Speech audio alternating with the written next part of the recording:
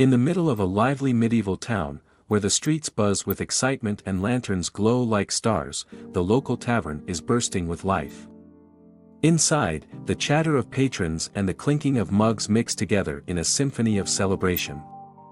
It's one of those nights where everyone seems to be in a great mood, especially one particular cadet who just got accepted into Aplia Academy. With a loud thud, a mug hits the table, and the young man stands up, raising his tankard like a victorious hero. "Tonight, drinks are on me. I got into Aplia Academy," he shouts, his grin so wide it could split his face. Naturally, the place erupts into cheers because, let's be real, no one's going to turn down free drinks. Getting into Aplia Academy is no small feat, so the guy's riding high on pride and excitement. His friends are all too happy to join in, raising their mugs and toasting to his future. The air is filled with laughter, and for a moment, it feels like nothing could ruin the night, except, of course, the hooded man sitting quietly in the corner. "I won't go easy on you if you don't drink," he teases, his tone dripping with bravado. The room laughs along with him, the bartender even giving a chuckle as he wipes down mugs. But the hooded man? He stays as still and calm as ever, quietly sipping his drink, completely unfazed by the cadet's taunts. It's clear he's not here to make friends, and he's definitely not here to get pulled into someone else's party. The night wears on, and the drinks keep flowing. But as the ale levels rise, so do the cadet's frustrations. He's elbow to elbow with the hooded figure now, clearly annoyed that his earlier attempt to bring the guy into the fun was met with nothing but silence. "Damn you. Move," the cadet growls, slamming his mug down in frustration.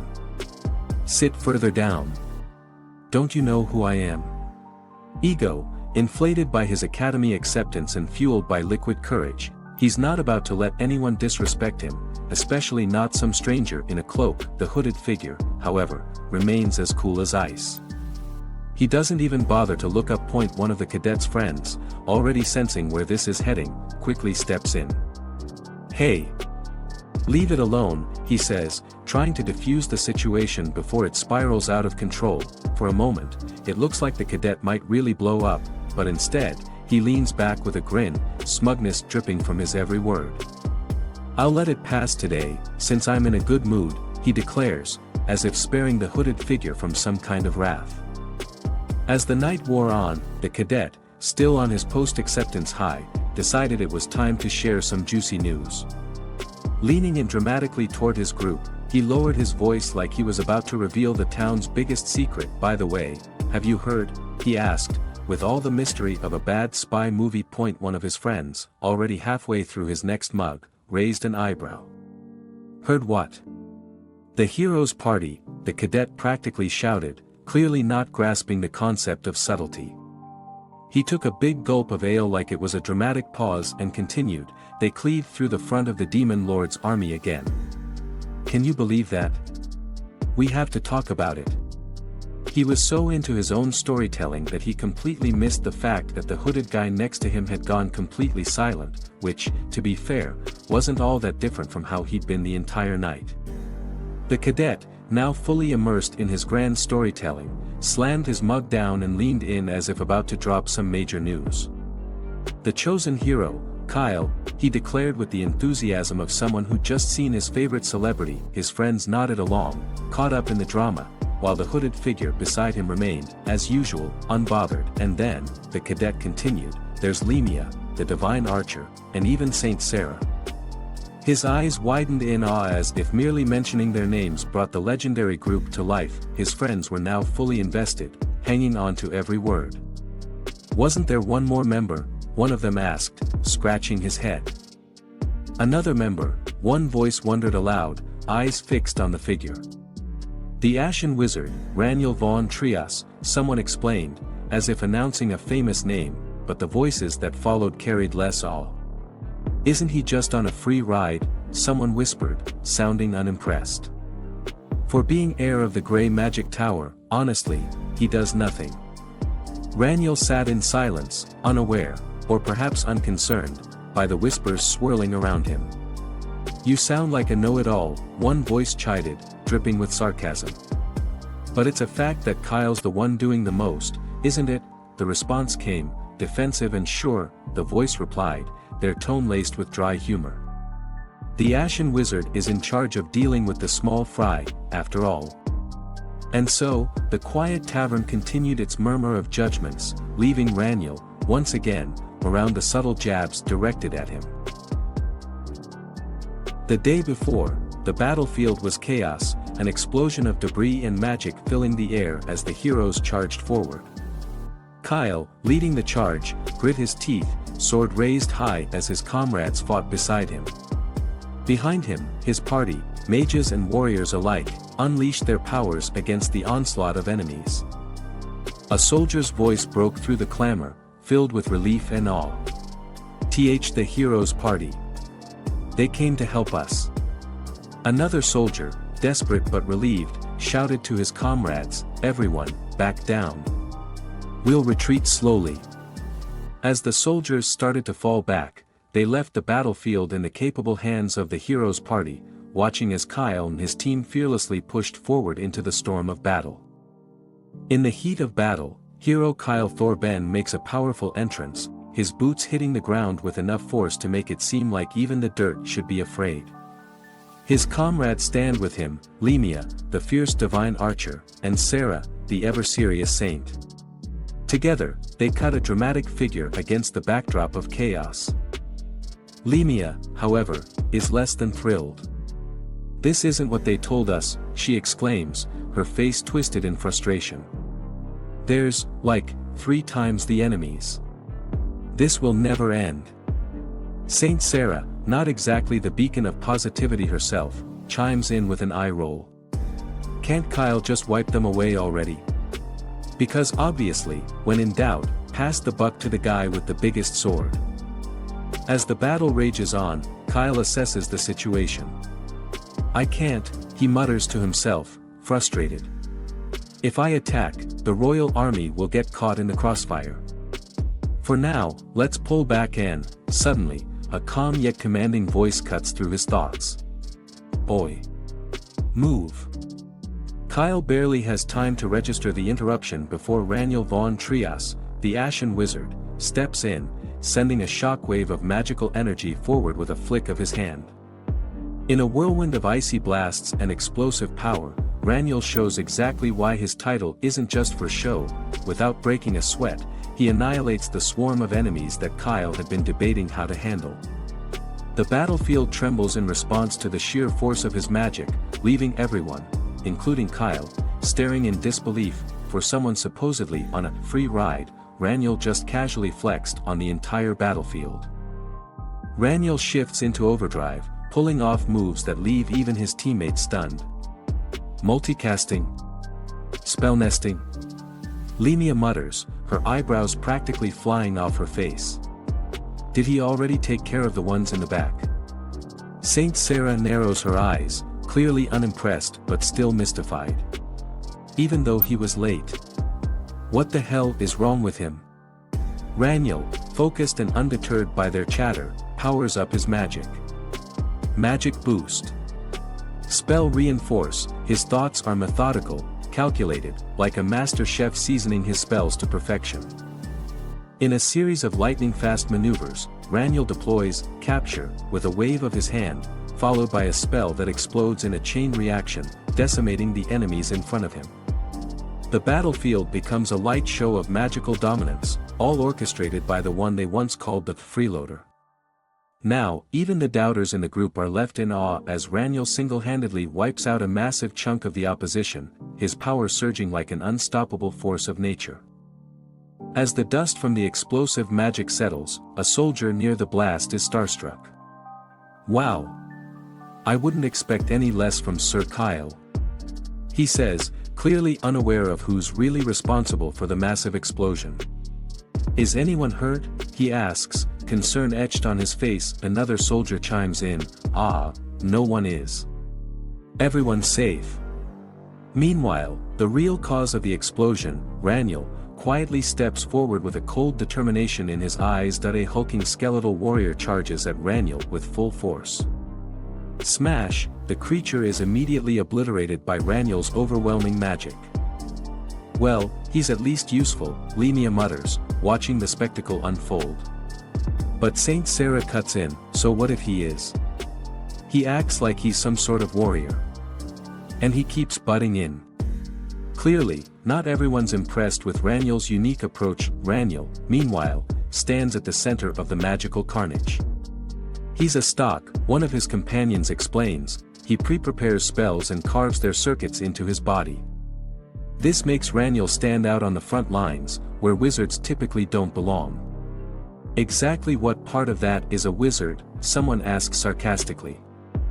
Lemia, still unimpressed, turns to Kyle to find agreement, but her eyes widen in surprise. You think so too, right Kyle, eh? Kyle? She gasps, noticing Kyle already moving in, sword ready. Without even acknowledging the conversation, Raniel prepares his spell with intense focus, lightning sparking around him as he channels his power into the attack. Chain, he declares as magical symbols light up around him, forming a powerful connection of energy. Meanwhile, Kyle rushes forward with single-minded determination, the chaos of the battlefield swirling around him. Kyle! Raniel shouts, seeing his teammate charge in. The giant skeletal warrior looms ahead, an imposing figure crackling with dark energy. With a fierce battle cry of, Haya! Kyle leaps into the air, sword raised high, ready to strike. Electricity courses through the air as Kyle's blade comes down, aiming to obliterate the massive enemy in one powerful blow. The battlefield, already shaken by Raniel's magic, is about to witness an earth-shattering strike from the hero himself. As the scene shifts to a festive atmosphere, the crowd erupts, chanting, Kyle, like he's the true hero of the land. Confetti rains down, and the whole town is buzzing with excitement. People rush to share the news. Did you hear? The hero Kyle landed the finishing blow, one villager says, clearly having missed the entire rest of the battle. That's hero Kyle for you, another cheers. Raniel, looking awkward and out of place, walks through the crowd like someone who just happened to stumble into a victory parade that wasn't meant for him. Meanwhile, his teammates walking ahead of him, he watches the misunderstanding unfold with a mix of amusement and annoyance. Later, when they finally escape the noise, Raniel, still focused, casually asks, so, where's the next fight? Like this was just another day at the office. Kyle suddenly stops in his tracks, turning to face Raniel. Let's stop this, he says seriously, catching everyone off guard. Raniel, confused, responds, wait, what? Kyle, without missing a beat, continues, you don't fit with us. His tone is blunt and to the point, leaving Raniel wondering what's coming next. For us, defeating the Demon Lord is about bringing peace, and having justice prevail. Kyle explains, his words heavy with meaning while outside the window, the townsfolk are still partying like it's a carnival. But for you, defeating him is just another achievement. His defeat is just another notch on your belt. When I see you take our honor so lightly, I feel sick. Kyle adds. That's why, Raniel, Kyle's words hang in the air, full of dramatics. Raniel stands there, caught off guard by the sudden accusation, blinking in surprise. He was just asking where the next battle was. Now it feels like he's in the middle of a philosophical lecture. Kyle's words hang heavy, I want you out of my party. Suddenly, the scene shifts to the present moment. Raniel is forcefully thrown out of his seat, crashing into a pile of crates outside the tavern. The wooden debris clatters around him as he struggles to get up. Man, he's pissing me off, the Aplia student grumbles angrily from inside, his voice dripping with irritation. Raniel barely gathers his senses, now covered in dirt and splinters. The Aplia student continues his rant, why the hell are you sitting next to me and drinking like we're chums? He spits, clearly enraged. Did you want to get along with a great student from Aplia? A bystander adds with a smirk, he's dressed like a battle mage, mocking Raniel's appearance. Their laughter fills the street, but Raniel simply brushes off the dirt, the echoes of Kyle's rejection still louder than anything else. One guy muttered under his breath, so were his superiors, then. Hey, what ya staring at me for? Raniel, still brooding under his hood, quietly mumbled, he says it's my fault. Huh? Shut up with that babbling, the other guy snapped, clearly irritated. Raniel kept going, his voice low, that I always mess things up, and they have to clean up my mess. That we're aiming for different things. Someone else tossed something at Raniel. Eat this, it'll wake you right up. Did you go mad? The other mumbled, can we use magic on a civilian before joining the academy? Meanwhile, Raniel was still deep in thought. Of course, there were days I also thought I overdid it, but come on, I'm not that bad. Raniel suddenly spoke up louder, who stopped the dragon from destroying the village when those guys accidentally touched its tomb? The group whispered, what's happening?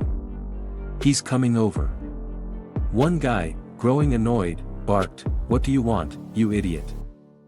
Raniel's voice grew stronger as he stepped forward, who saved them when they were about to be slaughtered after rushing headfirst into the demon lord's castle.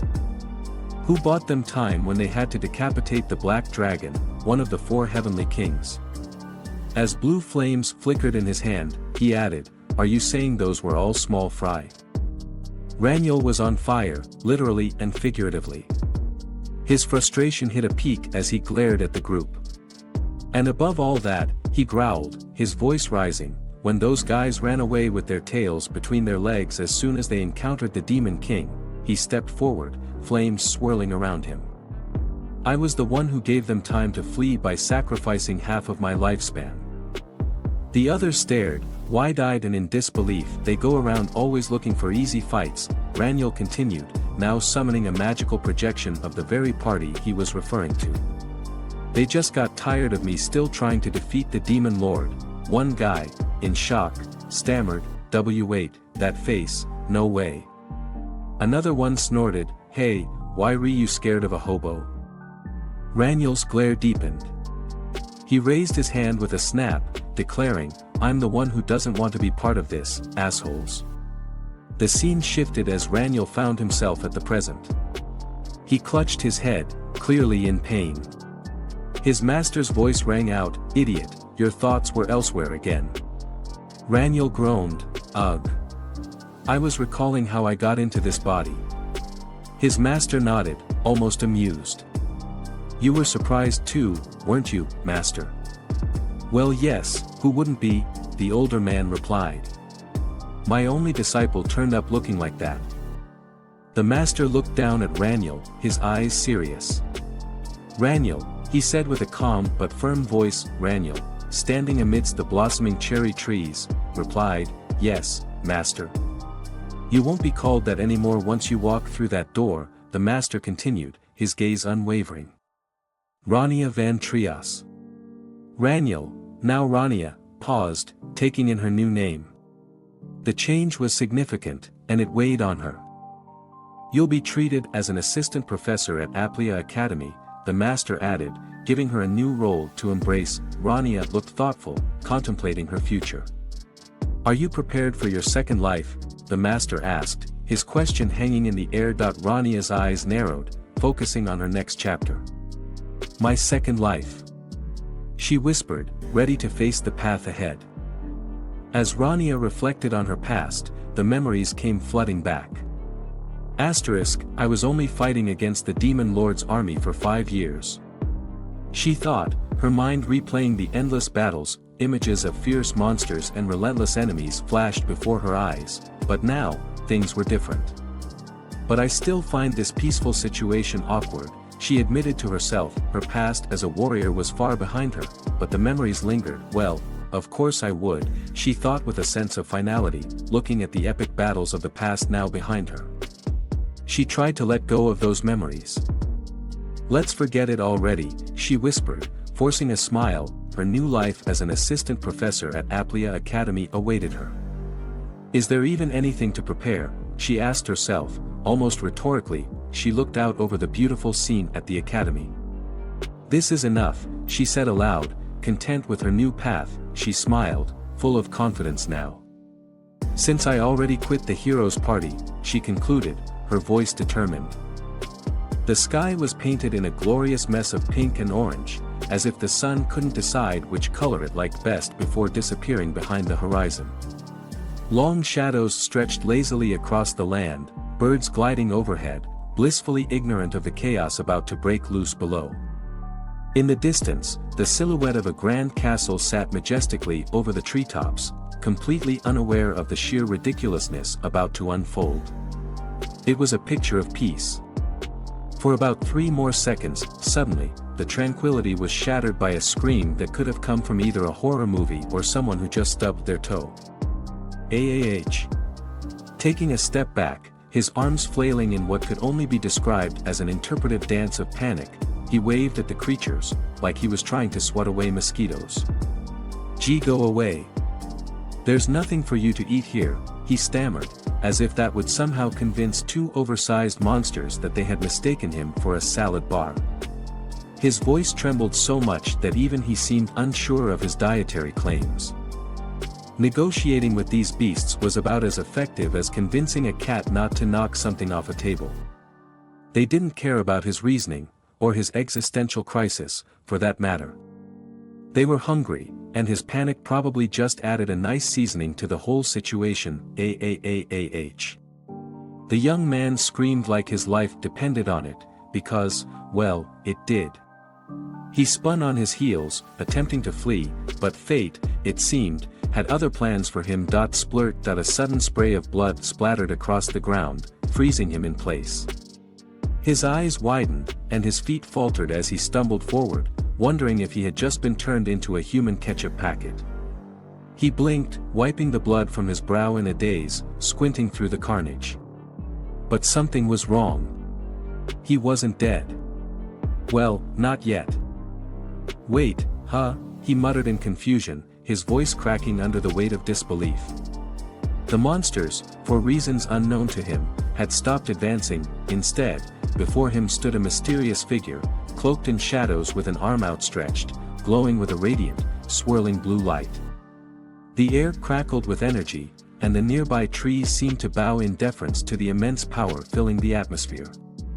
"Who are you?" the young man stammered, staring wide-eyed, part in awe and part still confused as to why he was not being digested by now.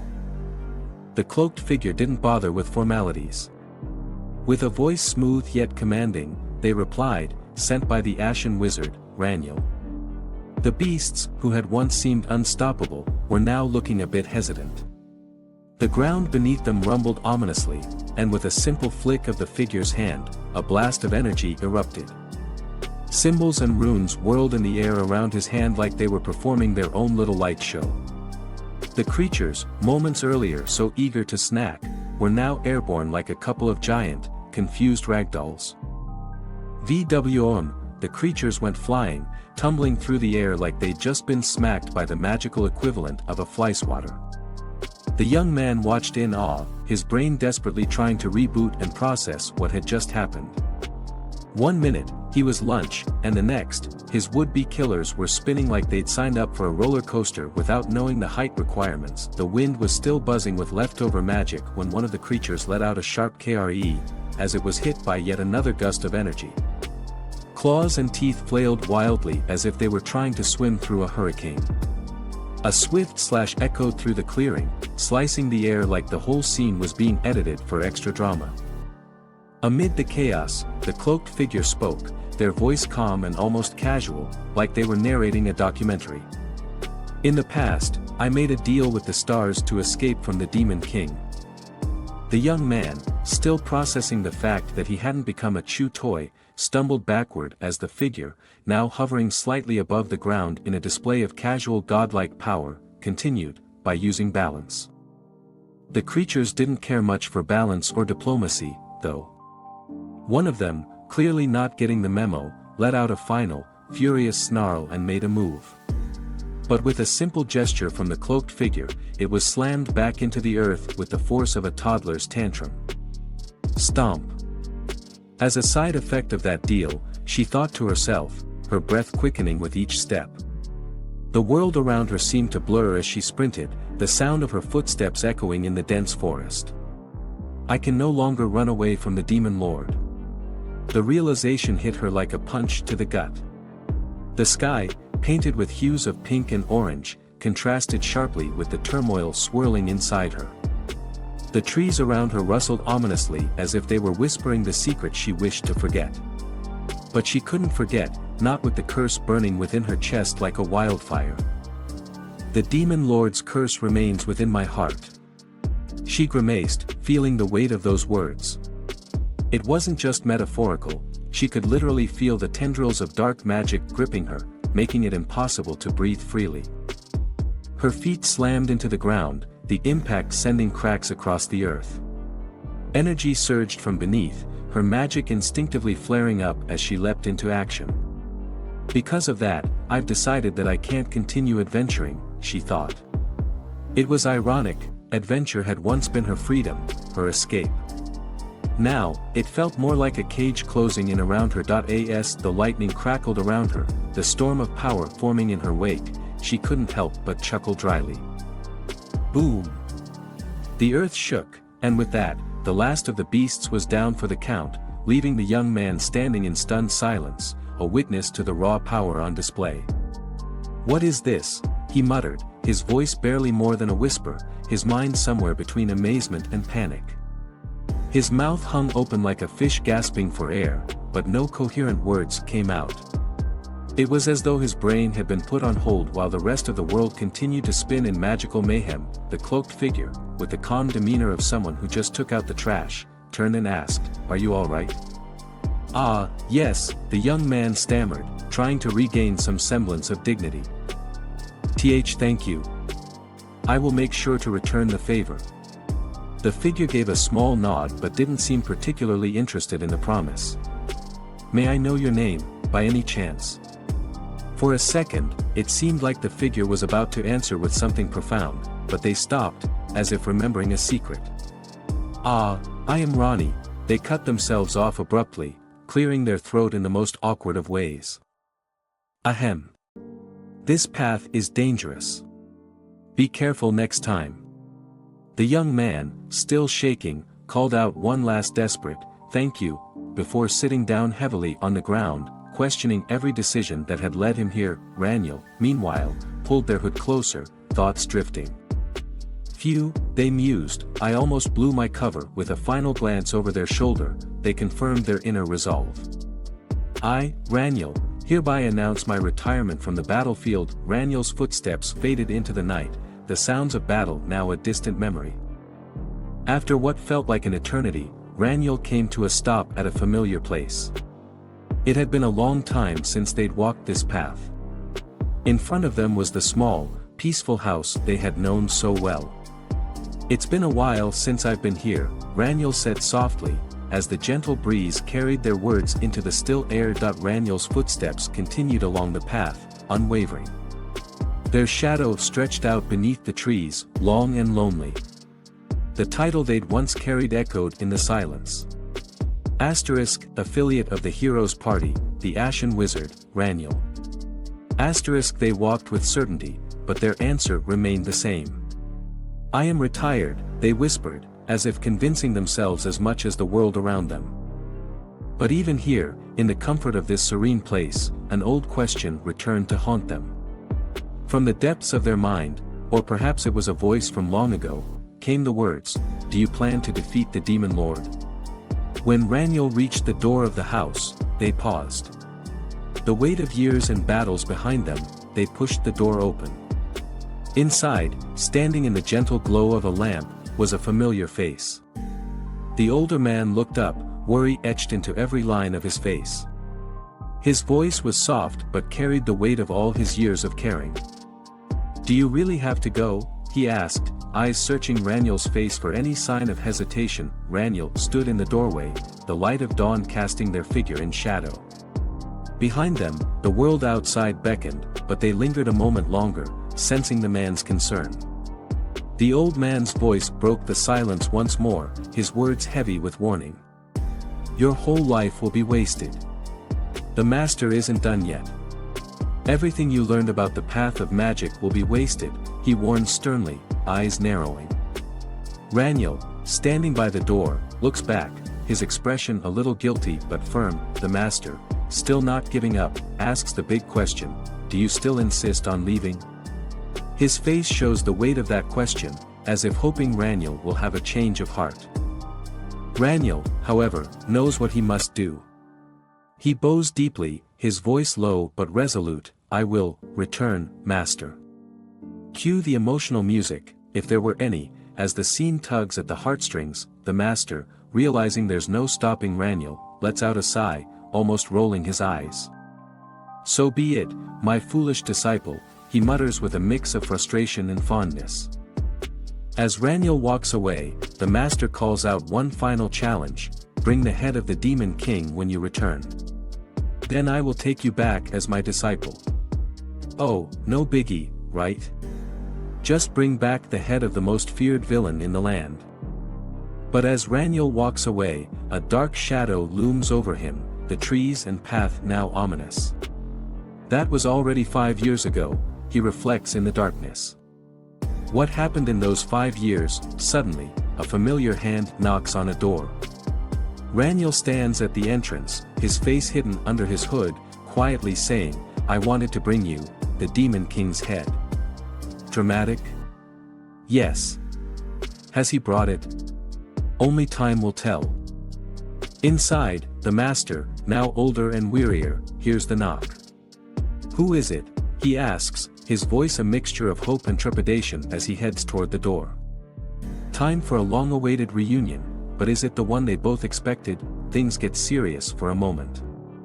Our heroine grabs her cloak, revealing her face dramatically as if it's a big secret, except, it's not. But hey, you have to respect the effort. With a deep, serious tone, she says, like we didn't already know, but the theatrics are appreciated." And here comes our hero again, looking bright and cheerful, cane in hand like a walking fashion statement. With a wide smile that could melt hearts, she greets, "I'm back, master." The sun shines down as if to say, "Welcome back." Her joy is practically contagious, cue the master's intense realization. His eyes go wide, his mind racing. You can almost hear the gears turning in his head. "I see. Is this what it has come to?" he mutters, as though the weight of destiny itself is suddenly dropping on his shoulders. Or maybe he's just realizing that things are about to get complicated. Either way, classic dramatic pause, the sunlight filters through the wooden beams as our main character, with flowing silver hair and a confident stride, walks up to the old master. Without missing a beat, they exclaim with admiration, "As expected of you, master. You took one look at me and figured it out." Clearly, the master's reputation for being sharp is still going strong. Suddenly, the master grows more serious. "So, did he leave any last words?" he asks with a solemn expression. It's the kind of question that leaves a heavy silence in the air, like everyone in the room is holding their breath. The master contemplates deeply, hand on his chin, as beams of light cast a reflective mood on the scene. "I doubt he left only this staff," he says, clearly implying there's more to the story than just a walking stick. "This is no ordinary farewell. At first, I was worried about him," the master admits, thinking back to when all of this started. But then, in a dramatic change of tone, he adds, "But after seeing his achievements, I was proud." Ah yes, the classic master moment where concern turns into pride. Now visibly moved, the master places a hand on his chest. "I was especially proud, when I heard he subdued." He doesn't finish the sentence, but you can tell he's reminiscing about some grand feat, probably something epic and legendary. He's having a real emotional moment here. Raniel, sweating bullets, nervously tries to explain, the black dragon Belial, one of the 4 heavenly kings. Her panic is real now, and she pleads. "Please, let me explain." You can tell she's hoping her master will hear her out before jumping to any conclusions. Nervously, the silver-haired character blurts out, I am Raniel, master," looking a bit flustered. Clearly, the situation is getting serious. She's trying to gather her confidence, but those wide eyes say it all. She's worried about how her master will react. The master responds with a chuckle, "You don't need to comfort me." That boy, clearly, he's not as distraught as Raniel might have thought.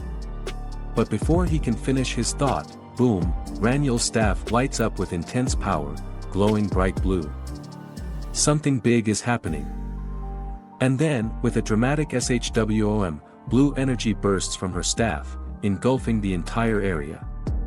Raniel looks determined, while the master stands in awe of the power surging around them. With a dramatic ZWOM, the master's eyes widen as he stares in shock. Isn't this Raniel's ashen mana? The realization hits him like a truck. This is no ordinary power, it's Raniel's, and it's intense. The master, still in shock, asks, "Is it really you, Raniel?" His eyes are wide with disbelief, like he can't fully grasp what's happening right now. Raniel, meanwhile, remains focused and composed. With a confident smile, Raniel begins, "Yes. Master, I am BA," but before she can finish, a sudden VZZT interrupts her. Clearly, something's going wrong. Suddenly, a bright blast of energy appears as Raniel shouts, "Lightning bolt." The powerful magic explodes forward, leaving no doubt that she's ready for action. The master watches, astonished, as her abilities unfold before him. Crackle, *, a powerful burst splits the scene, as lightning surges through, violently cracking something in half. Sparks fly as the energy erupts, leaving destruction in its wake. Subtlety? Not today. She turns around, a look of realization dawning on her face, only to be met with a bright flash of light and the shocking sensation of the energy surging through her. Meanwhile, a calm figure with long silver hair turns slightly, seemingly unfazed. She simply says, "Come in." Like she didn't just hear the loudest crack in history, her face shows utter shock as the energy passes by, her mind racing. What just happened? The scene cuts to her softly chuckling, "Ha, ha ha." A quill scratches across parchment with practiced ease. The first of many letters begins, "Dear Roselle, former master of the Grey Magic Tower." But wait, that title's old news, right? A second letter emerges with some quick revisions, "Dear Roselle, Aplia Academy Professor." Sounds more up to date. Then, yet another letter pops up, like an enthusiastic overachiever, "Dear Sir Roselle, esteemed master of the Ashen Wizard." The ink isn't even dry on that one before the sky above seems to transform into a postal office for wizards. Letters flutter and twirl through the air with a sense of urgency only bureaucrats would truly appreciate. Magical seals break mid-air with dazzling effects because, well, magic. The Ashen Wizard has announced his retirement, Professor. Do you happen to know his whereabouts? As if. Because when it comes to wizards, retirement is just another word for, "I'll disappear into a forest and meditate for 300 years. Cut to the chase, as the letters continue to bombard the air. The Magic Tower, desperate for more answers, decides to take matters into its own hands.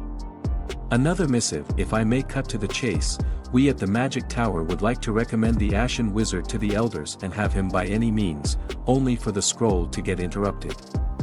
Because on the other side of the world, Roselle, the poor recipient of all these letters, stands in his doorway like an exasperated father whose kids won't stop knocking. "Look!" Roselle exclaims, pointing dramatically at the overwhelming pile of envelopes that could probably fill an entire library at this point. "I've already received hundreds of letters from all sorts of places." He's furious now. As if the mere idea of retiring in peace wasn't hard enough, here they are, trying to drag him back into the wizarding mess. His voice rises, filled with irritation and a hint of sarcasm. "Is there any other idiot like you who would suddenly announce their retirement?" he roars. Roselle's assistant stands nearby, looking overwhelmed as more letters cascade onto the desk. She looks at him, then at the pile, then back at him. "You didn't contact me," she blurts out, throwing her hands up in exasperation. "I had all these letters arriving. I thought you were dead already." Roselle stares at her, a touch amused. "Bring them," he says with a smirk. "I'll burn them all, okay?" Another letter floats in at that exact moment, its seal pristine, probably thinking it's safe from destruction.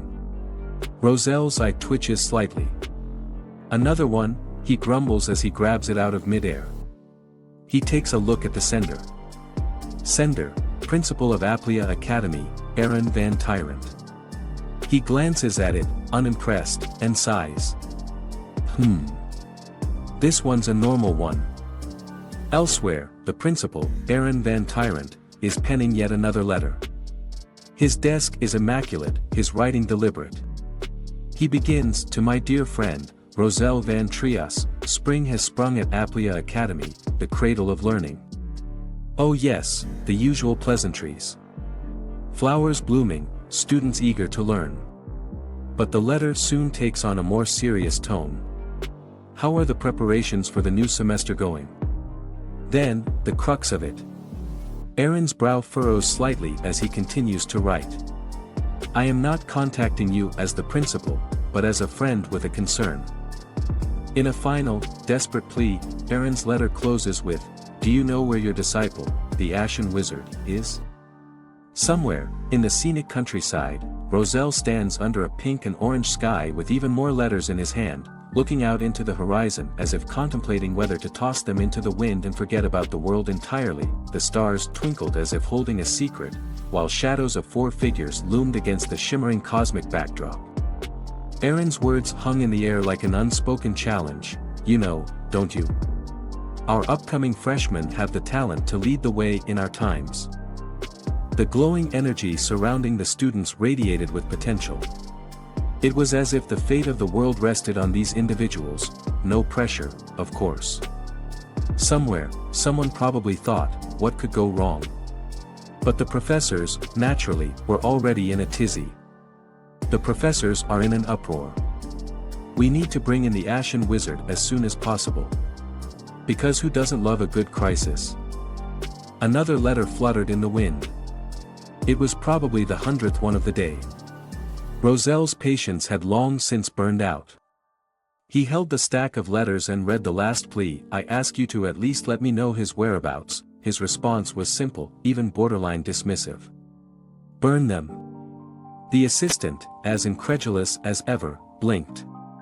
Are you sure? She asked as flames erupted, crackling with a menacing glow, as if the letters themselves were offended at being dismissed so easily. As the flames continued to consume the letters, the assistant couldn't shake the feeling that this was a terrible idea. A gust of wind blew through, scattering ashes into the horizon. Her eyes flickered with doubt. If there's a problem later. But before she could even finish, Roselle cut her off with all the grace of someone who has dealt with far too much nonsense. A problem? Stop talking nonsense and burn them already. There is still a lot left. And with that, the fiery rain continued. Nothing like a casual letter-burning session at sunset to cap off the day. The sun dipped lower on the horizon, casting an orange glow across the field. Roselle's face softened slightly, as if contemplating something deeply profound, or just really tired, so, he murmured, pausing for dramatic effect. His assistant, meanwhile, was staring at the swirling flames, wondering how on earth things had escalated to this point. How did they go from a simple request to a bonfire? How did this happen to you? She asked, her tone half sympathetic, half bewildered. Roselle's casual demeanor didn't exactly give off wise sage vibes at the moment. Her question was met with a half-hearted shrug. He scratched his head and sheepishly replied, So you see. Roselle's memory flashed back to that night, his expression darkened as he recalled the not-so-glorious moment. After I quit the hero's party, I went drinking at a bar and got into a quarrel, the scene replayed like a bad tavern story. The dim lighting, the clink of tankards, and, bam, next thing he knew, he was caught up in some wild mess. A fight broke out, spells were thrown, things escalated quickly, and somehow, this was the result. And then I found myself like this, Roselle added, gesturing vaguely as if to say, oops. The assistant raised an eyebrow, unimpressed. How should I explain that? She thought to herself, wondering if this was a tale for the archives or something better left forgotten. Roselle stood there, his expression serious yet calm. The weight of the unknown hung over him like a cloud. I'm still uncertain as well, he finally admitted, the words echoing in his mind. For someone who had seen and done it all, even he wasn't immune to the doubts that come with new beginnings. Whatever, he muttered, brushing off the lingering feelings of unease. His assistant blinked in confusion, trying to understand Roselle's nonchalant attitude, but Roselle, ever the pragmatist, wasn't one to let things linger unnecessarily. It's you we're talking about, so there must be a reason, he said, directing his words toward his disciple. His gaze softened slightly as he continued, tell me about your plans from now on. Roselle stood there, his expression serious yet calm. The weight of the unknown hung over him like a cloud. I'm still uncertain as well, he finally admitted, the words echoing in his mind. For someone who had seen and done it all, even he wasn't immune to the doubts that come with new beginnings. Whatever, he muttered, brushing off the lingering feelings of unease. His assistant blinked in confusion, trying to understand Roselle's nonchalant attitude, but Roselle, ever the pragmatist, wasn't one to let things linger unnecessarily. It's you we're talking about, so there must be a reason, he said, directing his words toward his disciple. His gaze softened slightly as he continued, tell me about your plans from now on. The name on the letter seal flickered with magic, Principal of Aplia Academy, Aaron. The magic symbols swirled around it, glowing with an otherworldly light. Roselle took one look at the letter and then at his disciple. His expression remained neutral, but the gears in his mind were already turning that he asked quietly, have you considered? The atmosphere was serene, but the question was anything but simple. As a favor for an old friend of mine, Roselle murmured, eyes looking into the distance, his mind already traveling down paths unseen. The towering structure of the Royal Aplia Academy loomed in the background, its grandeur undeniable. Its golden spires reached for the sky as if beckoning those below to strive for something greater. The question lingered like the last rays of the setting sun, going to the Royal Aplia Academy? Roselle's disciple, standing tall against the backdrop of the fading daylight, gripped the letter firmly in her hand. Her eyes, once filled with uncertainty, now shimmered with quiet determination. The path ahead was unclear, but the weight of her decision had been made. With the breeze gently tugging at her hair, she stood ready to face whatever came next. The grand halls of Aplia Academy were as magnificent as ever, the kind of place that made you feel either really important or really small, depending on your self-esteem that day. Outside, the clear blue sky spread wide, dotted with fluffy clouds, and the sun's rays reflected off the Academy's grand golden dome like it was in a competition to see how many students could get blinded before noon. Do you have a good candidate for a new professor? Asked a voice, cutting through the serenity of the scene like a nosy neighbor asking for gossip. Baron Van Tyren, the Academy's principal, sat in his office, clearly stunned by the question. His face seemed to be frozen between confusion and disbelief, an expression that could make students think twice before asking for an extension on their homework. He looked at the person speaking, eyes wide, and replied with a simple, seriously. Because what else do you say when someone drops a bombshell about a new hire and you're just trying to get through the day? Meanwhile, in another part of the academy that was just as grand but a tad more stuffy, thanks to all the books, an old, wise figure, the type who'd probably seen more magical disasters than birthdays, sat thinking. His hand rested under his chin like a philosopher deep in thought, or someone who just remembered they left the stove on. If I do, I'd say one of the best candidates in the imperial capital, he said with a tone that implied he had some big news to share. You'd be surprised if you saw their ability, he continued, as if this professor was some sort of magical prodigy. The other person in the room, eyes glistening with anticipation, was clearly on the edge of their seat, possibly waiting for a name drop or at least a hint. There's no doubt, the old man added dramatically, he's talking about the Ashen Wizard. And there it was, the legendary Ashen Wizard, whose name alone probably inspired the kind of awe that makes people drop their coffee mugs. This wizard must have been something else. The eager listener, unable to hide their excitement any longer, muttered under their breath, I can't wait. Honestly, the look on their face suggested they were about to fanboy out right there in the middle of this scholarly scene. Back in the principal's office, Aaron Van Tyrant tried to maintain his composure. "Then let's quickly get the contract handled," he said, the business-like tone of someone who has probably signed more magical employment contracts than he'd care to admit. But before he could even touch a quill, something odd caught his attention. He paused and looked at the paper stack on his desk as if it might explode, which, in a magical academy, wasn't entirely out of the question. "It's my newly adopted daughter," he stated, emphasizing the word like even he wasn't sure how the whole adoption process had gone down. It had that sense of, "Oh yeah, did I forget to mention I adopted someone? My bad." The other person in the room blinked in surprise. It wasn't every day you found out someone casually adopted a daughter, let alone a mysterious one. But then, this was Aplia Academy, and anything was possible.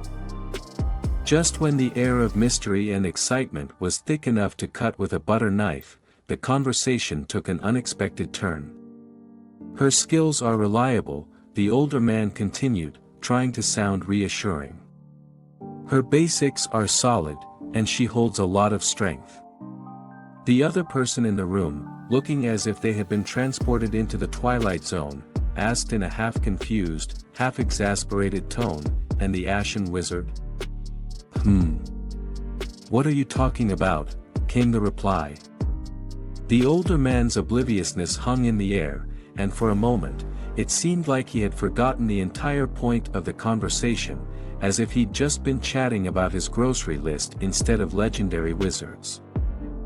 Elsewhere, Aaron Van Tyrant's face darkened, his expression like that of someone who had just bitten into a lemon and decided to embrace the bitterness. "I can't accept that," he declared, his voice dripping with frustration. It was the tone of a man who had clearly run out of patience. "You've always put impartiality first, but now you're recommending a relative?" There was a moment of awkward silence, the kind that follows any family drama or heated board meeting. The kind of pause where everyone holds their breath, waiting to see if someone's going to flip the table or storm out. Aaron's frustration deepened. "It's something we can't have here at Aplia Academy, the cradle of learning." His dramatic proclamation hung in the air, and for a moment, it was as if he was in a Shakespearean play rather than a conversation about hiring policies. The old man across from him simply sighed, clearly used to Aaron's dramatic flair. "Tisk, he's so stubborn," he muttered under his breath, barely masking his annoyance. But really, when your academy principal starts waxing poetic about learning institutions, what else can you do but roll your eyes? The tension in the room was palpable as one of the academy's senior figures slammed his hands down on the desk, a loud and authoritative gesture that immediately demanded attention. "Do you even understand how significant this year is?"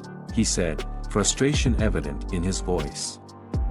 "This is the time where we need to be absolutely transparent about the hiring process for our professors." He gestured dramatically, as if trying to emphasize the gravity of the situation, and summoned forth a cascade of documents, more like a whirlwind of paperwork, before him. "Look at this," he commanded, pointing at the floating forms as if they were holy relics. "Every one of these people wished to enter the academy." His voice grew more intense with every word. It felt as though the weight of the future of education was hanging on his every syllable. Clearly, this was more than just a conversation about new hires. The older, bearded man sitting across the room let out a low whistle, clearly impressed with the display. "Incredible," he murmured, as though speaking to himself. His eyes scanned over the floating applications with interest. The elder seemed less fazed. In fact, he was smiling through his cup of tea. "All the more reason why you should use my daughter," he said with a wry smile. He might as well have said it as if offering someone the last slice of cake at dinner. "You damned," muttered the other man, grumbling under his breath. Meanwhile, far across the academy, the grand and ornate royal library stood as a beacon of knowledge. A massive collection of magical tomes and texts awaited those who dared to study them. It was a place where intellect thrived and where even the most mundane of students could feel like a sage just by walking in. Well, most students.in walked the protagonist, yawning. Clearly, the mystique of the library wasn't doing much to combat her exhaustion. As she gazed around at the grand halls, it felt both familiar and foreign at the same time. I haven't been here in 6 years, I think, she mused aloud, slightly nostalgic but mostly unimpressed. I only came because Master told me to, but nothing's really changed.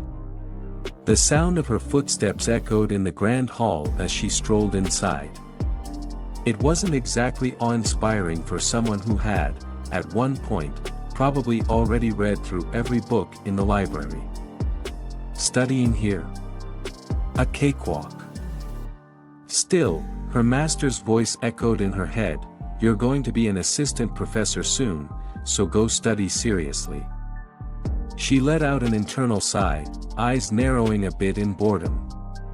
Seriously, she thought to herself, I've already read everything here eons ago. It wasn't just overconfidence, it was the simple truth. The girl had devoured books like a voracious dragon hoarding knowledge. But, she conceded, since I'm already here, I might as well do something. That something, however, quickly became complicated. She noticed something strange. The mana, the very lifeblood of all magic flowing through the academy, wasn't, well, flowing. That a confused student nearby echoed her thoughts. Why isn't the mana flowing? Now things were about to get interesting. That's weird, one of the students muttered, staring intently at his enchanted pen as if it had personally offended him. He held it up in front of his face, his brows furrowing in confusion. Why isn't the pen's mana coming out? He asked, looking at the blank piece of paper before him. The pen, once flowing with the essence of magic, now seemed as useful as a dried-out quill. He tapped the pen on the paper in vain, trying to coax out any remaining magic like someone desperately squeezing toothpaste from an empty tube. Another student across the room sighed, obviously irritated, and snapped, "You there, be quiet." His tone was sharp but masked with a thin layer of exasperation, clearly done with the day already. But before the first student could respond, another voice chimed in, panicking as if the world was ending. "Please, look at this." The mana suddenly stopped flowing out, he wailed, his paper similarly blank, almost as if mocking their abilities. The second student, catching on quickly, raised his own paper and muttered, "Same with mine." His voice cracked slightly, a mix of nervousness and disbelief creeping into his tone. "Is this the first time any of you have been in the Royal Library?" A cool, calm voice cut through the commotion like a hot knife through butter. The girl leaned against the table, adjusting her glasses as though this was all too predictable. "There's only one reason why the mana would stop flowing," she explained matter-of-factly, pushing her glasses up the bridge of her nose in that very typical, "I know more than you" way. She sighed as she looked over at the confused group of students, one eyebrow raised. "Looks like they're new students." One of the students, who had been silently watching from the corner, chimed in, eyes wide with disbelief. "The mana doesn't come out." He tilted his head, not quite grasping how the magic, that they had grown so accustomed to, could just disappear. "If you focus just a tiny bit. It means that the fourth princess, Lady Yahello, is currently in the Royal Library," someone whispered, with awe in their voice. There was always an air of mystery surrounding Lady Yahello. As the words sank in, papers rustled softly, as if the wind itself had bowed to her presence. Suddenly, in her deep thoughts, Lady Yahello bumped into another student, the scattered papers flying in the air. "Yuwa, are you okay?" the other student asked in concern, snapping out of their own bewilderment about the mana situation. Ayla blinked, clearly embarrassed, shaking her head as she quickly collected herself. "I'm sorry, I was lost in thought," she replied softly, lowering herself to pick up the papers strewn around them. The other student gave a gentle nod, brushing off the incident. "I'm fine," they assured, though they clearly looked a little starstruck by being so close to her. As Ayla reached down, she paused for a moment, her eyes widening ever so slightly. Her hand hovered over a particular piece of parchment, and for the briefest moment, a soft, knowing breath escaped her lips. "Ah," she whispered to herself, recognizing something profound. Images and stars began to swirl in her mind's eye as a delicate voice echoed within her. The fourth Princess Ayla. A Stella loved by the stars. There was a brief flash of the cosmos, stars sparkling in the dark like a soft dream. Even someone as great as her wishes to enter the academy. A man exclaimed, pointing dramatically at the piece of parchment in his hands.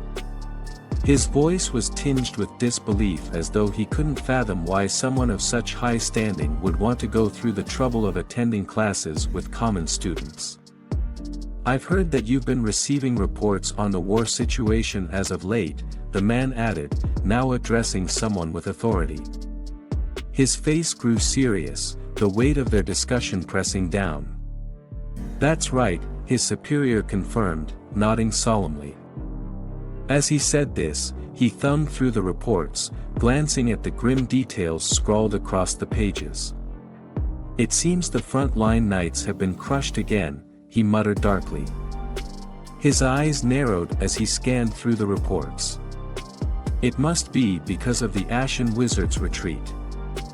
As the discussion began, a stern-faced elder looked at his companion with piercing eyes. His thoughts were heavy, the weight of responsibility evident in his tone. "Thanks to that," he began, "the princess had to start learning the circuit diagram." His frustration was palpable, though it was masked under layers of composure. Inwardly, he wondered how this situation escalated to such a degree. Another figure, standing across from him, casually flips through a document, his old hands steady yet tired from years of experience. "Exactly where is he? That disciple of yours?"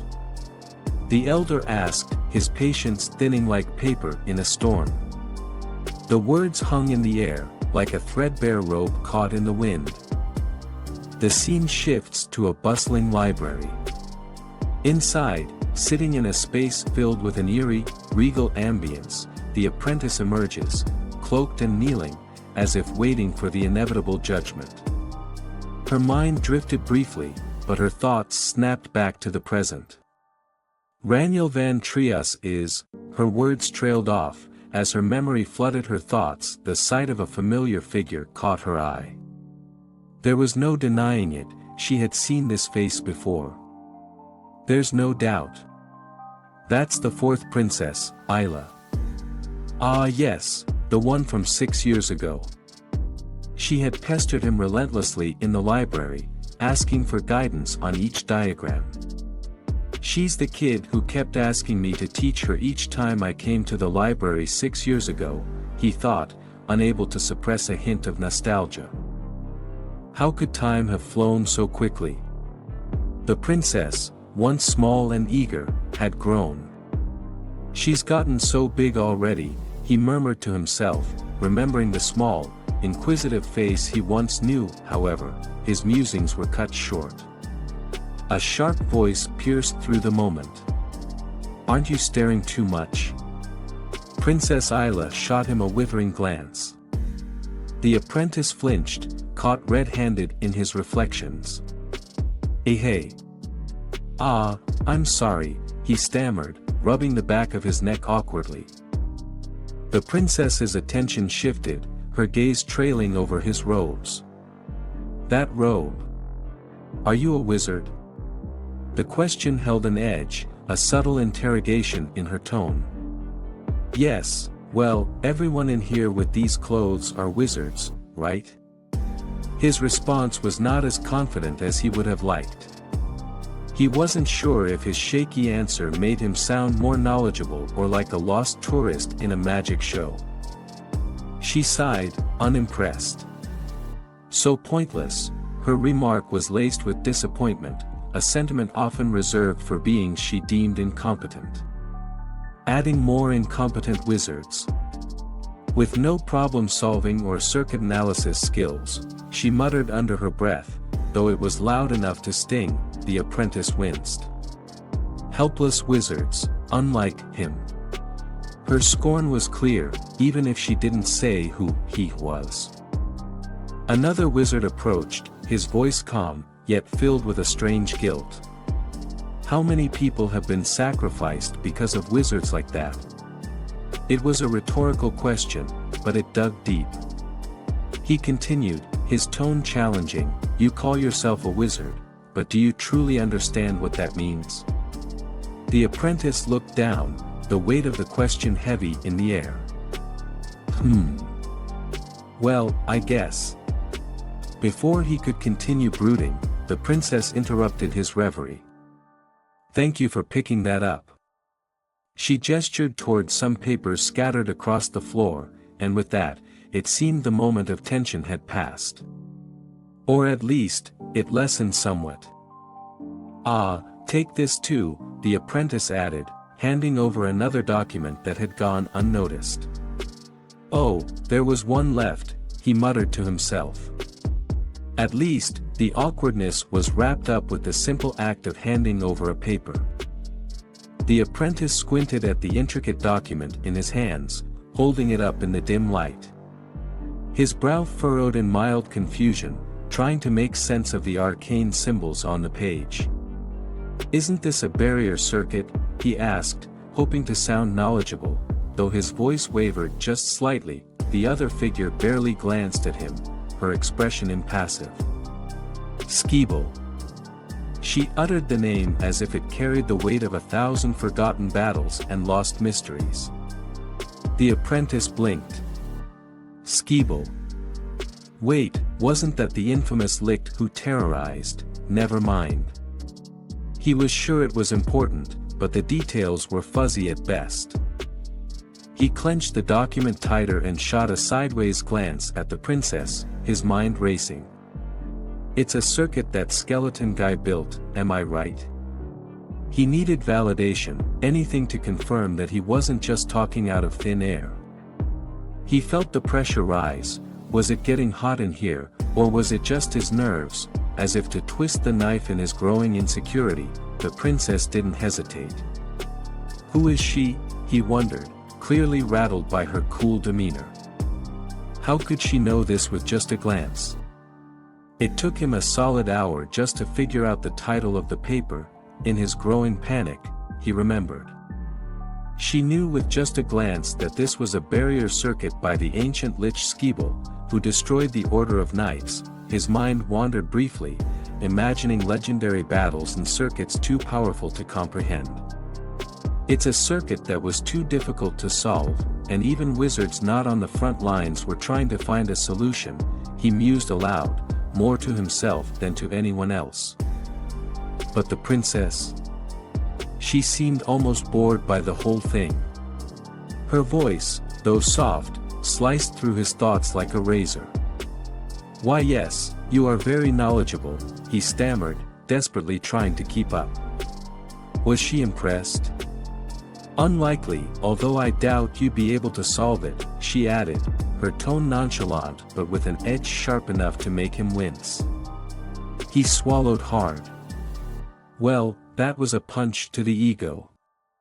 "If you don't plan to solve it, can I have it back?" she asked, holding out her hand, her eyes never leaving his. The apprentice blinked, staring at the document like it was some kind of ancient relic he wasn't ready to give up just yet.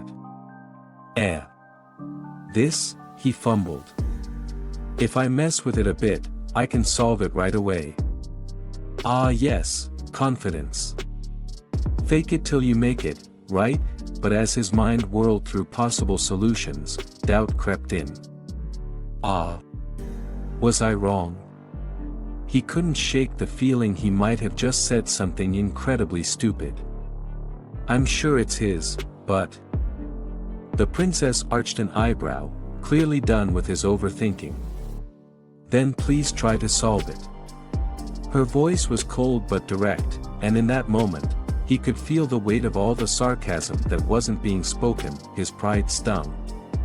You have already insulted me this much, she continued, turning her gaze away as if she were uninterested in his next move. So solve it. Insulted her? When? Wait, what just happened? The apprentice, now thoroughly confused, stood frozen in place. His head was swimming in a sea of mana restrictions, ancient circuits, and possible insults he hadn't even meant to give. Oh okay, well, for now, if you do this, he pointed awkwardly at the document, waving his hand as if gesturing to some magical solution he was still trying to figure out. The princess, unimpressed, sighed and finally decided to enlighten him. Given that you're trying to use mana here, don't you know who I am? She asked, her tone laced with exasperation. It's due to the restriction of the stars. She let the words hang in the air for a moment, letting them sink in. Of course. The mana restriction. How could he forget? The stars have blessed me with the right to control the mana of the wizard's rope, she began, before cutting herself off abruptly. Excuse me, please wait a moment. And with that, she moved into action, her eyes sharp, her posture unwavering. A moment later, the room seemed to pulse with power. The apprentice watched, half in awe and half in terror, as symbols and circuits glowed around her, their magical energy swirling in a vibrant display of raw power. She was in control now, the air itself bending to her will. He gulped, realizing just how far out of his depth he truly was. As the air began to thrum with energy, the room felt like it had been transformed into a battlefield of magic. The swirling blue lights surrounded her, making her appear more like an ethereal goddess than a princess wielding spells. The apprentice, now relegated to mere spectator status, took a step back. His thoughts? Well, they weren't exactly coherent at this point. His mouth hung open, his brain desperately trying to catch up with what his eyes were witnessing. What's that? A voice echoed from behind him. It wasn't just him who was flabbergasted, other students in the room were just as bewildered. One guy in the back looked like he was on the verge of fainting. Is this mana? Another student asked, their voice high-pitched with panic. But the princess is here. The sheer disbelief in the air was almost palpable. As the magic surged around the princess, her long silver hair billowing dramatically, probably the coolest part of being a magic user. Honestly, the apprentice could do little but watch in awe. The princess, though, she seemed totally unfazed, as if this was just another Tuesday for her.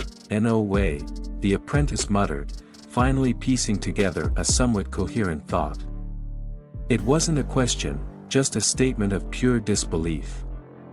His brain was still fried from the sheer display of power she was casually wielding.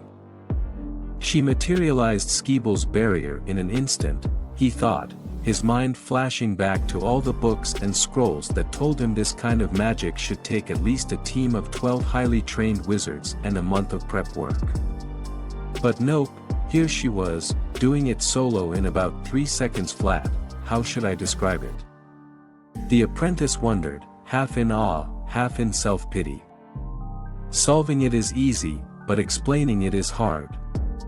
It was like trying to explain a high-level algebra problem to someone who just learned how to count. Impossible. No, wait, give me a moment, the apprentice's panic surged again. He wasn't quite done being floored by all this. I'll show it to you directly, he mumbled, desperately trying to salvage his dignity. But who was he kidding? His metaphorical ship had already sunk. Please look closely, the princess commanded, her voice calm, even gentle, like a teacher guiding a particularly slow student through a simple equation. The symbols and circuits swirled around her like a cosmic storm, far too much for his mind to process. And then, in a blaze of radiant light, the building itself seemed to resonate with her magic. The entire space was glowing, the kind of glow that said, "Hey, you're witnessing something far beyond your comprehension." "You still haven't heard anything?" a voice suddenly broke through the chaos. A different scene unfolded before him. They were seated now, as if the previous cosmic display had been a mere moment of interruption. The older man across from him sighed. "He's quite stubborn." "The principal's name is Aaron, right?" the princess asked, her tone casual now, like they were talking about the weather and not a wizard who could single-handedly upend the laws of magic. "Yeah," the older man replied, his voice laden with the kind of weariness that only comes from dealing with impossible students. And just like that, the tension that had hung so thick in the air moments before dissipated. Everything seemed calm again, for now. Rania and the elderly professor sat at a wooden table, enjoying a quiet moment amidst the chaos of the day. The professor had a serious expression as he pondered their recent conversations. "You still haven't heard anything?" Rania asked, sounding concerned. It wasn't like him to stay so quiet for this long. The professor let out a long sigh, scratching his beard in contemplation. "He's quite stubborn," he finally admitted, as if this was some great revelation, something unknown to everyone. As he spoke, his hand brushed against his thinning hair. "His feelings for Aplia are genuine," he added, his voice trailing off as if he'd just lost his train of thought. "But sometimes, he can be too headstrong." A beat passed, and it was clear that the professor was thinking about his own head. Was the stress making him go bald? Rania, meanwhile, flipped through a thick, dusty tome, glancing up with mild sympathy. "Maybe being an assistant professor is no longer a possibility," she muttered, though it was unclear if she meant for herself or for him. She continued reading, knowing full well that stubbornness seemed to run rampant around here. The professor sighed once again, looking into the distance as though he was searching for a solution in the far-off horizon. "Well, what else is there to do if he won't allow it?" he murmured, leaving the question hanging between them like an unsolved riddle. Rania, ever pragmatic, looked up from her book. "Don't worry, we'll find another way," she said confidently. Outside, the scene shifted.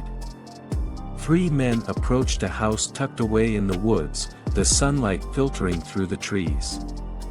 They seemed determined, each step closer bringing them nearer to some unknown goal. Their matching uniforms suggested they were here on official business. Inside the house, just as Rania was about to speak again, a sharp knock echoed through the room. Both the professor and Rania glanced toward the door. "Professor Roselle, are you home?" a voice called from outside. The professor's brow furrowed. He was not expecting visitors. He stood, moving slowly toward the door, and opened it to reveal a familiar face, Sir Harvell, the royal escort. The knight offered a polite smile as he stepped inside. "Professor, it's been a while," Harvell greeted. His voice was formal but warm, the tone of someone who had spent much time in the professor's company. The professor raised an eyebrow. "Aren't you the royal escort?"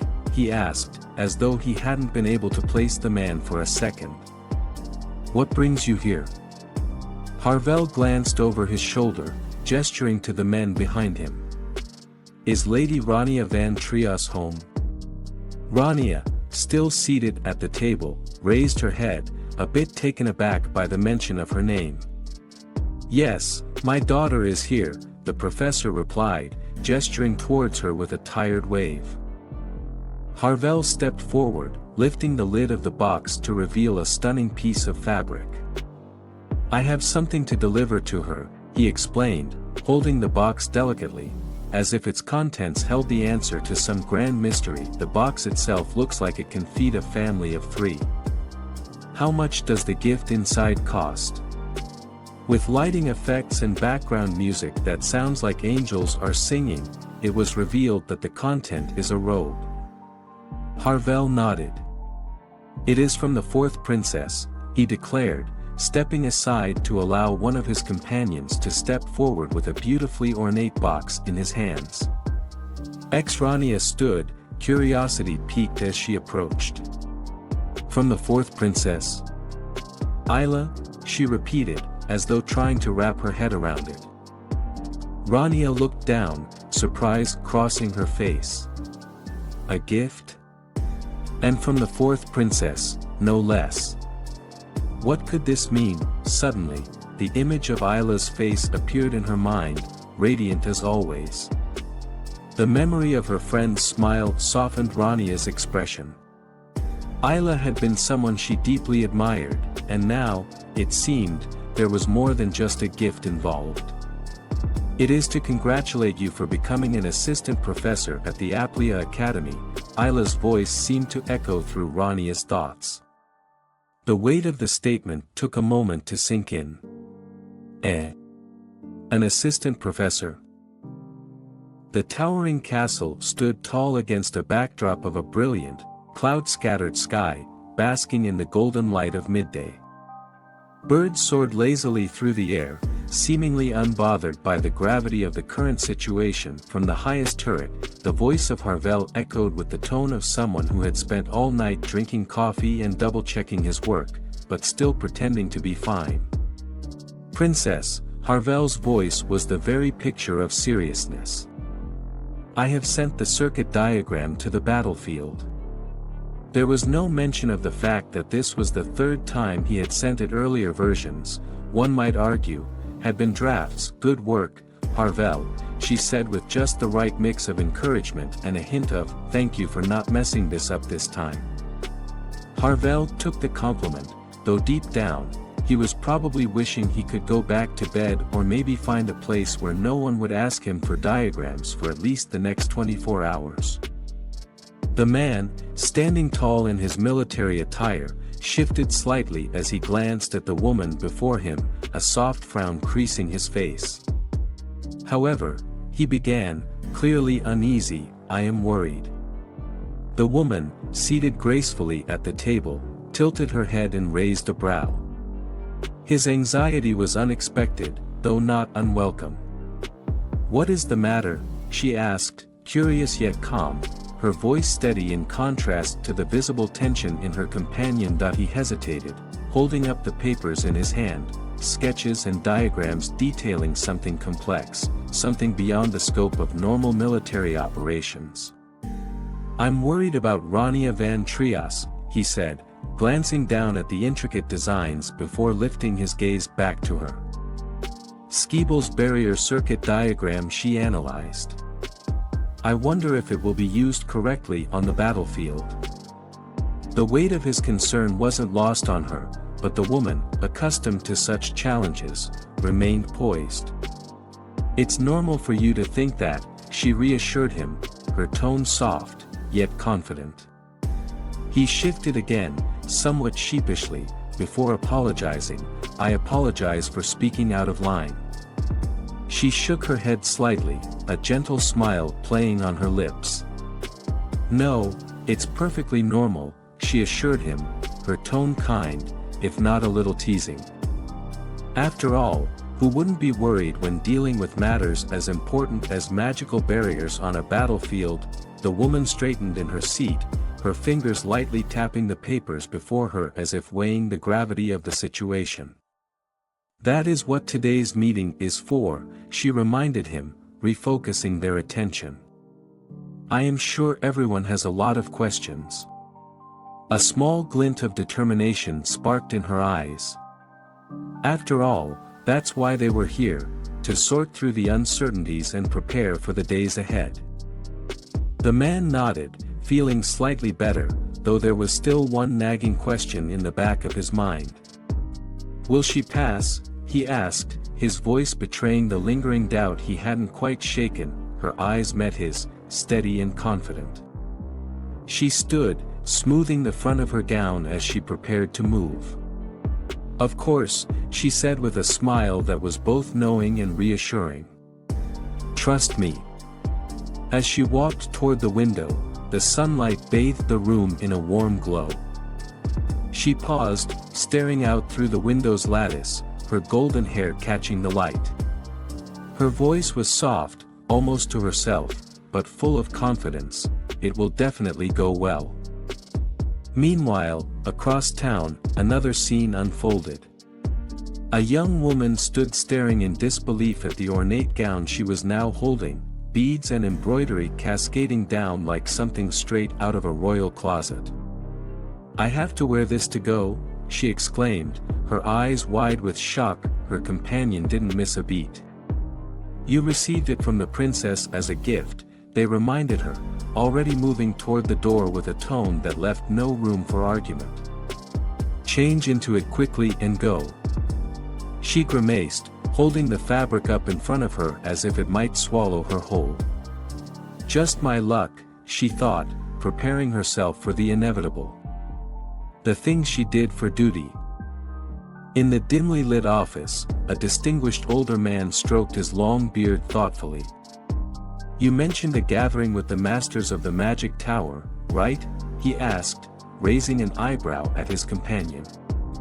His voice carried the weight of years of experience and just a hint of bemusement. The younger figure standing before him nodded, still holding the paperwork that seemed far too serious for his liking. "Yeah. Looks like they've properly considered my endorsement." He tried to sound nonchalant, but the truth was, anything involving the magic tower was always nerve-wracking, no matter how seasoned you were. The older man tapped his papers lightly on the desk with a knowing smirk. "And I was told there's a new student associated with the magic tower masters," he continued, glancing over at the younger man's reaction. "They're probably wanting to test you." His voice dropped into a more conspiratorial tone. "They're looking for your rough edges." The younger man sighed heavily. "Of course they are," he muttered under his breath. "Nothing like being scrutinized by some of the most powerful mages in the land, right? No pressure at all." Meanwhile, in another part of the estate, the young woman with silver hair, already dreading what the day held, was begrudgingly putting on the heavy ceremonial gown. She looked at her reflection, frowning. "Put it on quickly," she muttered to herself, mimicking her companion's earlier instructions, as if the outfit was the thing holding up her progress. "Got it," she said to the empty room, trying to psych herself up. This was going to be a long day. As she tightened the last button and adjusted the heavy cape that seemed to weigh more with every step, she glanced back at her reflection, momentarily caught off guard by how formal and, well, regal, she looked. It wasn't exactly the style she would have chosen, but it certainly did the job. As she made her way to the courtyard, her thoughts were swirling. "Of all the things," she muttered internally, tugging at the ceremonial collar. "It had to be the same outfit she gave me as a gift when I taught her at the Royal Library." She wasn't sure if this was a test, a joke, or both. Was it a coincidence? Maybe. But she doubted it. Could it be, she pondered, eyes narrowing suspiciously. She has too many of these outfits and just gives them away. The thought amused her for a moment, though she felt a slight pang of disappointment. "I thought I was special." "Well, so much for exclusivity," her companion caught up to her. "Are you ready?" they asked, their tone flat. "Yes." "I'm going now," she replied, the faintest edge of sarcasm slipping into her voice. She wasn't looking forward to this meeting, but she wasn't about to back down either. The courtyard was filled with blooming cherry blossoms, the pink petals fluttering gently in the breeze, creating a scene that would have been calming under different circumstances. But for today, it felt like the calm before the storm. Inside, someone watched from the window above, hidden in the shadows. The figure sighed softly, catching sight of the pair approaching. It was hard to tell what lay behind those eyes, concern, curiosity, or maybe something else entirely. A quiet chuckle echoed in the room.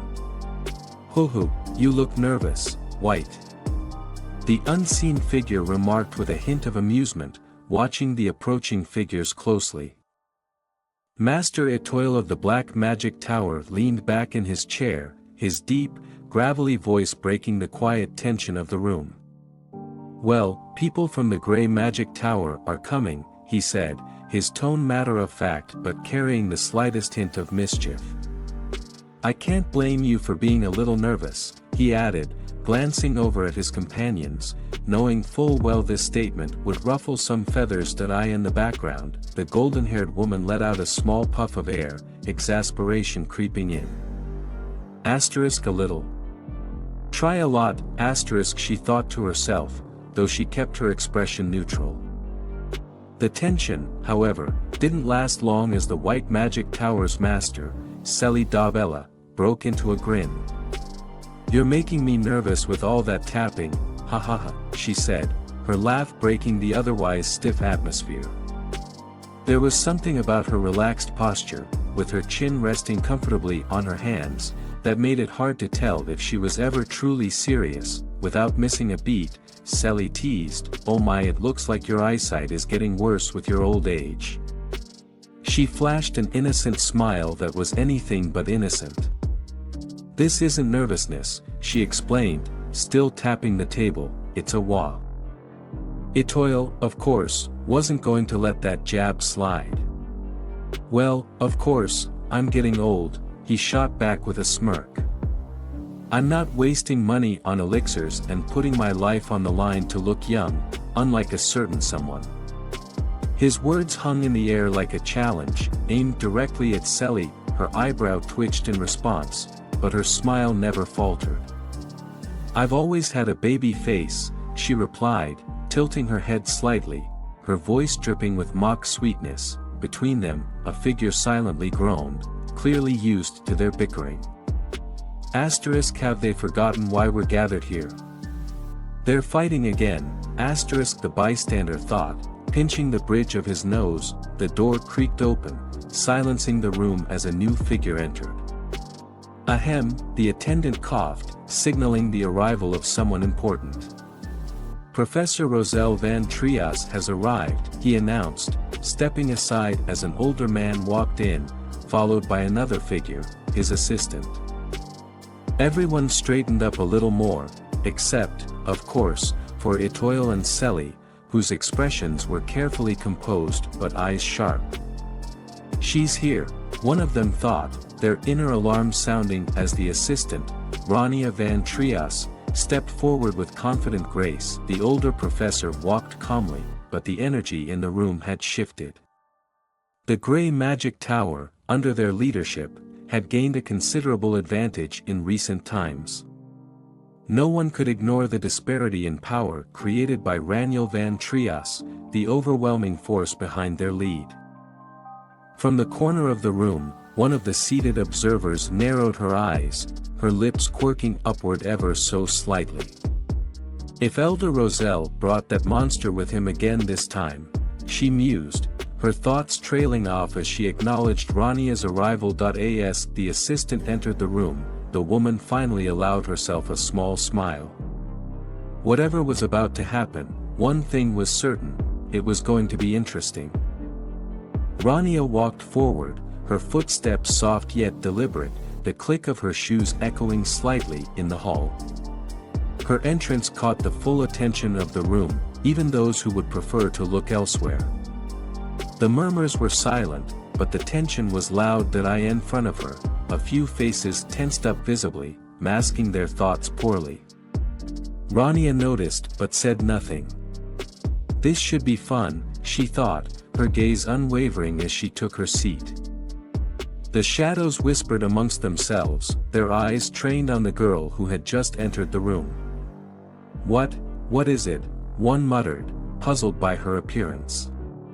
"She seems to be able to control mana, but, she doesn't look like a big deal. There was clear disappointment in their voice, as though they'd been expecting a grand display of power and received none. Another figure chimed in, echoing the sentiment. She's more normal than I had thought. They glanced at her with mild confusion. There doesn't seem to be a need to be on high alert. Whatever concerns they initially had were clearly beginning to fade. The rumors swirling around her had clearly been exaggerated. One of the shadows whispered again, "It looks like the rumor that she used mana in front of the princess was just a rumor." The conversation below them shifted, with someone stating firmly, "Obviously, the princess is a Stella. There's no way she could use mana." The tone implied that this was common knowledge, a fact so obvious that it shouldn't even be up for debate. As they all took their seats, the girl's discomfort became clear. She thought to herself, "It's already super awkward. They won't stop whispering about me." Her eyes shifted nervously as she sensed the tension in the room. One of the elders finally spoke, breaking the silence. "Princess, let us begin." His voice was steady, filled with the authority of someone who had done this countless times before. The princess, looking composed despite the situation, simply nodded and replied, "Yes, go ahead." One of the elders leaned forward, introducing himself with a sense of superiority. "It is an honor to meet the new assistant professor, Rania van Trias." He paused for effect, then continued, "You do not need me to explain who we are, do you?" Rania stared at him, not intimidated in the slightest, and responded plainly, "I don't know you, please explain." The elder blinked, momentarily thrown off by her bluntness. "We have gathered here today," he said, maintaining his composure, "to assess Rania van Trias's qualities." His gaze shifted around the room, making sure everyone was focused. That he motioned to the man beside him. "Elder Roselle of the famed Grey Magic Tower is in charge of mana basics and deals, the most foundational class." His voice carried an air of importance, as though this title should make her understand the weight of the situation. Rania, still unfazed, looked at him and thought, "You have way too much attitude." But instead, she calmly replied, "That is correct." The elder then slammed his hand down on the table with a loud bang, causing a few heads to turn. "In short," he declared with emphasis, "that means you will be teaching the top of the new students, Lord Lark." Outside the window, a figure stood tall, shrouded in snow, with an imposing presence. His back faced the room, a massive axe in hand, and the snow around him stained with blood. This was no ordinary student. Rania's eyes widened in recognition and disbelief as she pointed towards the image of Lord Lark, her voice sharp. He is the next head of the Grace House, the rulers of the North." Her shock quickly turned into defiance as she turned to face the elder. "Are you qualified to teach such a man?" As the whispers began to settle, one of the older magicians straightened up, his voice thick with authority. "I can already see the fear on your face, so why don't you withdraw now? Our Lord has the greatest talent of all time."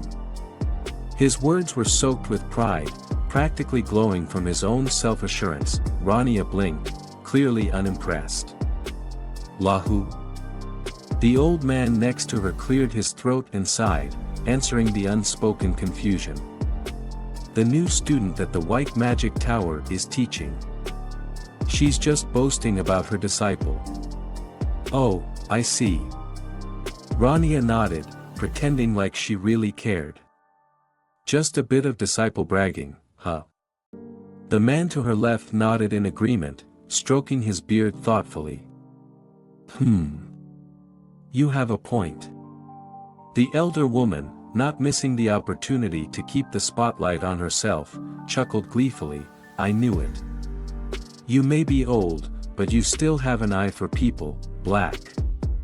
The smugness was practically radiating from her like a third sun. "Black, slightly flustered by the unexpected compliment, grunted in acknowledgement, although his expression betrayed his annoyance at being called old.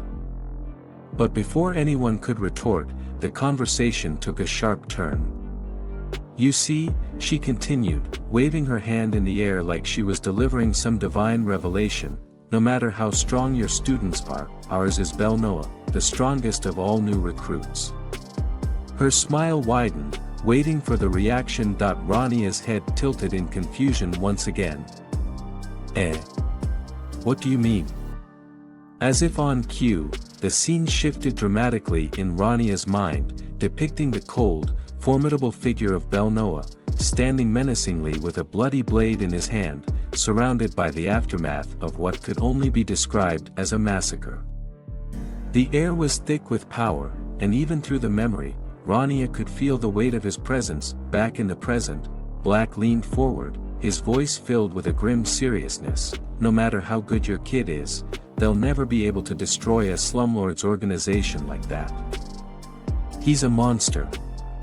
A beast," he added, his face twisting with both fear and admiration. Rania barely flinched. "Bel who?" she asked again, genuinely trying to keep up with all the names being thrown around. Her older companion beside her finally couldn't take it anymore, facepalming. "A new student the Black Magic Tower is raising. Don't listen to him." Hearing that, the other magician exploded in anger. "Huh? Are you insulting me?" "Yes, you heard that right," someone else chimed in, backing him up. One of the students standing nearby tried, unsuccessfully, to calm the situation. Please, calm down, masters." The tension in the room was rising again until a new voice cut through. "May I have a word?"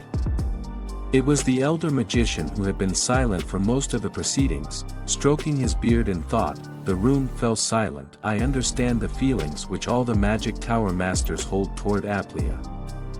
His words were calculated, slow, almost too diplomatic. The kind of speech that usually meant nothing would actually get resolved. Rania glanced at him, her lips curling into a small, knowing smile. "However," he continued, "what does this assessment care for your whims?" His eyes swept the room before landing back on Rania. "I believe that the ones evaluating her should be the students she will teach." There was a moment of quiet as his words sank in. Rania, clearly enjoying the validation, gave a small, approving nod. "Quite right." "Ahem." She tried to sound modest, but her smirk told another story. "Well, you're right." The older magician leaned forward again, presenting a proposal. "Here's my suggestion. For the class placement test that all students in the upper range shall take before the entrance ceremony," he explained, as if this was the ultimate solution to the brewing tension. "The class placement test." Rania thought, now intrigued. It seemed like things were about to get even more interesting. With the tension high and a lot of eyes on her, Rania could feel her heart pounding a bit more than she'd like to admit. After all, the stakes here were massive.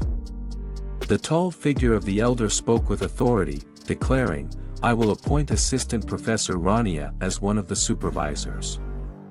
His words held weight, and Rania's internal monologue began to go into overdrive. "Wait, what?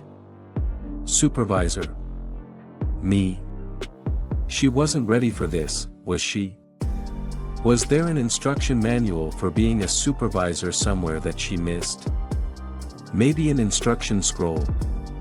But before she could gather her thoughts, the elder added, "If she successfully accomplishes that task, then she shall be deemed qualified to teach students."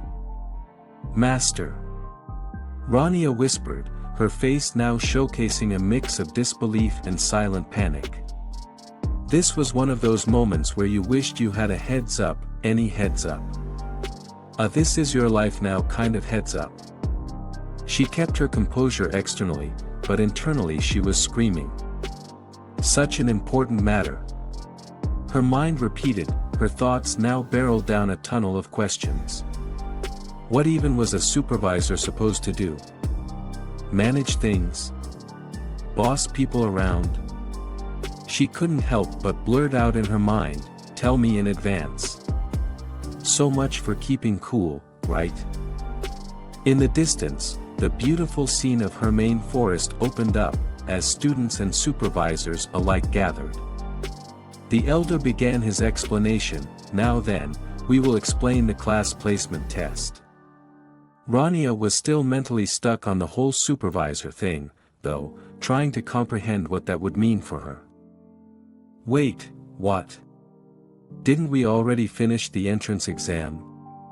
A student's voice broke through the forest's calmness, a valid concern after all. Another student, trying to sound like the genius of the group, muttered, "If they're doing a class placement test, then there must have been a lot of skilled students." "I can already hear the sound of grapes dropping," the first student muttered back, clearly not thrilled at the possibility of even more tests. Who would be? But then came the real kicker. And why did the test have to be in the Hermain forest? Great question. Couldn't they have picked a more normal place, like a cozy library or a magic study hall? But no, forests were the trend these days for high-pressure exams. As the students continued gathering, one of the instructors raised their voice to regain control over the murmuring crowd. "Pay attention. Those students who don't apply themselves will be asked to leave. All students in the upper range and supervisors, please gather." Rania, fighting a yawn, internally sighed. This was it. The real deal. And all she could think was, "So sleepy. Hey, hey. Over there. Those four." Someone shouted, eyes now glued on the elite group that was making its way forward. "They are the strongest of the new students. Even the princess is there," came the hushed whispers. The rumor mill was already spinning at high speed. The strongest students had arrived, walking with an air of quiet confidence. Among them, their faces as sharp as their reputations, were students so gifted, even their peers could only whisper in awe. "They say the most powerful wizard in all of history is among them." One student muttered under their breath, "Why do all these monsters have to be in our generation?" They looked on as envy and admiration swirled inside them, all while another student whispered almost reverently, "They're so cool." Amid all the commotion, Rania yawned, completely unbothered. Her sleepy eyes betrayed no emotion, not even acknowledging the competition that seemed to spark excitement in others. "Man, it's so noisy so early," she thought, rubbing her eyes as though waking up in the middle of a boring lecture. "Don't they all want to sleep?" Her disinterest was almost comical given the magnitude of the test. She glanced around, her face practically screaming, "I need a nap." And then, without warning, the master's voice boomed again. "Everyone's here," he declared, holding up a sheet of paper like it contained the secrets to the universe. "After I explain it once more," he began, his voice carrying through the clearing. Behind him, a large board with strange symbols swung gently in the breeze. Rania let out a deep sigh, her mind already wandering far away from the task at hand. "I want some coffee." The air is crisp, the colors of autumn swirling around a forested academy nestled deep within the mountains. The type of place you'd expect to find magical duels or at least a dramatic coming-of-age moment. But today, it's all business. "I'll begin explaining the class placement test for upper-range students," announces the bespectacled man, his tone exuding the sort of seriousness only school administrators can master. He stands before a large crowd of students, all of whom are probably wondering why their futures are always decided by someone with a clipboard. The backdrop is picturesque, a stunning contrast between the vibrant fall leaves and the faraway mountains, but this man isn't here for sightseeing. No, he's here to make sure you know the exact procedure for the upcoming test. First, I'll do the introductions, he adds, as though delivering news that someone has definitely been waiting for, even though we all know no one really enjoys this part. His pen taps against the clipboard, and he gives a slight nod, as if confirming that yes, this is indeed important. The students are likely whispering among themselves, not quite ready for the serious mood that's about to hit them.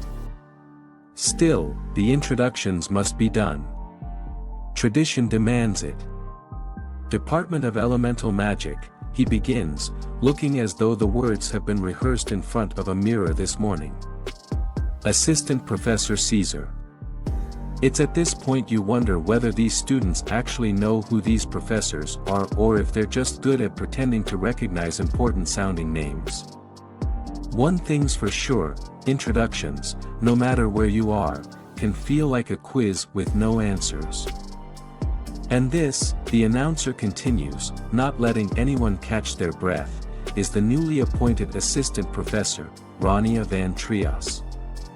The spotlight, figuratively, shifts to Rania, who, by the looks of it, wasn't quite expecting to be called out so soon. Her eyes widen just a touch, her silver hair catching the sunlight in a way that might distract the entire audience if they weren't too busy wondering whether they'll make it through this placement test alive. A pleasure, she begins, but the words seem to get stuck somewhere between her mind and her lips. It's not every day you get thrown into the center of attention like this, after all, and just like that, the introductions wrap up, leaving the students both enlightened and slightly unsure of what they just witnessed. Just another day in the world of magic academia. The professor stands in front of a captivated crowd of students, clipboard in hand, and glowing magical runes swirling around his fingers like he's about to drop the most important announcement of the century. But in reality, it's just another set of instructions for a class placement test.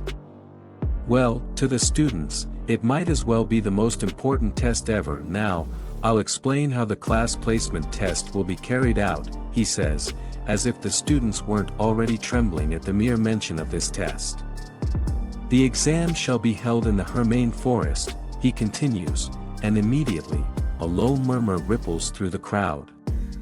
Some students exchange nervous glances, probably thinking, great, a test in the middle of a forest, just what I needed today. That's Professor Roselle's assistant, whispers one student excitedly.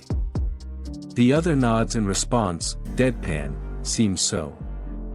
Clearly, the gravity of the situation isn't lost on them. The professor, oblivious to the students' chatter, powers through his explanation. Students will be divided into 4 regions for the test. The magical map appears before everyone, each region lit up by a massive glowing crystal. The students' eyes widen, either from excitement or fear. Maybe both. The map feels like something out of a fantasy video game, only this time, there's no save point to help them out. In the center of each region is a magic stone, he explains, as if it were a perfectly normal thing to expect during an exam. Asterisk yup, no big deal, just some ancient magical stones that may or may not be hazardous. Totally standard. Asterisk students are nodding along, but the tension is building. You will receive points only for the amount of time you spend touching the magic stone in your region. Suddenly, this doesn't sound like a test of knowledge but more like an extreme sport. Who knew the final exam was a contact sport? But wait, there's more. Of course there's more. Defense and offense are allowed to a certain degree, the professor casually mentions, as though he's talking about a light sparring match and not the potential for magical chaos. Because nothing says educational testing like a few magical brawls, right? However, he adds, his tone growing serious, if the supervisor determines that students have gone too far, they shall intervene. Gone too far, the students wonder what exactly constitutes too far in this context. Lightning bolts? Summoning a dragon? Either way, it's clear the teachers will be watching, and probably with popcorn in hand, but then, just as they think they've heard it all, he drops the real kicker. And the most important thing, here it comes, the rule that no one's going to want to break.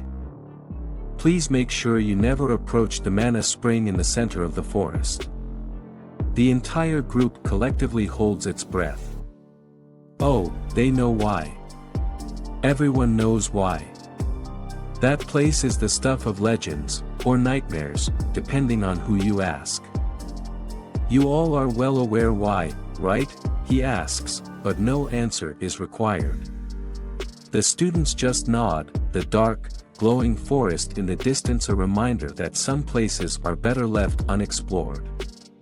No one in their right mind would want to get too close to the spring, unless they were feeling particularly adventurous or particularly reckless, and thus, the stakes have been set, and the students are left with a mix of anticipation, fear, and perhaps the slightest glimmer of excitement.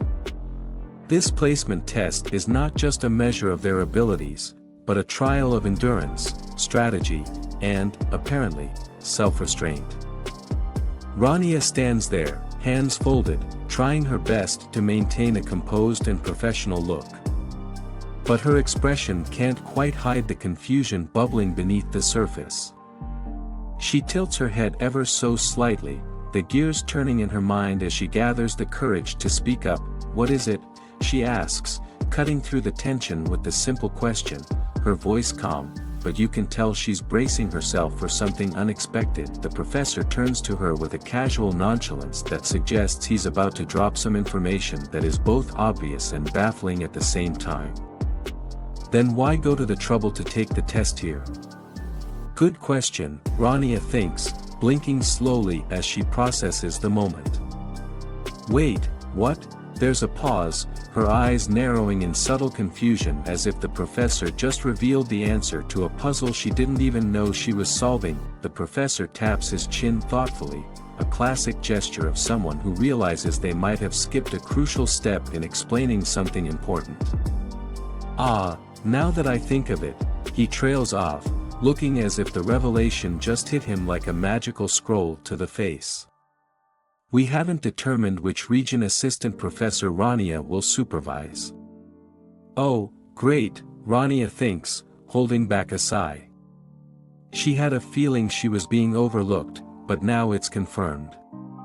She barely manages to keep her expression neutral, though a tiny flicker of exasperation crosses her face for a split second. Would have been nice to know that earlier. The professor, blissfully unaware of the storm brewing beneath Rania's calm demeanor, carries on as if assigning regions is just another routine part of his day. Since Assistant Professor Rania arrived a bit later than the rest, he begins, using that tone people use when they're about to throw you under the bus but still want to sound polite about it. Rania's eyebrow twitches. "A bit later than the rest, huh?" He snaps his fingers dramatically, the kind of flourish you'd expect from someone who's just conjured a grand magical spell. "I'll leave the last one to you." With another casual wave of his hand, a glowing magical projection of the test regions appears. Rania stares at the holographic image of the North region, snowy, cold, and undoubtedly unpleasant. "That will be the North region," the professor declares with a smile, as if he's just handed her the best piece of real estate in the world. Rania's expression doesn't change, but internally she's bracing herself. Asterisk, of course it's the North region. It's always the North region, asterisk. The professor, standing tall and confident, crosses his arms with a smile that says, "I've got this under control." He peers at Rania with a calm, almost too relaxed expression. "There shouldn't be any problems. I trust you'll do a fine job," he states, radiating the kind of confidence that comes from someone who doesn't actually have to go into the northern region himself. Rania's eyes twitch slightly. "No pressure, huh?" she thinks. Before she can even respond, a chorus of gasps rises from the crowd. "Yuwa," one student blurts out, their face going pale as they process what just happened. Another, wide-eyed and panicked, adds, "They're sending a newbie there." The group collectively shudders, as if Rania's fate has been sealed by some cruel cosmic force. It's clear they all view the northern region as a no-go zone, like some sort of magical punishment reserved for only the bravest or the most unfortunate. Now then.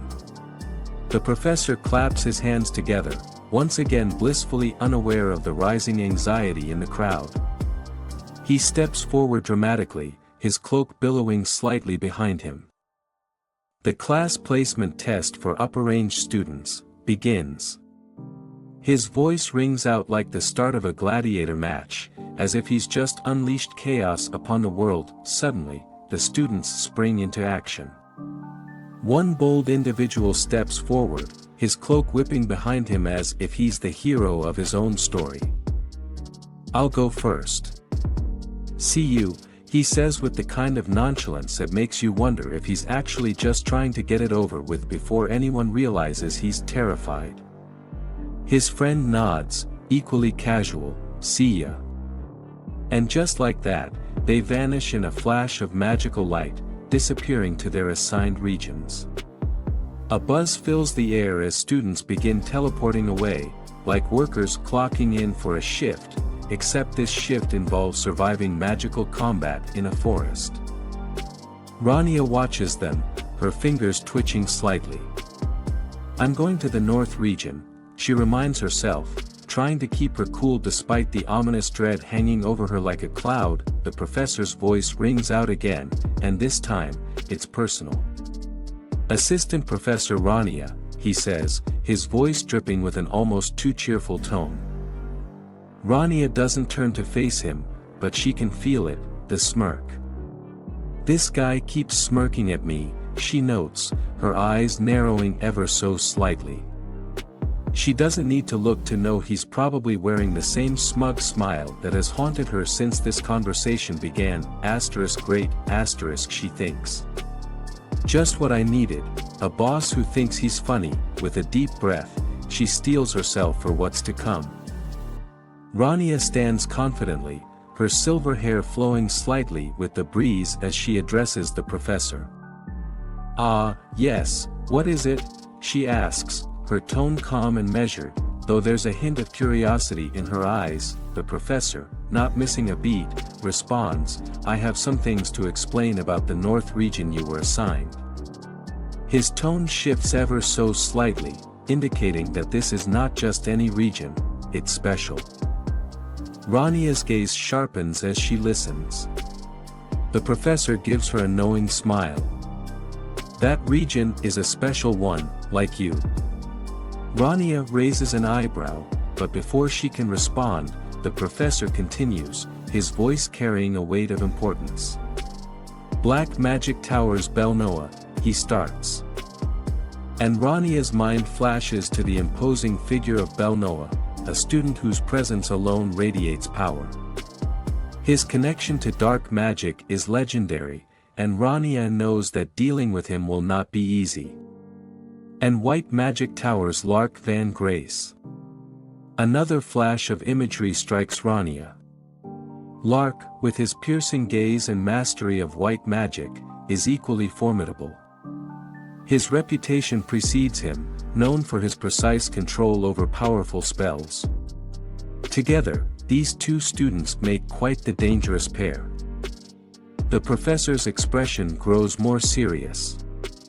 "Those two students were assigned to the north region," he says, watching Rania closely for her reaction. "Will you be fine?" Rania pauses, taking in the information. These aren't just any students, they're prodigies from two opposing magic towers. But Rania stands firm. She's not about to be intimidated. She nods subtly, showing no hesitation. The professor smirks, almost playfully, as if he's enjoying the tension. "Hoo, what's the matter? You don't think you can handle that, do you?" Rania remains stoic, her eyes narrowing slightly. She doesn't dignify the professor's taunt with a response, her silence speaking louder than any words. "She'll handle it," whatever it takes. The professor's tone drops lower as he delivers the final warning. There are conflicting interests in this matchup between the masters of the magic towers. The moment one of the prodigies is injured, their tower won't stay quiet. Rania doesn't flinch. She understands the gravity of the situation now. As Rania stands calmly before him, the professor struggles to keep his own emotions in check. Inside, however, his thoughts are far less composed. I've waited years to become Professor Roselle's assistant, and yet. He muses, bitterness bubbling up as he watches Rania. She, the newcomer, had swooped in and taken the opportunity that he had worked so hard for. It stings. I can't let a nobody come in and steal that position from me. His mind seethes with frustration. He's not about to let someone like her, who hasn't endured the same struggles, just walk in and claim the role he so desperately wants. Meanwhile, on the surface, he maintains his professional demeanor. Those two are amazing battle mages.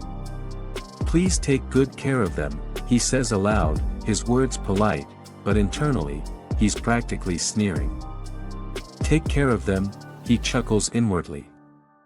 This is going to be the end of the blatant show of nepotism. His glasses catch the light, a glint of his own scheming satisfaction visible. Hoo hoo hoo, his laugh is low, quiet, laced with hidden malice. Let's see how long she lasts. Rania, seemingly unfazed by the brewing storm within him, simply responds, "You're right." She meets his gaze, calm and resolute, as if his attempts to intimidate her mean nothing. Then, she turns, her movements composed, as if she's already dismissed him from her mind. Then, "I'll be going," she says, leaving him behind. But as she walks away, she can't shake the feeling that he's watching her with condescension. I feel like he's looking down on me so hard, she thinks, though she doesn't let it bother her. She knows her path, and no bitter colleague is going to derail her now. As Rania heads toward her destination, students around her prepare for the test, teleporting to their respective regions. This place is full of weirdos, she mutters under her breath, steeling herself for what's to come. Behind her, the professor watches her go, his bitter thoughts still swirling. This is my chance. Meanwhile, in the distant tower, the preparations are complete. A subordinate informs the Tower Master, the test has started. The Tower Master, seated in a grand room with a view over the academy grounds, simply replies, "I see."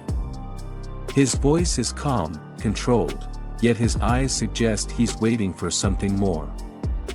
He knows this test holds more significance than it appears. The Tower Master sits in his office, his hands folded under his chin, deep in thought.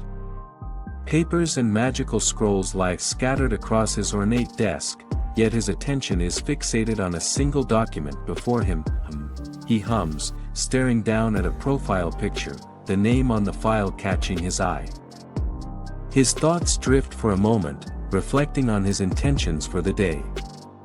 I was going to patiently wait for the results of the test, he thinks to himself, but something nags at him, pulling his attention away, but I got distracted by something odd, his brow furrows, and he focuses on the image of a silver-haired woman, the one now overseeing the northern region. Rania Van Trias, he thinks, her name weighing heavily on his mind. His eyes narrow as he contemplates her presence. She turned out to be the supervisor for Belnoa. The implications of this connection aren't lost on him. There's more to this situation than meets the eye. He continues his internal monologue, reflecting on the magical anomalies that he noticed. I think I'm the only one who noticed back then. His thoughts trail to the research conducted by the Black Magic Tower, a line of study he's intimately familiar with. Because the Black Magic Tower has done research on the stocks, those who accumulate spells in their bodies. His mind drifts to the complex magic circuits that intertwine within a person like Rania, holding vast amounts of magical potential. But despite that, he muses, I couldn't tell just how many spells she had stocked, a curiosity, even for someone as knowledgeable as him. Nor what circuits they were. The depth of this mystery intrigues him more than he anticipated. Even for him, a master of a magic tower, someone accustomed to reading and understanding the complexities of magical circuits, Rania's abilities remained unreadable. Even I, a master of a magic tower, couldn't read them. He admits to himself, a subtle acknowledgement of the enigma that is Rania van Trios. He leans back slightly in his chair, folding his hands together thoughtfully. But for now, he pushes those thoughts aside, turning his attention back to the ongoing events. A faint smile plays across his lips as he decides, for now, let's enjoy the placement test. His eyes gleam with anticipation as he watches everything unfold, fully aware that this test may hold far more surprises than anyone expects. The Tower Master, still seated in his grand office, contemplates the test unfolding before him. His fingers steepled, eyes narrowed in thought. A wry smile spreads across his face as his thoughts swirl like a cunning storm. Whatever happens, he muses, shouldn't affect the results of the placement test. He speaks aloud as if reassuring himself that his grand plan will continue unhindered. His confidence, or perhaps arrogance, seems to fill the room. He leans back slightly, his smile deepening. Hoo-hoo, a small chuckle escapes him. No matter if he's White's disciple, he'll never be able to beat that monster. There's a satisfaction in his voice, as if the entire situation is playing out exactly as he had envisioned. The gears of his mind churn with strategies, anticipating each possible outcome. He can already picture it now. I can see the dumb look on that White Tower Master's face, he thinks, his inner amusement barely contained. The thought of his rival's frustration is, clearly, one of the highlights of his day. What a priceless expression that will be. As he revels in these thoughts, we shift to the scene of the challenge at hand, Hermain Forest, North Region. A place of dense trees and ominous mist, the landscape is hauntingly beautiful, with the air thick with magic. But this isn't just any forest, it's the stage for what's about to unfold. Footsteps crunch against the ground, steady and deliberate. We see a single figure moving swiftly through the shadows. Each step echoes with intent. This isn't someone who's merely walking. No, they are gliding with purpose, like a predator stalking its prey. His foot falls on something dark and sinister, liquid-like, that slithers underfoot. It writhes and moves as if alive. The shadows beneath him seem to twist and shift, obeying his every move, as if they are an extension of him. Sorcery. Shadow weaving, the narrator's voice echoes the technique's name. The forest almost seems to bend to this magic, responding to the dark aura that envelopes this mage. Then we see him, Belnoa, the black magic prodigy, suspended just above the ground, cloaked in the shadows he commands so effortlessly. His expression is calm, cold, and calculating. This is no ordinary spell, this is his domain. The dark energy surrounding him hums with power, as if the forest itself has come alive under his influence. The tension rises as the shadows writhe beneath him, waiting for his command, ready to strike at a moment's notice. Whatever challenge lies ahead, Belnoa looks ready, no, more than ready, he looks like he owns the battlefield. The forest is eerily quiet, save for the faint crunching of footsteps against the forest floor. A lone figure strides through the trees, his cloak swaying lightly behind him. The trees around him seem to whisper secrets in the breeze, but Lark Van Grace isn't listening. His eyes are sharp, focused, his senses attuned to his surroundings. Is he the guy that Old Black was talking about? Lark's thoughts race as he moves forward, but his expression remains cool and unreadable. His mind flashes back to the words of his mentor, and a sense of anticipation fills the air. There's no time for doubt. Meanwhile, deeper in the shadows, Belnoa stands with a quiet intensity, his figure shrouded in darkness. His mind echoes with the voice of his mentor, the one who had trained him, guided him, and molded him into the force he is now. "Did you get it, Belnoa?" The words from his mentor resurface, taunting him from the recesses of his memory. "Show them you're better than that disciple of the White Tower." Belnoa's crimson eyes flash briefly, a glint of determination hidden behind his calm facade.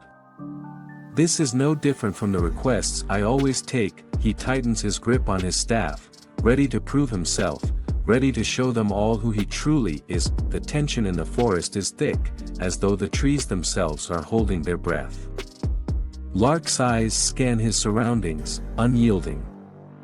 Then, his gaze locks onto something in the shadows, something that feels different. There. Lark's eyes narrow, his instincts kicking in. He doesn't hesitate. With a sudden motion, Lark steps forward, the ground beneath him cracking under the sheer force of his energy. His hammer swings out, cutting through the air with precision, as if daring the forest to challenge him.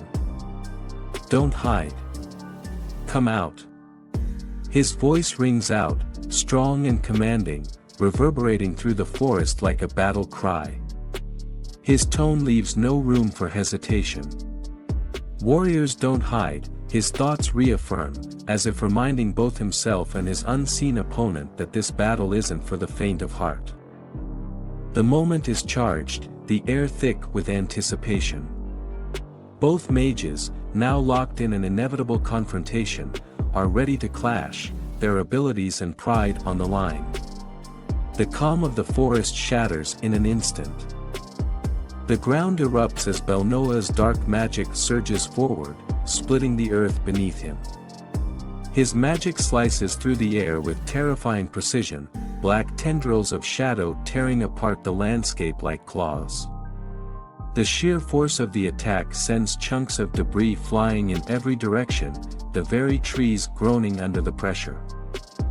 But Lark Van Grace isn't one to be caught off guard. As the wave of destruction charges toward him, Lark's body moves with speed and precision, sidestepping just as the shadow tendrils come crashing down. His expression doesn't waver. This isn't his first time facing overwhelming power. Belnoa's magic lunges again, black and crimson energy swirling in deadly arcs.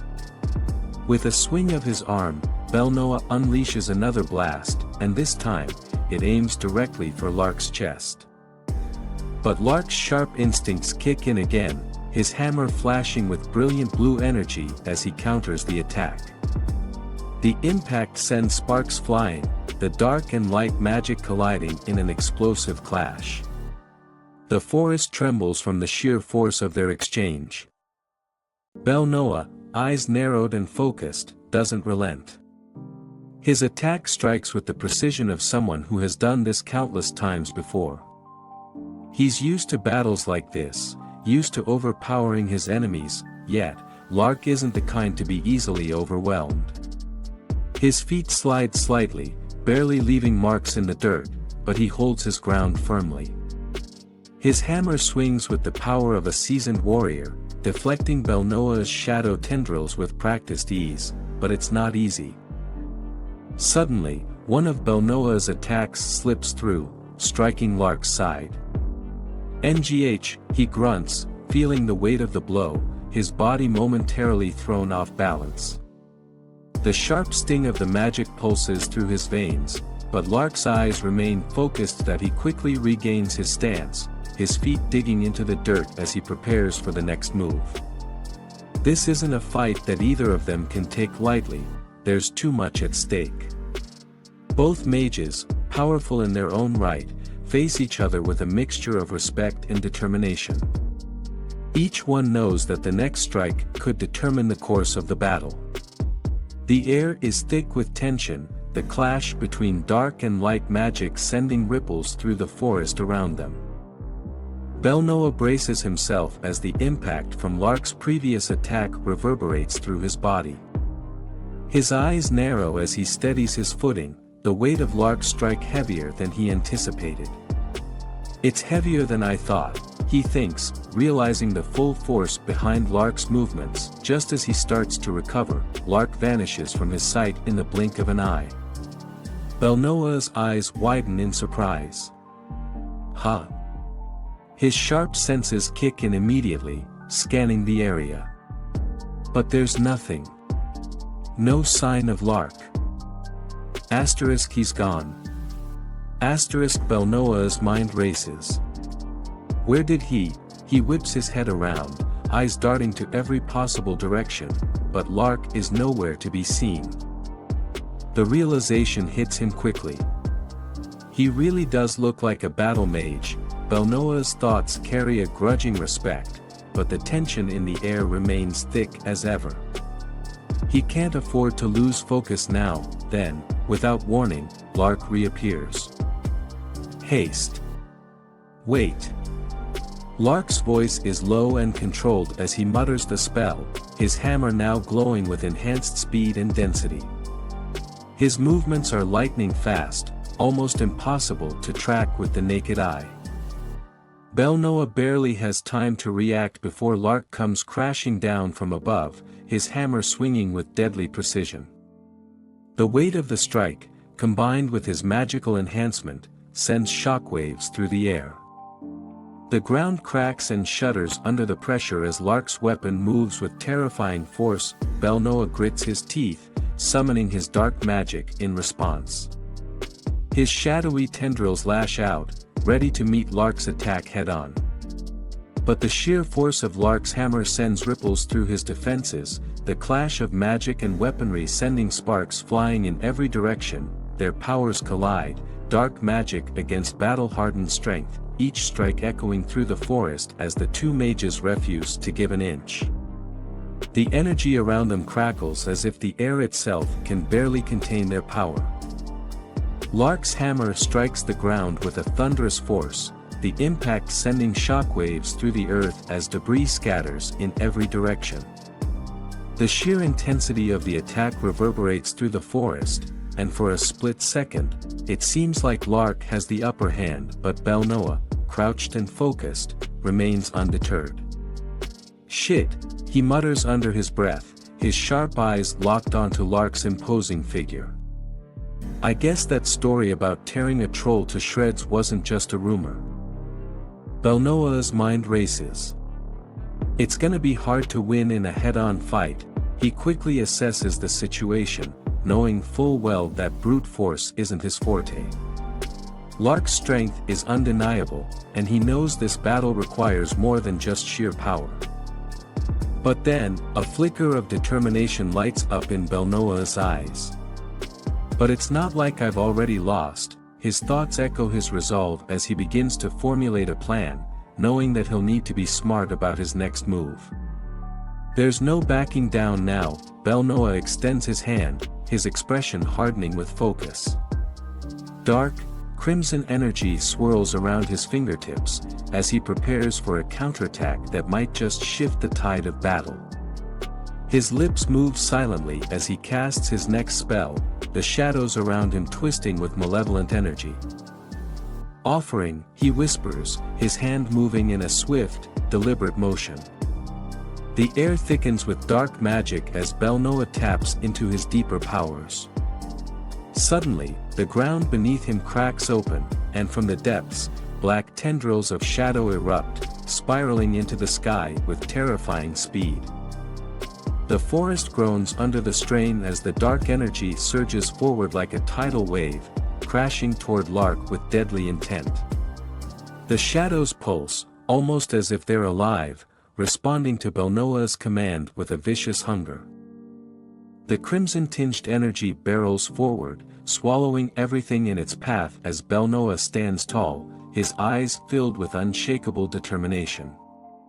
The battle has entered a new phase. and he's ready to show exactly why he's known as one of the Black Magic Tower's most formidable students. Rania crouches high up in the trees, observing the unfolding battle with a mix of curiosity and mild amusement. Her gaze sharpens as she watches the two prodigies clash, their raw power evident with each strike. "Ooh," she says quietly to herself, her voice a little playful, "these youngsters are pretty good." She can't help but be impressed by their skill and the intensity they're showing in the test. It's almost like watching an intense duel unfold for real, not just a test. She leans in slightly, getting a better view of the action. They're so full of energy. "It's nice," she adds with a soft chuckle, almost nostalgic.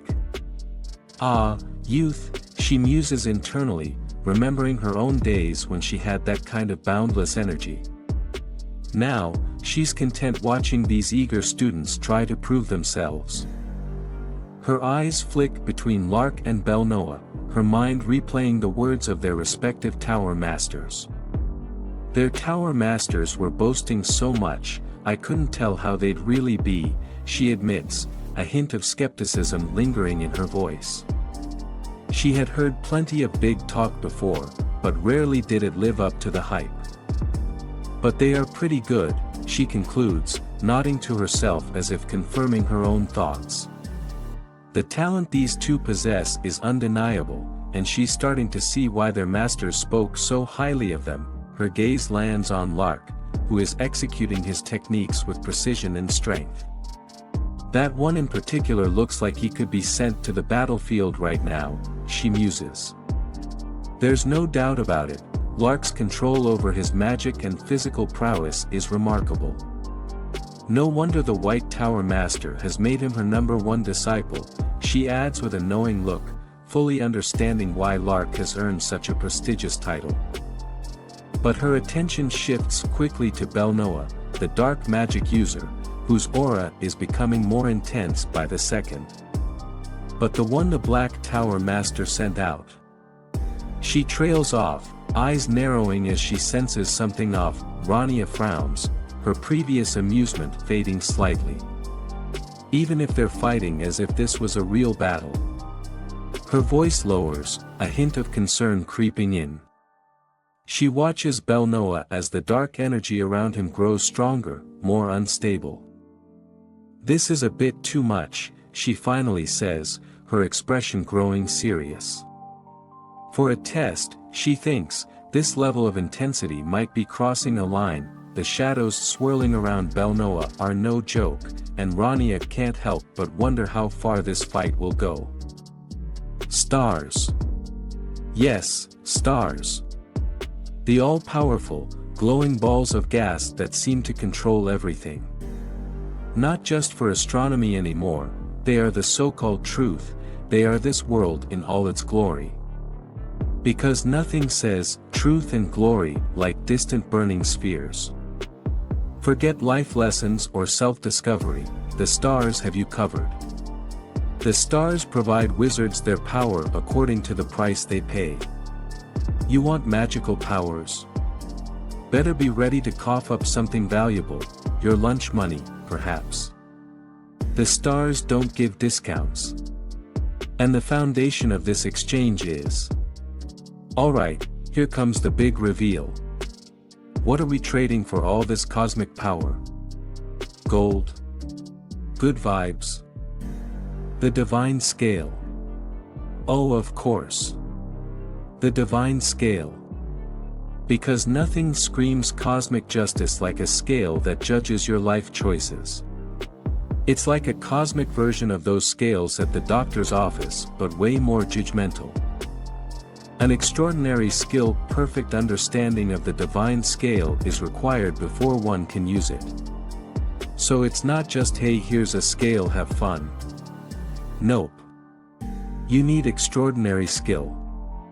As in you better have read the user manual and completed a 12-part online course on Divine Scale Operations 101.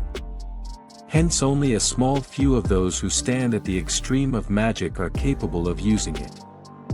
Basically only the magical elite get to play with the divine scale. Regular sorcerers? Nah, they're still stuck doing card tricks at children's birthday parties. Meanwhile, you can almost feel the awkwardness setting in for those who didn't make the divine scale cut. Picture them in the magical equivalent of the waiting room at the DMV. Unable to make a deal with the stars, the sorcerers birthed a new concept. No cosmic contract. No problem. These sorcerers decided to DIY their own solution. Because when you can't get into the club, you start your own party. They created their very own imitation of the divine scale in its image.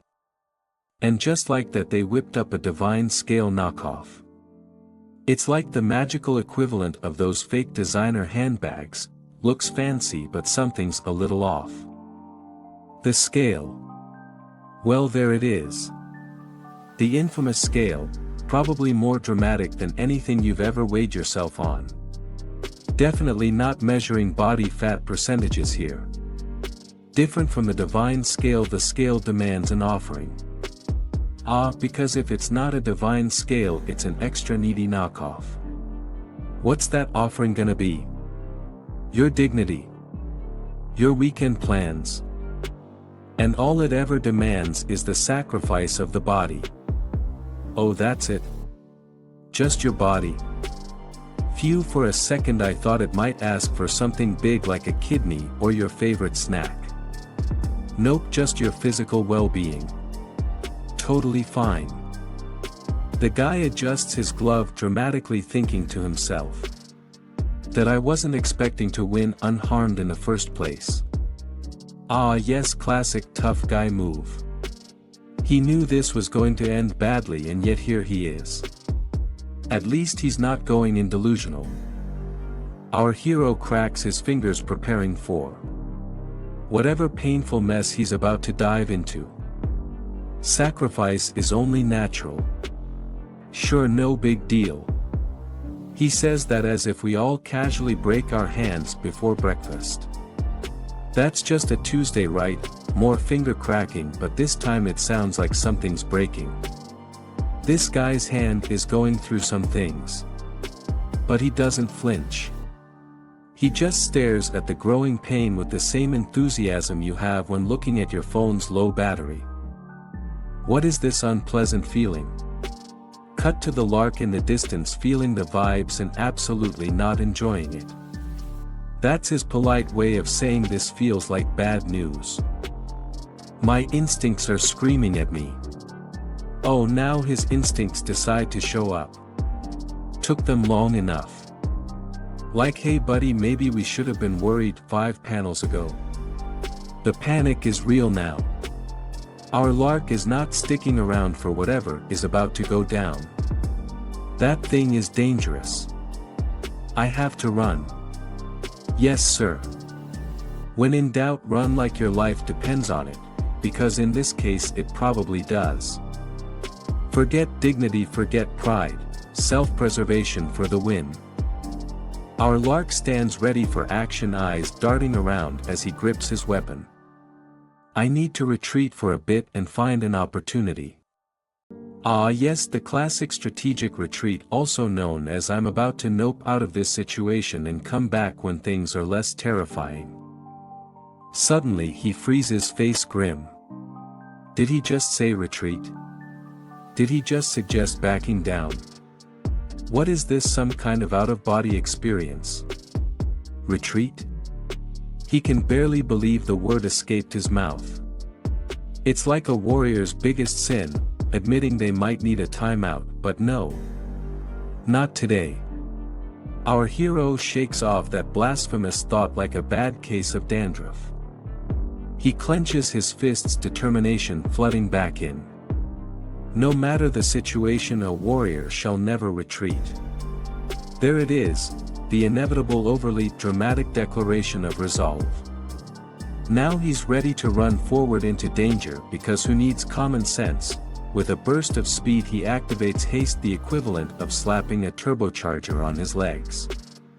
He's zipping across the battlefield like someone late for their Amazon delivery.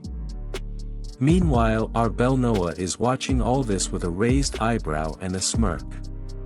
Clearly he's not impressed. I never expected you to retreat, you barbarian. It's the villainous version of a backhanded compliment. You know, I knew you didn't have enough sense to run away properly. But what's this? Our warrior is now flying through the air. Yes, actually flying, cape billowing majestically like a superhero, if superheroes forgot capes are more decorative than functional. And then bam! He slams straight into his opponent with a force that screams, I'm taking you down whether you like it or not. Blood splatters dramatically as if they hired an overenthusiastic special effects team. Both warriors land with a thunderous crash. Our lark winces, but it's not the pain that concerns him. Nope, it's the fact that something feels off. Something about you clearly changed. He exclaims as if his opponent just swapped from decaf to double shot espresso. But your majesties can't possibly be normal. Well, when someone's majesty is clearly up to something sketchy, calling them normal is off the table. Our Belnoa stares with fierce determination, looking like someone who's just been insulted by the last person on earth they wanted an opinion from. Normal? Who are you to dictate what is normal? Yeah, pal. Who needs your normal? Maybe throwing red ominous energy everywhere is totally normal in his world. Suddenly the word offering flashes in bold red letters like it's the world's most terrifying pop-up ad. And this isn't just any offering, something crackles ominously as if bones are protesting whatever is about to happen. Cut to our lark looking like he just walked into the wrong end of a horror movie. What is this ominous feeling? You mean the evil red energy swirling everywhere wasn't a clue already? Good instincts, buddy. Without wasting time, our Belnoa goes full send, rushing forward with all the finesse of a freight train surrounded by tendrils of red power that scream, I am not here to play. Suddenly there's chaos. Red energy lashes out like a wild hose and our lark is desperately dodging it. It's like trying to avoid laser tag, but much worse. Just as things are heating up and it looks like someone's about to get seriously blasted, a calm voice cuts through the madness. Enough. It's the classic parental tone, one that promises grounding if everyone doesn't stop immediately. Stop fighting. Enter the mysterious figure who, despite all the drama happening around, just strolls in like it's no big deal. Everyone freezes because when someone with this much authority says stop, you stop. They don't even need to raise their voice. Our lark is in full panic mode, wide-eyed and wondering what on earth is happening. What's happening? The question every protagonist asks when they've lost control of the situation. Spoiler alert, it's probably not good. Cut to the Belnoa equally distressed. My body can't move. Well, when you're being magically paralyzed by a random third party, that tends to happen. Welcome to the club, pal. Enter the mysterious figure of authority striding calmly onto the scene like they're about to discipline two kids for fighting in the schoolyard. Offensive acts must not go too far or else I will stop you. Translation: you both need to chill out before I put you in a timeout. A bright blue restriction flashes across the screen like an unwanted software update, and it's clear this person means business. With a piercing gaze and all the confidence in the world, they look at the two frozen fighters. Did you not pay attention? Basically, were you two not listening earlier? I said no more nonsense. Without a second thought, the figure casually waves their hand as if erasing a chalkboard of bad decisions. The Belnoa, who was very much planning on continuing this fight, is now stuck with a very real problem. She erased my shadow. Yes, buddy. She just erased your shadow. Forget bruises or wounds, she's on a whole other level of removing inconvenient things, Cut to her icy blue eyes radiating calm authority as if this is just another day of making people regret their life choices. You can almost hear her thinking, really? This is all you got? Our mysterious silver-haired figure looks down with the confidence of someone who knows they've already won the argument before it even started. For now I should treat you. I'll start with your hand. Oh, how nice. She's offering treatment, but we all know this isn't a spa day. When someone this calm offers treatment, it's never a good sign. Meanwhile, our Bel Noah is on the verge of panic. His hand is shaking and not in the "I had too much coffee" kind of way. The ominous red energy that surrounded his hand is dissipating and he looks like someone who's just realized their phone battery is at 1%. What's happening? Well, buddy, it looks like you're about to get schooled. She hijacked my deal with the scale and invalidated it. Wait, what? She's out here canceling magical contracts like she's customer support. And he's left wondering if there's a refund policy on this. How is that even possible? That's the question of the day. You thought you were the big bad villain and now you're stuck in the magical equivalent of a software crash. Better reboot, buddy. The camera zooms in on our silver-haired mystery woman looking like she just walked out of a shampoo commercial. Wind blowing through her hair, face full of righteous authority. She's not even trying and everyone else is already sweating. Who the hell is she? That's a great question and one everyone probably should have asked before trying to fight her. A moment of clarity.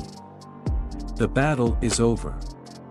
Defeat settles in like a heavy weight on our Bel Noah's shoulders. He sighs, accepting his fate. I lost. Well, at least he's honest about it. That's step one in the recovery process, admitting you've been thoroughly owned.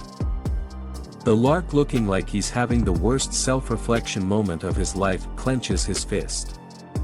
I was convinced I couldn't run.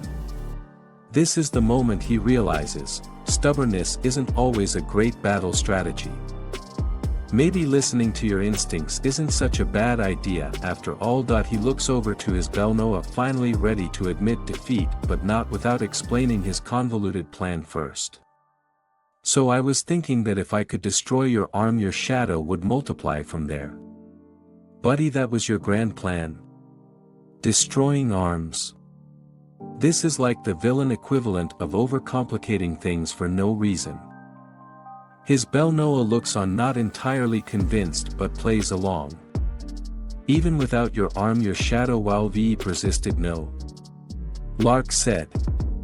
You got it right.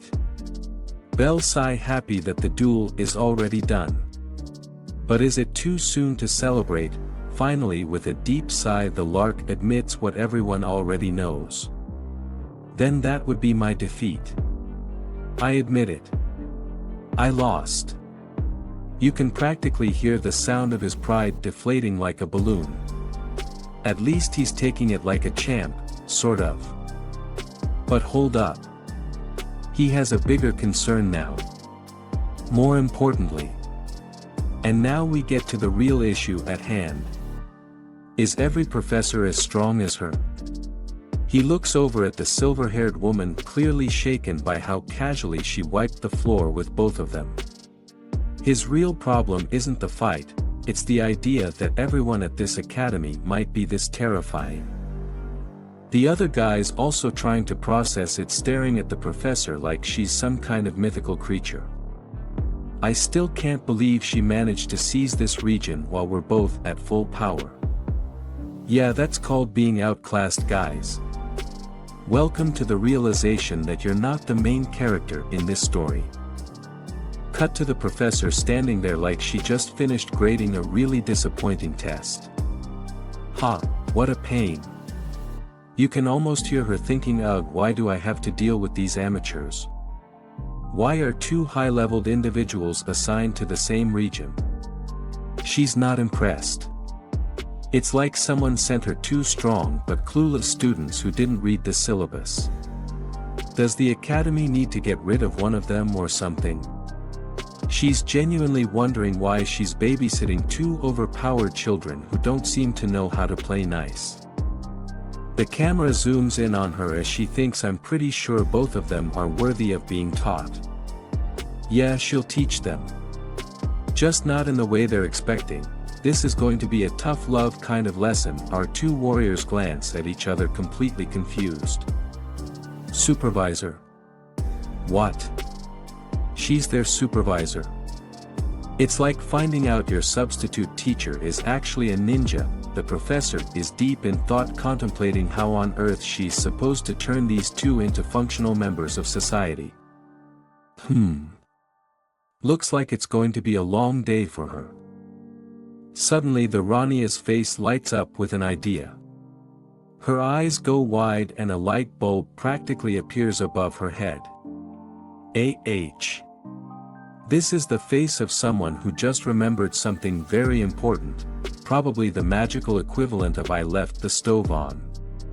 Come with me, both of you. No explanation. Just a sudden authoritative command. She's on a mission now and these two have no choice but to tag along. The group walks through a serene mystical forest that looks like something out of a fairy tale. But our two warriors aren't in the mood to enjoy the scenery. They're too busy wondering where in the magical world they're being dragged to. This place. Yeah, it's definitely not your typical weekend hike. The Rania stops at a clearing, turning to face a beautiful spring with sparkling water. Isn't that the mana spring? Oh great, because nothing screams fun times ahead like a mana spring. You know, just a casual, probably dangerous, magical fountain of power. She smiles, but it's the kind of smile that doesn't put anyone at ease. In fact, it feels more like a dare. Enter the spring for 1 minute. Just 1 minute. Sounds easy, right? Except when has anything been easy so far? Everyone knows this isn't going to end well. Then she delivers the kicker. Belnoa, if you can withstand a minute in the spring, I'll turn a blind eye to your use of sorcery. It's like a game show challenge but with much higher stakes, and no prize money. You can see the gears turning in their heads. A minute? That's all I have to do. How bad can it be?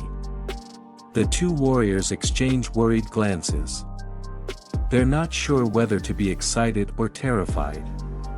The lark looks like he's calculating the risk, while the Belnoa is already questioning all his life choices that led him here. The Rania turns her gaze to Lark, flashing him a challenging smile that screams, "Are you ready for this? You too, Lark. If you can withstand it for a minute, then I'll ask Professor Rosal to put you into the upper range." Translation: Hey, want to be promoted? All you have to do is survive a magical spring that could maybe kill you. No big deal. She continues, already knowing exactly how to play on Lark's ego. Your pride won't allow it otherwise, right? She's got him there. Lark's face tightens. Yep, there's no escaping this one. His pride has been officially cornered.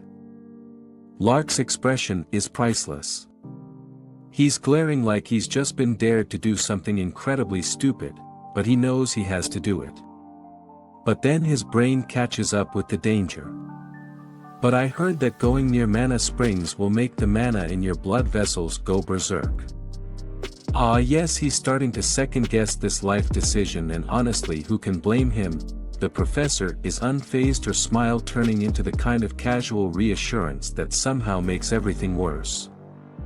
That only happens if you're submerging yourself in it up to your neck. Oh cool. Just up to the neck, no biggie. Clearly she's a big fan of it's only dangerous if you push it too far logic. Aren't we pretty far from the center? She says this like they're talking about the local swimming pool, not a life-threatening mana spring. No big deal, right? Just a casual stroll. Now she lays out the real dangers, still in the most casual tone possible. At most your blood vessels will be a bit ruptured. And your lungs will fill with blood. There's also a teeny tiny chance of death. But not much. Just a little bit of lung blood and death, don't worry, it's Phythian. Her words are like a cheerful warning label for a particularly dangerous roller coaster. Lark's eyes widen in pure horror as he absorbs this. With enough luck you won't die, you know. She says it like it's the magical version of hey, maybe you'll win the lottery. Only this time the lottery is not dying. The Belnoa just stares off into the distance, fully rethinking his choices in life. Both of them are speechless. They exchange looks. There are no words. Just the quiet internal screaming of two guys who realize they've been tricked into the worst challenge ever. They both start walking toward the spring with the enthusiasm of two kids who just got grounded. Are you entering? It's the ultimate question. One that neither of them knows the answer to. Lark shrugs, utterly defeated. That I don't know. You. This is it. This is their collective resignation to their fate. No one knows what's coming, but whatever it is they are not ready for it. I don't know. The Belnoa, after what seems like a lot of internal back and forth, finally takes a deep breath. I'll do it. His tone is the kind of resigned determination that says, well, I've already made enough bad decisions today, so what's one more? Not to be outdone, Lark immediately jumps in. Then I'll do it too. Because obviously if one person is going to risk their life, Lark isn't about to be left behind. Peer pressure, thy name is Lark. Lark clenches his fist, getting more dramatic by the second. A warrior of the North shan't accept defeat so easily. He's basically just written himself a movie tagline. You can almost hear the epic music playing in the background. He flashes a confident smile like he's trying to psych himself up, but his Belnoa is clearly not buying it. However, that doesn't mean he should accept being bested. Lark is giving himself a pep talk, but his companion's face says, yeah, sure, whatever you say, buddy. The Belnoa just rolls his eyes, completely unimpressed. Yeah, whatever. You can feel his energy shift to just let's get this over with before I regret even agreeing. The group stands before the mana spring, their serious expressions totally at odds with the colorful picturesque setting. Okay, let's get started. The professor gives the green light, and you can tell she's trying not to grin too widely. This is definitely more fun for her than it is for them. They dip their toes into the water. Lark is visibly bracing himself, but... Wait, this isn't so bad. Is it possible the professor was bluffing about the whole blood vessels rupturing thing? Lark turns to his friend, starting to feel a little smug. It's easier than I thought. Oh no, he's getting confident. That's never a good sign. But before he can finish basking in his victory, we see the dreaded countdown. 1. And suddenly their faces change from mild relief to absolute horror. The real effects are kicking in, and it's not pretty. The Belnoa is immediately in full panic mode, clutching his throat like he's just taken a deep dive into the worst pool ever. What's happening? I can't breathe. Yep, welcome to the effects of mana spring water. It's not exactly the spa day you were hoping for, huh? Lark is no better off, clenching his fist as veins pop in his neck. Both of them look like they're fighting for their lives.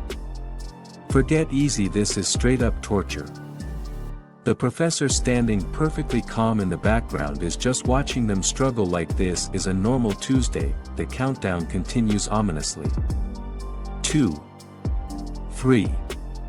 The professor finally speaks up, her voice calm and collected as if nothing weird is happening. Tell me if you can't withstand it, okay? Yeah, sure, professor. They'll just casually let you know in between gasping for air and their imminent doom. The professor adjusts her position slightly, still looking completely unbothered as her two students look like they're about to pass out. Her composure? Absolute. Meanwhile, Lark is literally falling apart. Lark looks like he's going to explode from the pressure, while his belle Noah looks equally furious. They're both holding on by a thread at this point, determined to somehow survive this challenge. Meanwhile, the professor sits down by the spring, cool as a cucumber, dipping her feet into the water like she's on vacation. For her, this is just a relaxing break. For them, it's like climbing Everest with no oxygen. The scene opens in the Hermain forest, the air heavy with tension as three guys stumble out panting like they just ran a marathon. Haha. Well, looks like someone wasn't prepared for the magical cardio session they just had. One of them clutches his side, looking around in a panic. Who is that summoner? This isn't the "I'm impressed" kind of tone, it's more like, why is she so OP? They clearly didn't sign up for this. Another one, still trying to catch his breath, stares at the sky like he's questioning his entire life. How are we supposed to fight against that? Yeah, you probably should have checked the difficulty level before jumping into this mess. The third guy wipes sweat from his forehead, looking like he's ready to just lay down and quit. I didn't think those four would be so strong. Oh, they thought this was going to be easy. Rookie mistake. Still huffing and puffing, one of them rubs his head, piecing together the nightmare he just survived. Even if she's the heir of the gray magic tower, that's too strong. You can hear the realization sinking in. They were in way over their heads, and that tower has more muscle than they bargained for. Suddenly one of them perks up, glancing around with suspicion. Hey, isn't this place kinda strange? Great. As if things weren't bad enough, now they've wandered into the magical equivalent of the Bermuda Triangle. The guy clutches his chest dramatically. My body's strange too. I can't breathe. Yep, welcome to the mana zone, where everything is designed to make you feel like you've just sprinted up a mountain. Except worse. His companion, looking equally freaked out, grabs his arm. Hey. Wait. The mana spring is this way. But there's no time to stop and chat. Apparently they're not exactly on the right track, and one of them's about to hit a full-on meltdown. What? Yeah, this is what happens when you're so busy running for your life you forget where you're even going. Now they're officially lost.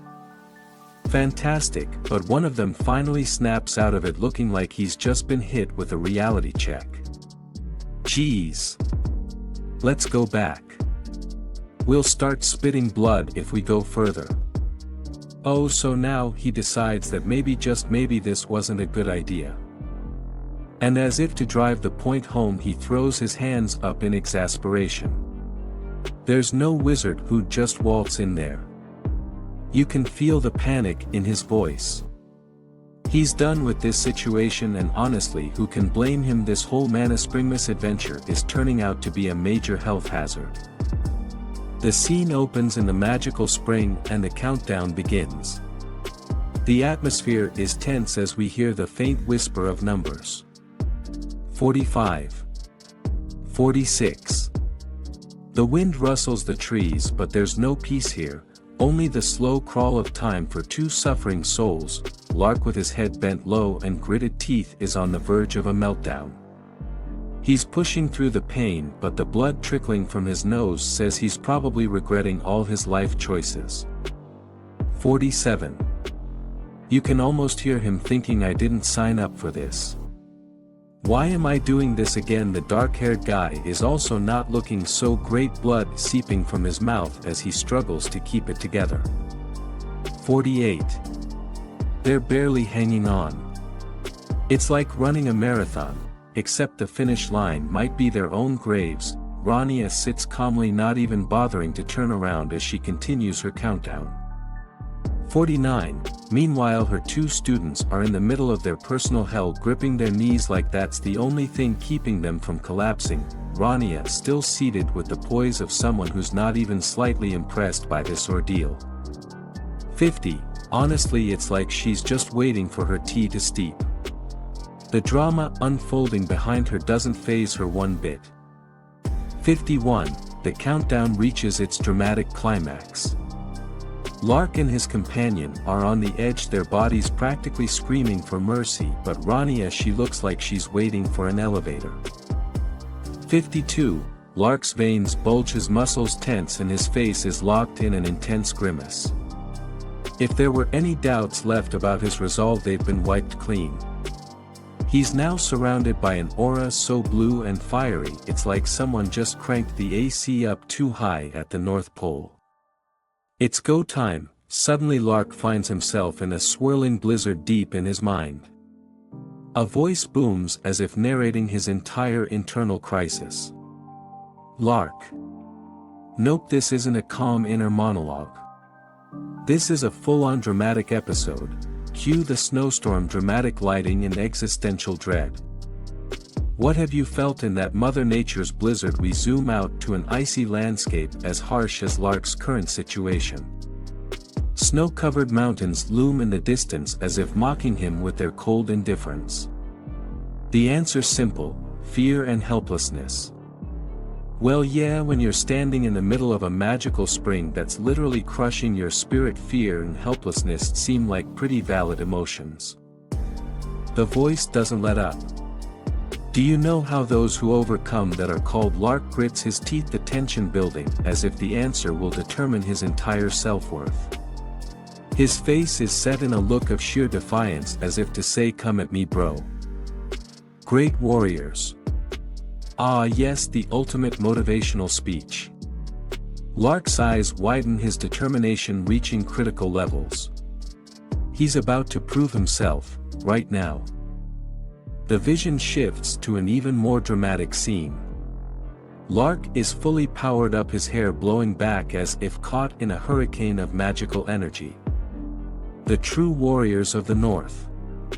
It's like he just found out he's in a superhero origin story and now there's no backing down. The ice-cold North, that's his playground. He charges forward with everything he's got, a literal force of nature. The water around him explodes as he steps forward, his aura practically igniting the air. 57. Yeah, this guy is not here to mess around. 58. 59. Lark's face is an absolute battlefield. Blood trickles down his forehead, sweat pours from his brow and his expression says, I'm not going down without a fight. He's teetering on the edge, but he's still standing. Barely. Finally the countdown hits its climax. 60. Lark reaches forward like a desperate swimmer grasping for air, only for his body to give up in the last second. He flails, then faceplants into the ground with all the grace of a deflated balloon. Rania watches him crash with a look of mild amusement, hands on her hips as if she's grading his fall. He resisted it well. Well, I mean, resisted is a strong word considering he's now lying face first in the dirt, but points for effort, right? She steps forward, her tone matter of fact. I was going to let him pass if he endured 30 seconds since he's at a disadvantage here. Wow. Turns out Lark didn't even have to survive the full minute. But hey, why tell him that before he almost dies? Lark, still in his stylish vest, lies motionless on the ground. It's not the most heroic pose, but it's the best he can manage right now. He endured it with guts and even took 3 steps inside. Sure, he collapsed immediately after, but let's focus on the positive: 3 steps. Rania smirks, turning her attention to the dark-haired guy still wobbling on his feet. It seems he has more guts than you. Oof. The ultimate burn. Lark may be out cold, but he's definitely winning in the guts department right now. The dark-haired guy isn't having any of it, but he's too tired to argue. Blood drips from his hand as he clenches it in frustration. Rania, still cool as ever, offers him a backhanded compliment. "Well, you're very unusual yourself, using offering to endure it." "Yeah, nothing says I'm special quite like using ancient sorcery just to survive a challenge. Gold star for creativity." Rania calmly gestures toward the dark-haired guy who's clearly on his last legs, looking more like he's auditioning for a zombie movie than participating in a challenge. "I'll recognize your determination. We're over, so come here." She says this so casually as if she's just inviting him for tea. Meanwhile, he's barely clinging to consciousness, probably questioning if he'll make it the full 5 steps. And there it is. The dark-haired guy takes one wobbly step, then collapses like a puppet with its strings cut. He ended up passing out too. Well, it looks like Lark won't be the only one face first in the dirt today. Both of them, 0 gravity, 1. Rania stands over their defeated bodies, hands on her hips like a superhero surveying the aftermath of a successful rescue. "Come to think of it, long ago I was also instigated to attempt this and failed." Wait, what? She failed this too now, she tells them. That would have been some useful information before they collapsed. She walks away, probably to leave them to their nap. Time sure flies. Yes, nothing like reminiscing about your own past failures while your students are passed out in the dirt. It's practically poetic. With a thoughtful glance toward the sparkling water, Rania muses to herself, then the question is. The tension builds. What deep, insightful question will she ponder? How about the me of now and there it is? A classic case of I'm still pretty awesome, right? Even in her reflection, Rania is having a little moment of self-appreciation. Because hey, if she doesn't hype herself up, who will? In the heart of an ancient forest where the light barely trickled through the dense canopy of trees, a figure stood silently gazing into the distance. The leaves above shimmered as if whispering secrets long forgotten, casting fleeting shadows over the forest floor. The reason this forest is called Hermain. The figure began with an air of mystery, their voice low and contemplative, is because of the old Hermain tree. Their eyes shifted to the enormous ancient tree standing tall in the middle of the grove. Its roots were twisted and gnarled, resembling a spider's web that had claimed the earth as its own. A profound stillness lingered in the air around the tree, as if it had witnessed far too many centuries and was simply tired. This tree, the figure continued with a slight smirk forming on their lips, was a gift from the ancient dragon wizard to the kingdom of Aplia. As far as gifts go, I guess it beats socks. They turned slightly, looking around at the crystal-clear waters pooling at the base of the massive tree. Tiny bubbles rose to the surface, reflecting the soft glow of magic that clung to the air like morning mist. Beneath the tree lies the spring of accumulated mana, they added with a hint of awe, staring down at the water. Basically, it's a giant puddle of power. Mana overload, if you will. With a cautious glance, they dipped their foot into the spring, their bare skin touching the cool mana-infused water. Ripples spread outward in gentle waves, distorting the reflection of the tree in the pool's surface. When you approach this place, the figure said, lifting their foot slightly, the saturated mana resonates with the mana in your body. They looked at their toes in the water with a half-squinted eye, almost expecting something to happen. And that resonance quickly turns into oppression, they added with a sigh, feeling the weight of the magic pressing down on them as if the very air had grown thick. Not quite the magical spa experience I was hoping for. They waded deeper into the water, their cloak gently floating on the surface. Their mind was focused, but a hint of frustration crept in as they muttered, was it around here? Despite the serene beauty of the forest, something was clearly bothering them. The deeper they stepped into the spring, the more it seemed like the place was purposefully making things difficult. The figure stood still, water gently swirling around them as their eyes widened. My blood vessels screamed, they muttered under their breath, feeling the intense pressure build up. The sensation wasn't pleasant, it was as if their entire body was caught in a vice grip of mana. As the resonating mana shrinks them, they continued, barely keeping their voice steady, it squeezing them tight like trying to wring out the last bit of toothpaste. Their expression remained calm, but internally they could feel the discomfort rising. That a memory flashed before their eyes, a time long ago. And I was going insane, tormented by hallucinations. Their face showed no emotion, but inside they were vividly remembering the bizarre visions.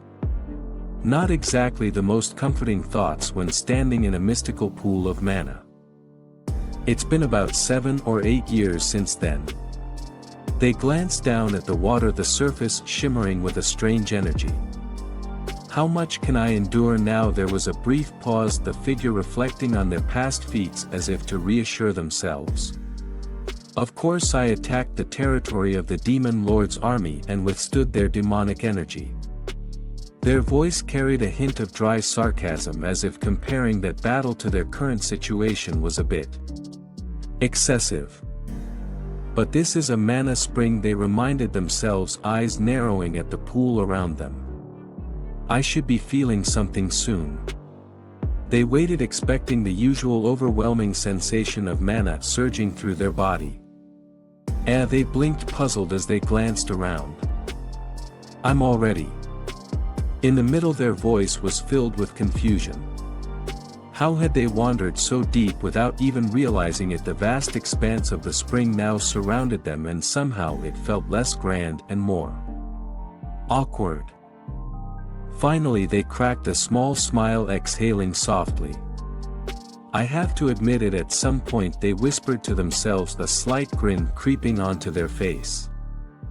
As the figure stood in the center of the pool, surrounded by reflections of the past, their thoughts echoed softly that it wasn't all for nothing. The scene quickly shifted to a tense room where papers flew off the table as a man slammed his hands down in frustration.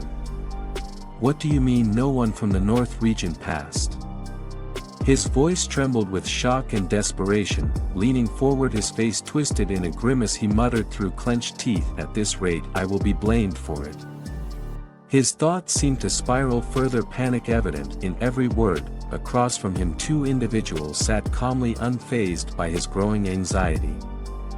The young silver-haired figure stared blankly at the man's outburst, not betraying a single emotion. The older gentleman beside them remained stoic, watching as the chaos unfolded. The man's frustration boiled over. He snapped at the seated figure, what are you wearing that stupid face for after failing both of them? Are you looking down on me? His voice rose shaky and filled with anger as he slammed his fist onto the table, grabbing at the scattered papers. It will be my fault as the one in charge. His hand clenched the edge of the desk, fingers digging into the wood as though his grip on the situation was slipping away just as fast. As the tension hung in the air, the old man sitting across from the frantic, frustrated individual let out a sigh, rubbing his forehead slowly as if the situation was beginning to give him a headache. It's not that no one passed, he said softly but firmly, like a parent trying to explain why broccoli wasn't actually the worst thing in the world. He glanced at the younger figure beside him and then back at the man who was losing his grip on reality. The older man continued, his tone level yet carrying a weight that could cut through the chaotic emotions in the room. The frantic individual, clearly on the edge, wasn't having it. If you're taking her side because she's your doll, his voice trailed off, too angry to even finish the accusation. The old man wasn't fazed in the slightest. He'd probably heard worse and was in no mood to entertain these theatrics. I believe you've also seen the report, he interrupted calmly before getting right to the point. He wasn't about to let the conversation spiral into personal accusations. Lark Van Grace shows a high awareness and excellent mental strength, the old man stated as if reading from a well-rehearsed script.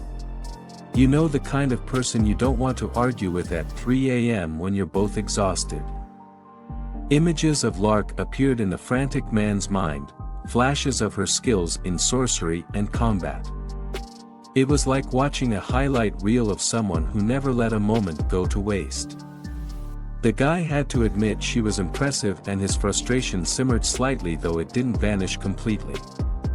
And then there's Belnoa Ekel. The old man continued, pointing to yet another student. Excellent in comprehension and strategy. The kind of person who would win every board game night and probably have fun doing it. The man's expression shifted as the truth started sinking in. Both students had undeniable talent.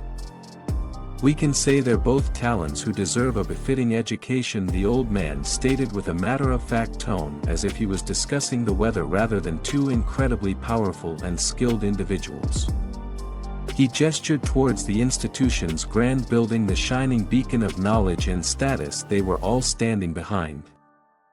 Therefore they were put in the upper-level class at the request of the supervisor, right? He asked rhetorically, his eyes sharp as he drove the point home. There was no room for argument, and the man standing across the table was beginning to realize that. With a smooth flick of his wrist, the old man reached into his robe and pulled out an official-looking document. Here's the principal's letter of confirmation for them, he added with finality, placing it on the table as though it was the mic drop of the century. The room fell silent for a moment. It was clear, there was no going against this. The tension in the room began to ease, but only slightly. The old man continued speaking, his voice unwavering as he laid out the facts. They were evaluated objectively on their abilities alone, he stated, like a teacher explaining why two students got the highest marks on a test. He casually gestured towards the reports, emphasizing every word with precision. It was not influenced by the white and black magic powers relationship, he added, making it clear that this was all about merit, not about who had better connections, or better magical alliances for that matter. His eyes flicked toward the two profiles on the table as though to remind everyone that they were the real deal, whether anyone liked it or not. And thus he concluded, his tone flat but with a hint of satisfaction, they both entered the same class. He turned his gaze toward the frazzled figure across from him. Isn't that thanks to you, Caesar? The old man's voice had a slight edge to it, almost like a verbal nudge in the ribs, forcing Caesar to acknowledge his role in all this. Caesar froze for a moment, clearly uncomfortable. Beads of sweat formed on his brow as he swallowed, his lips curling into an awkward, forced smile. Yes, he stammered. It is as you say. His face twitched slightly as if the words left a bitter taste in his mouth. The old man didn't seem to care about Caesar's discomfort though. Without missing a beat, he straightened up and said, "Let's end the meeting here." The finality of his words echoed in the room, signaling that there was nothing more to discuss. It was over. The door shut behind them as they walked out, the young silver-haired figure trailing after the old man. They glanced back for a moment, watching Caesar through narrowed eyes. "I'm surprised he doesn't get tired living like that," they muttered, half amused, half exasperated. The old man didn't even need to look at them, he simply nodded as if he'd heard it all before. "Right," the old man replied, his tone almost fatherly. Then without any warning he added, "Good job on your first time in the class placement test." The compliment came out of nowhere, catching the silver-haired figure slightly off guard. They blinked but recovered quickly, offering a nod of acknowledgement. It wasn't every day you got praised by someone as sharp as him. Walking alongside the old man, the silver-haired figure's eyes lit up with enthusiasm. They were quite interesting. They raised a finger as if about to dive into a detailed analysis of the recent battle, their face almost glowing with excitement. Clearly this was a topic they found far more enjoyable than the recent meeting. Their way of using magic kind of resembles mine, they said, a grin spreading across their face. There was a distinct pride in their voice, as if discovering they had some secret magical twin in the world. But then they frowned slightly, their expression turning more serious. But they were fighting mainly hand to hand. They paused as if to let the absurdity sink in. They're supposed to be using magic if they're wizards, they added, exasperated. The old man walked beside them, not missing a beat. That's because they're battle mages, isn't it? His tone was as calm as ever, like someone explaining why water is wet. The silver-haired figure stopped mid-step, crossing their arms and frowning in disapproval. Anyway, I don't like it, they declared, as if their opinion would single-handedly change the entire field of battle magic. If they had the magic to survive on the battlefield, they wouldn't have suffered this much, they muttered, clearly dissatisfied with the idea of battle mages going in for fistfights rather than spellcasting. It was like watching a chef try to hammer nails with a frying pan. As they continued walking, the silver-haired figure cast a sideways glance at the old man, their brow furrowing slightly. This guy. He doesn't know he's the one who inspired the battle mage class, they thought, feeling the irony of the situation weigh heavily. It was like watching a cat claim it had no influence over the mouse population. The old man's voice interrupted their thoughts. Stop complaining and go to the infirmary to see how those two are doing, he said with the patience of someone who's had this exact conversation far too many times. Ye's going. The silver-haired figure replied, rolling their eyes but following orders nonetheless. Their steps quickened as they headed towards the infirmary, though the slight huff in their tone indicated they weren't quite done with their internal commentary. Entering the building, they muttered to themselves, still slightly annoyed by the whole ordeal. But hey, at least they'd get to see how their interesting new battle magic friends were holding up after all that hand-to-hand nonsense. The silver-haired figure walked briskly down the hallway, a confident stride in their step. The infirmary loomed ahead and they glanced around, squinting slightly as if unsure. I think the infirmary is here, they muttered to themselves, slowing down as they approached. They looked left then right before their eyes lit up with recognition. They tilted their head and smirked. I was right. A small sigh of relief escaped them, though whether it was because they found the place or just enjoyed being right was up for debate. They continued inside the cold stone halls, echoing with their footsteps. Are you perhaps? They began, eyes narrowing as they approached a figure lying still in one of the infirmary beds. Rania van Trias. The figure in the bed stirred slightly, the air around her thickening with tension. Slowly she raised herself, and when she spoke her voice was laced with sharp disapproval. How could a supervisor who can't properly mediate a test dare come here? The silver-haired figure blinked, taken aback. Their brains scrambled for a response, but nothing witty came to mind immediately. Instead they stared at Rania, a mix of confusion and amusement tugging at their expression. They thought, well, this escalated quickly.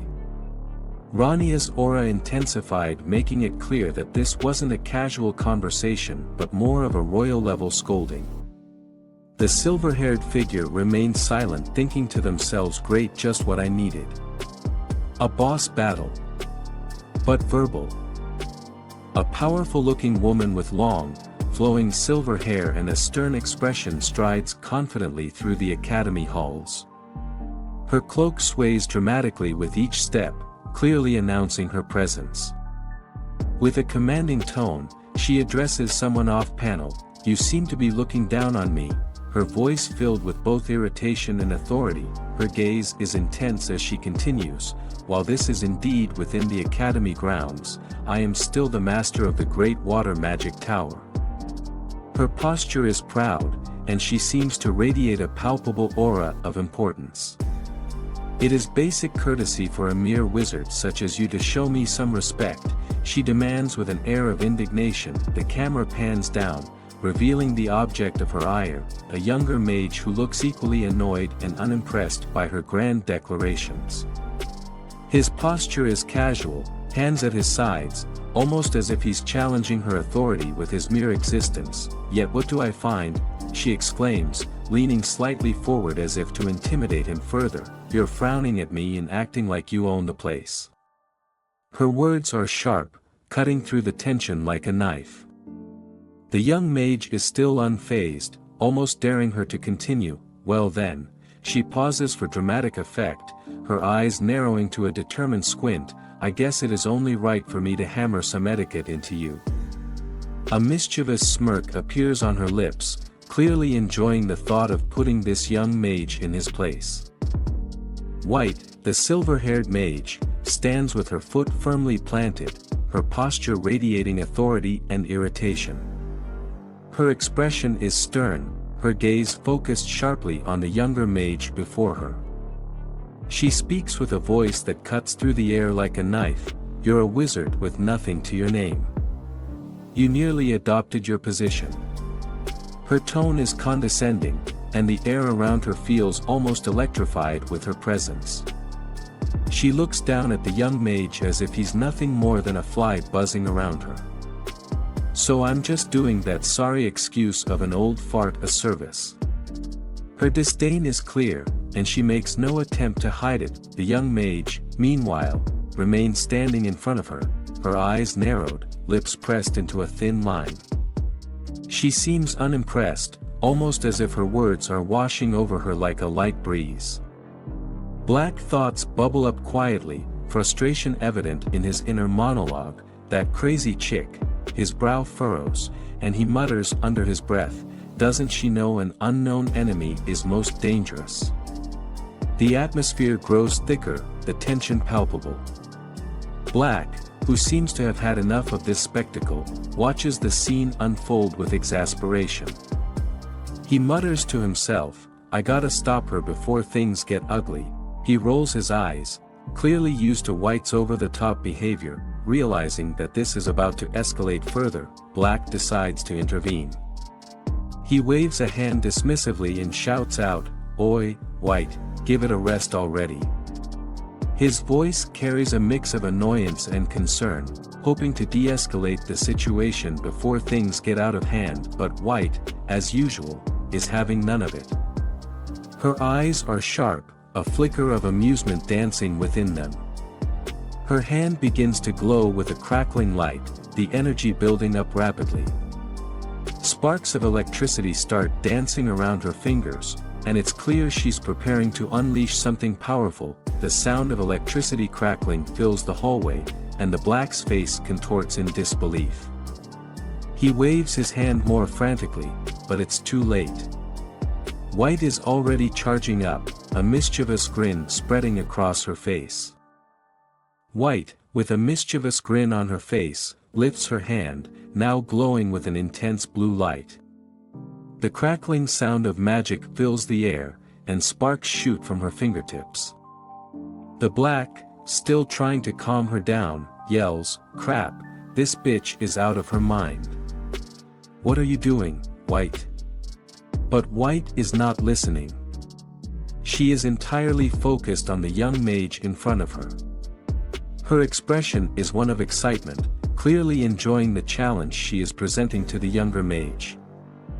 The air crackles with electricity, the blue light growing brighter, and then, with a sudden surge, White unleashes a powerful blast of lightning. The sound of crackling electricity fills the hallway as the magical energy shoots toward the young mage with incredible force. Rania's eyes have no emotion, she doesn't flinch. Instead, she braces himself, her expression determined. White, still grinning, watches with anticipation, seemingly eager to see how he will respond to her overwhelming power. "No need to yell, I know how to hold back my power," she taunts, her voice filled with a mix of curiosity and amusement. "Who do you think dash?"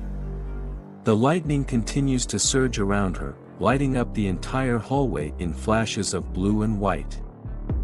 Suddenly, with a loud "gone," the blast impacts the ground in front of the young mage, sending debris and dust flying into the air. The explosion is intense, shaking the walls of the academy, and for a moment, everything is shrouded in smoke and dust. As the dust begins to settle, White's confident smile remains, though there is a slight bead of sweat on her brow. Rania watches carefully, waiting to see if her display of power has had the desired effect. The Black, looking increasingly alarmed, shouts, Hey, Black. Don't go and hijack my spell like that. His eyes are wide with a mix of fear and astonishment as he watches the unfolding chaos. Amidst the dissipating smoke, White stands, her expression one of confusion and surprise. She mutters to herself, "What did I just watch?" Her disbelief is evident. "I can't believe it." She easily hijacked White's spell and doubled its output. The realization hits him hard. Even with all her skill, he hadn't seen this coming. Even now, I failed to notice her activating the spells she had in her stock. His thoughts are filled with awe and a hint of frustration, recognizing the gap in their abilities. White, still reeling from the unexpected move, finally snaps, "Why would you do that?" "Hello. I'm talking to you." Her voice is a mix of irritation and desperation, as if trying to make sense of what just happened. The Black coughs slightly, a clear attempt to regain some composure. Ahem. He's trying to diffuse the tension, sensing things could escalate even further. He turns his attention back to White, his expression more serious now. "What good do you get from acting out here anyway? Don't go and make yourself look bad." His words are cautious but firm, trying to bring some reason to the heated moment. White, however, isn't having it. She spins around to face him, her frustration bubbling over. "Are you messing with me? Hey!" She waves her arms, trying to get his full attention, feeling her authority slipping away. The Black sighs, turning slightly to address Black. "You're worried about your disciple, right? Come on." His tone is calmer now, almost as if he's trying to appeal to reason. But White isn't done yet. "Why are you always like this?" she mutters, frustration evident in her voice. Her stance is defiant, unwilling to back down. She stomps her foot, the sound echoing through the hallway. "It's my pride on the line here. Hello. Are you listening?" Her eyes are wide, demanding some acknowledgement, but the Black looks on, now more resigned than before. He mutters under his breath, almost regretfully, "I should have let her be." The scene closes with White still fuming, the Black deep in thought, and Black standing quietly, the tension still hanging heavily in the air. The tension in the air begins to subside. White takes a deep breath, letting out a relieved sigh. Phew, she seems to calm down a bit, her shoulders relaxing as she reflects on what just happened. "Well, I did bring their disciples into the mana spring, so I was ready to take a punch or two," White mutters to herself. Her expression shows a mix of self-reassurance and a touch of irritation. She glances down at her shoes and continues, "But leave my shoes alone, come on." Clearly, she's more concerned about her footwear than the magical skirmish that just took place. She looks around at the mess left behind, the cracked walls, and the dust settling on the ground. Her expression changes to one of mild regret as she realizes the extent of the damage. I sure messed up," she admits, a small bead of sweat appearing on her forehead. Inside the academy, another figure moves quietly along the wooden floors. A young mage with dark hair mutters, "Crap, that spooked me." He's clearly shaken by the recent events. "What's got you so jumpy?" a classmate asks, noticing his unsettled demeanor. He glances around nervously and responds, "I was running away from her all the way to the mana spring." His voice is filled with a mix of fear and disbelief. "I thought you got the West region," the classmate inquires, clearly confused by the young mage's frantic behavior. "I heard she's number 1 in the overall score for all areas combined," he explains, his voice hushed, as if worried she might hear him. "Hell if I know." "Don't look at her too much," he advises, looking around cautiously. Descending the staircase, a girl with purple hair, wearing a cloak and holding a book, catches everyone's attention. The whispers continue among the students. Well, she is the heir of a magic tower after all. They speak with a mix of awe and respect. The girl's name is revealed, Lesty Eleanor, heir of the Grey Magic Tower. She moves with purpose, her eyes focused, her expression serious. As she descends the stairs, she thinks to herself, the Mana Spring. Lesty thinks hard of what happened at the Mana Spring as she sits down, gripping her book tightly. She still thinks if what really happened at the Mana Spring is real, or just a rumor. Because you know what happens when you go to a spring, at a secluded region, right?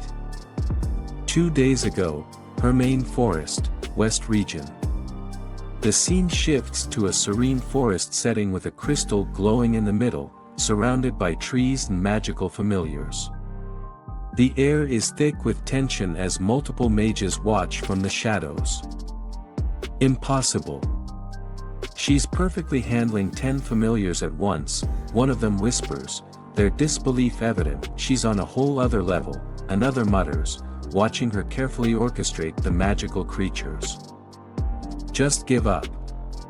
Might as well head to a different region, someone suggests, knowing they stand no chance against her. Lesty remains focused, seemingly in her own world. Her eyes glow with a faint light as she activates a magical ability, Shared Vision. A beam of purple magic connects her to a bird familiar, and she gains a broader perspective of the surroundings. I guess all the nearby participants gave up, she thinks, realizing that she's cleared the area of competitors. Should I call it quits then? She wonders aloud, considering her next move. Suddenly, through the shared vision with her familiar, she spots someone unexpected. Rania Van Trias. She's a supervisor for the North region. Lesty recognizes the figure immediately. Her brow furrows, puzzled. But why is she soaked? The only water in the forest should be. Her thoughts trail off as she observes Rania, dripping wet and clearly out of sorts.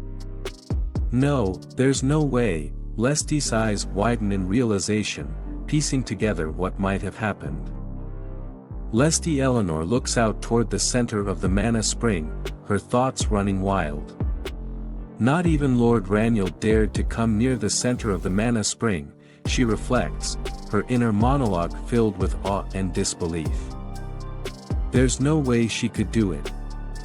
It's not even a question, Lesty concludes, casting doubt on the possibility that anyone could surpass such a legendary figure. A flurry of thoughts surround her, echoing in the background like whispers. Lord Raniel is. Lesty is brilliant, but if only it was Lord Raniel. Compared to Lord Raniel, she is, they murmur with a mix of admiration and frustration. Lesty clenches her fist, feeling the weight of their comparisons.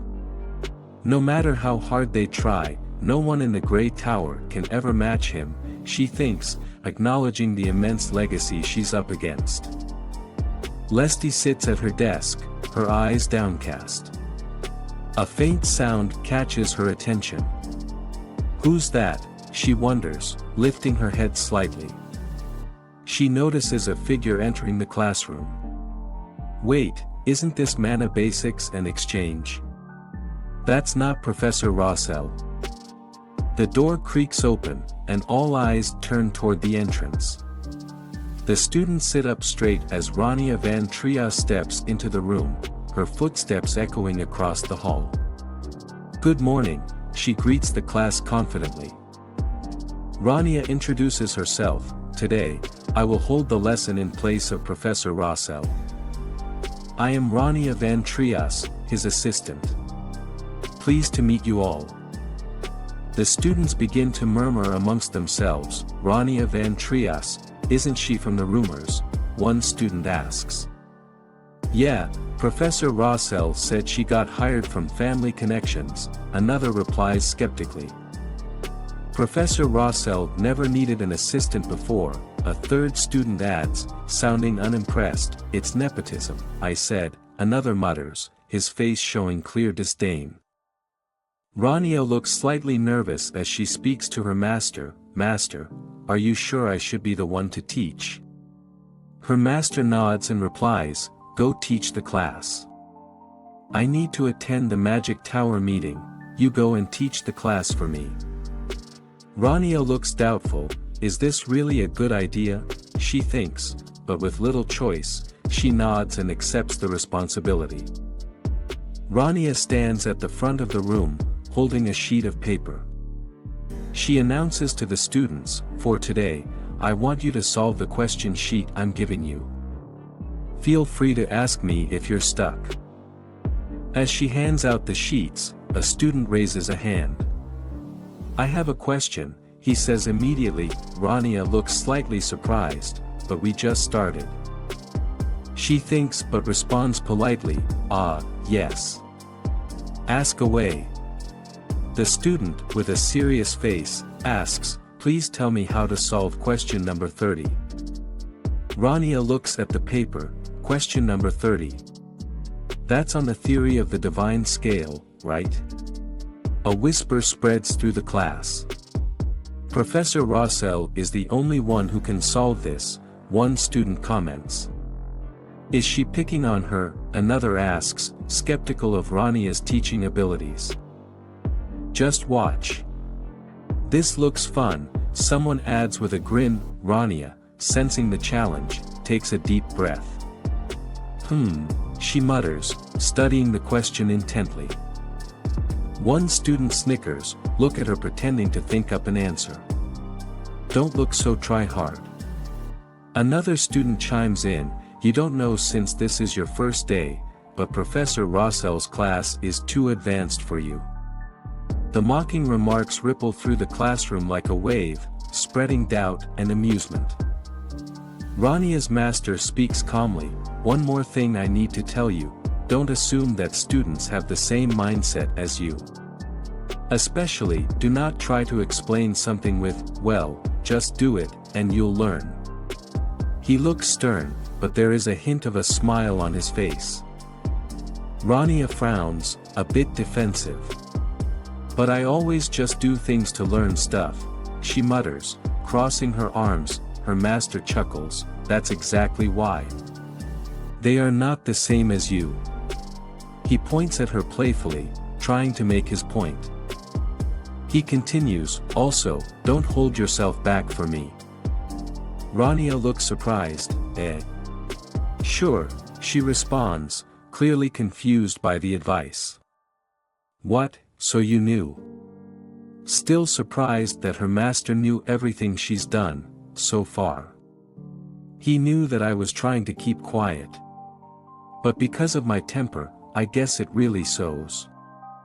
Rania suddenly remembers her encounter with the White Magic Tower Master. And the damage she has done to her reputation. And maybe the damage that she's done on the Academy's ceiling. Well, he said not to hold back, but I shouldn't cause any more trouble.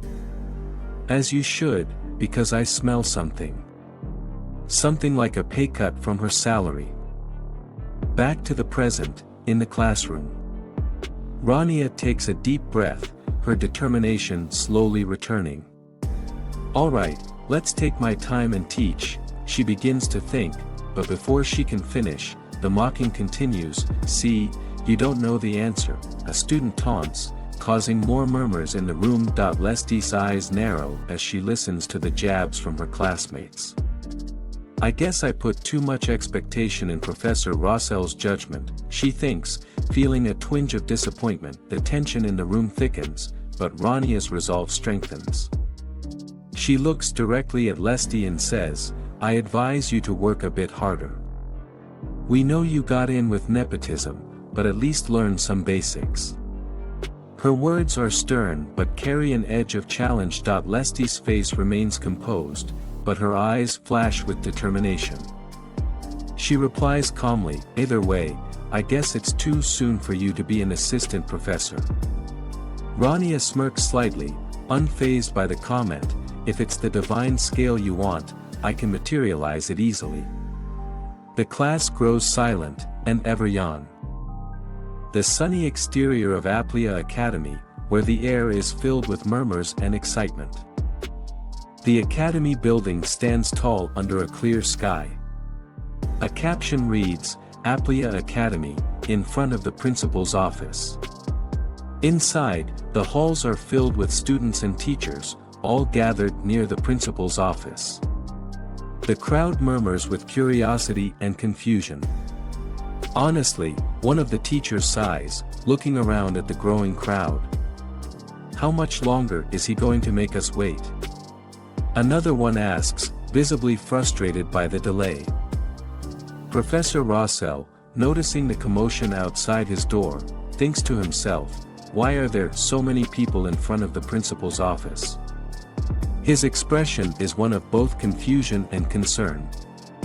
There's no way she did it, he mutters, clearly troubled. A group of teachers is whispering among themselves, thanks to that, the students had their heads in the clouds for my whole class. The frustration among the staff is evident. Another teacher, looking slightly amused, replies, "Ha, your class too? Then did they really see?" He pauses, glancing around to make sure no one else is listening. That assistant professor materializing the divine scale. The scene shifts to Rania, standing in front of the classroom, her expression focused and determined. A magical circle forms around her, glowing with energy as she begins to conjure the divine scale. Her hand moves gracefully, manipulating the arcane energies with precision. The students whispers, their eyes wide with amazement. The divine scale begins to materialize, a complex array of glowing symbols and celestial bodies intertwining in a mesmerizing dance. Back in the hallways, the rumors continue. Come on, one teacher says skeptically, there's no way she could materialize the divine scale so easily. Another teacher adds with a nod, we all have exchanges with the stars, clearly, these geezers are not happy to hear that someone's is smarter than them. But to materialize the divine scale, you have to understand each and every exchange's process to its fullest. They said, other professors huddled up and agreed to this. Ha! The teachers continue to debate, the disbelief apparent in their expressions. It's just not within a simple assistant professor's scope, one of them concludes, but his expression betrays a hint of doubt.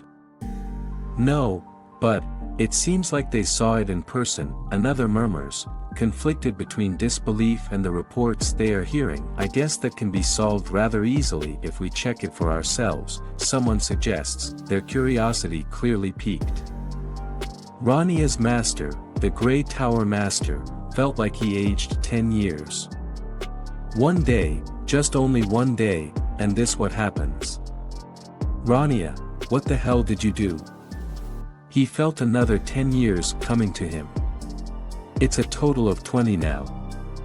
I think I can picture it. The principal sits at his desk, visibly annoyed. Why did the assistant professor give the class to start with? He grumbles.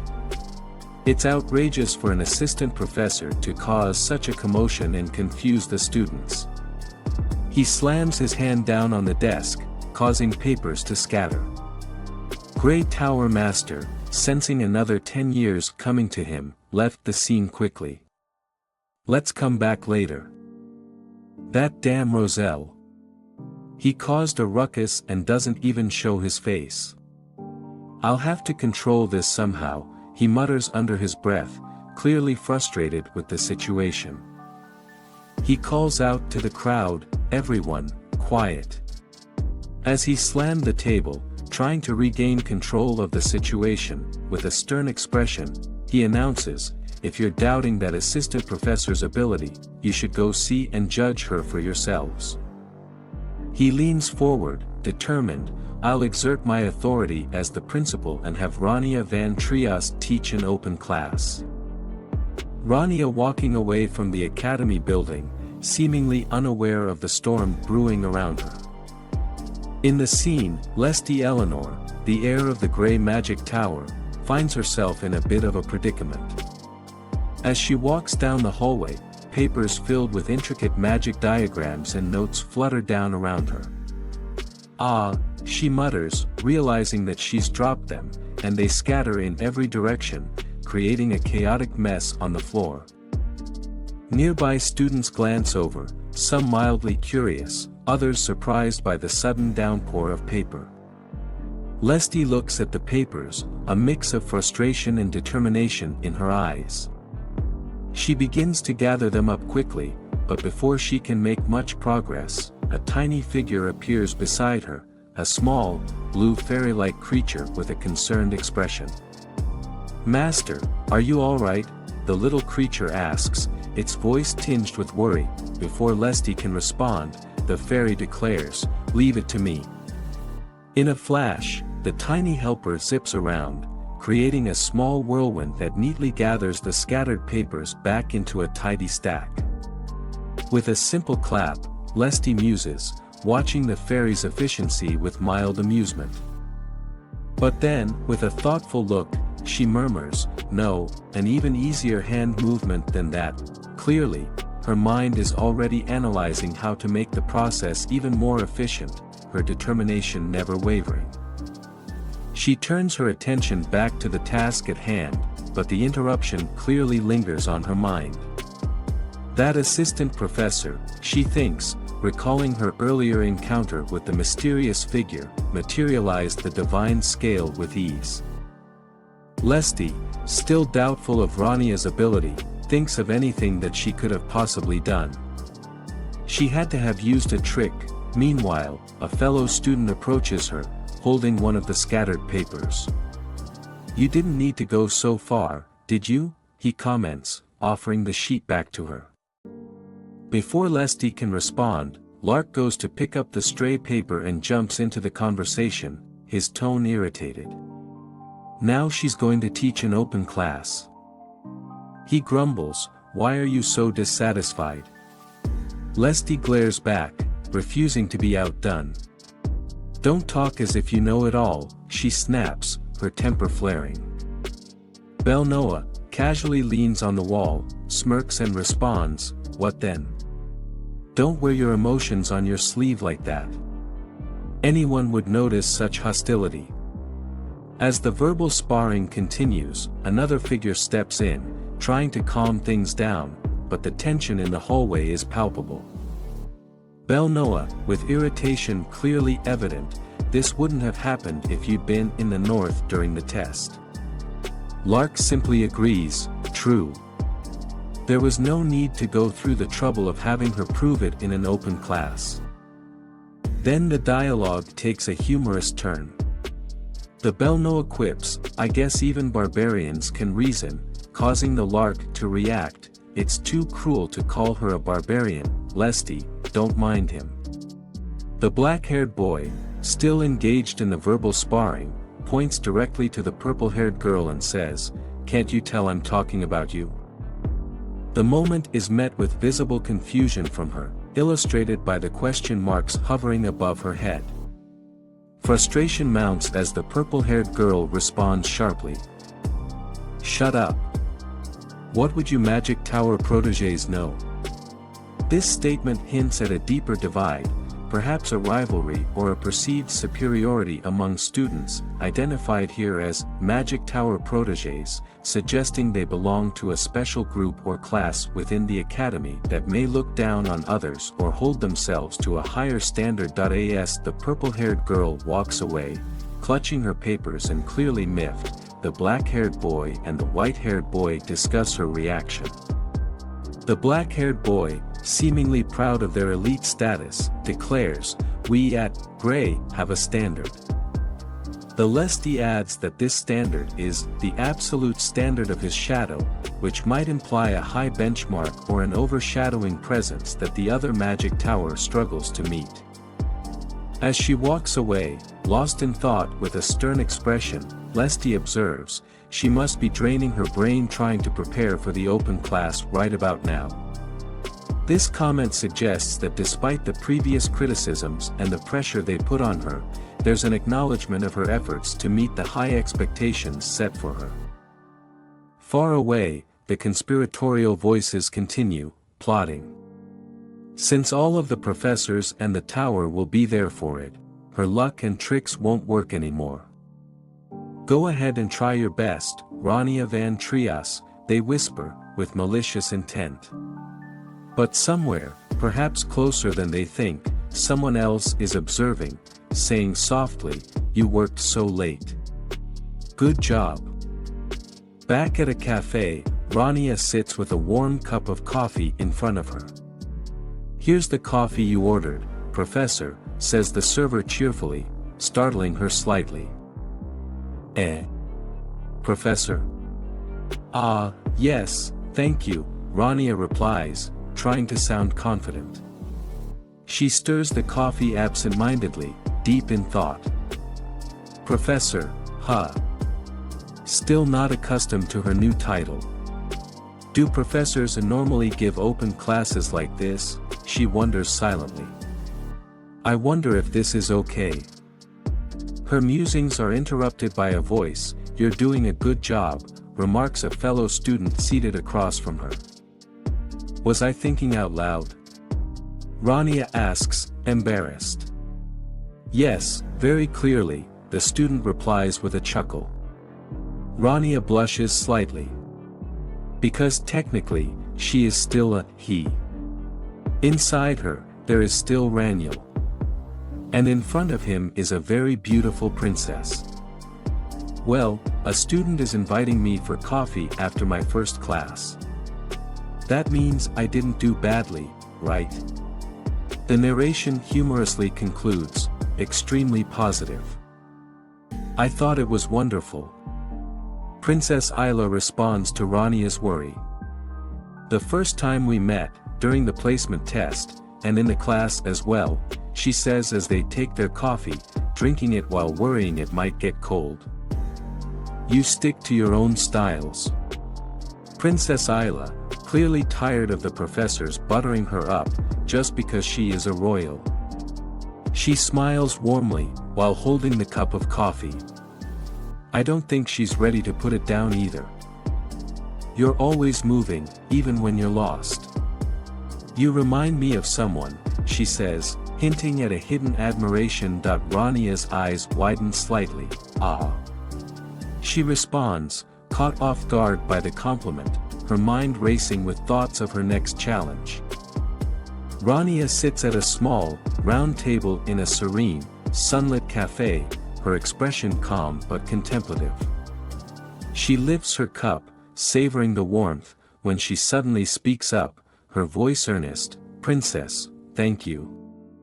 Her tone is sincere, filled with gratitude, and her hands tremble slightly, causing the teacup to rattle against its saucer.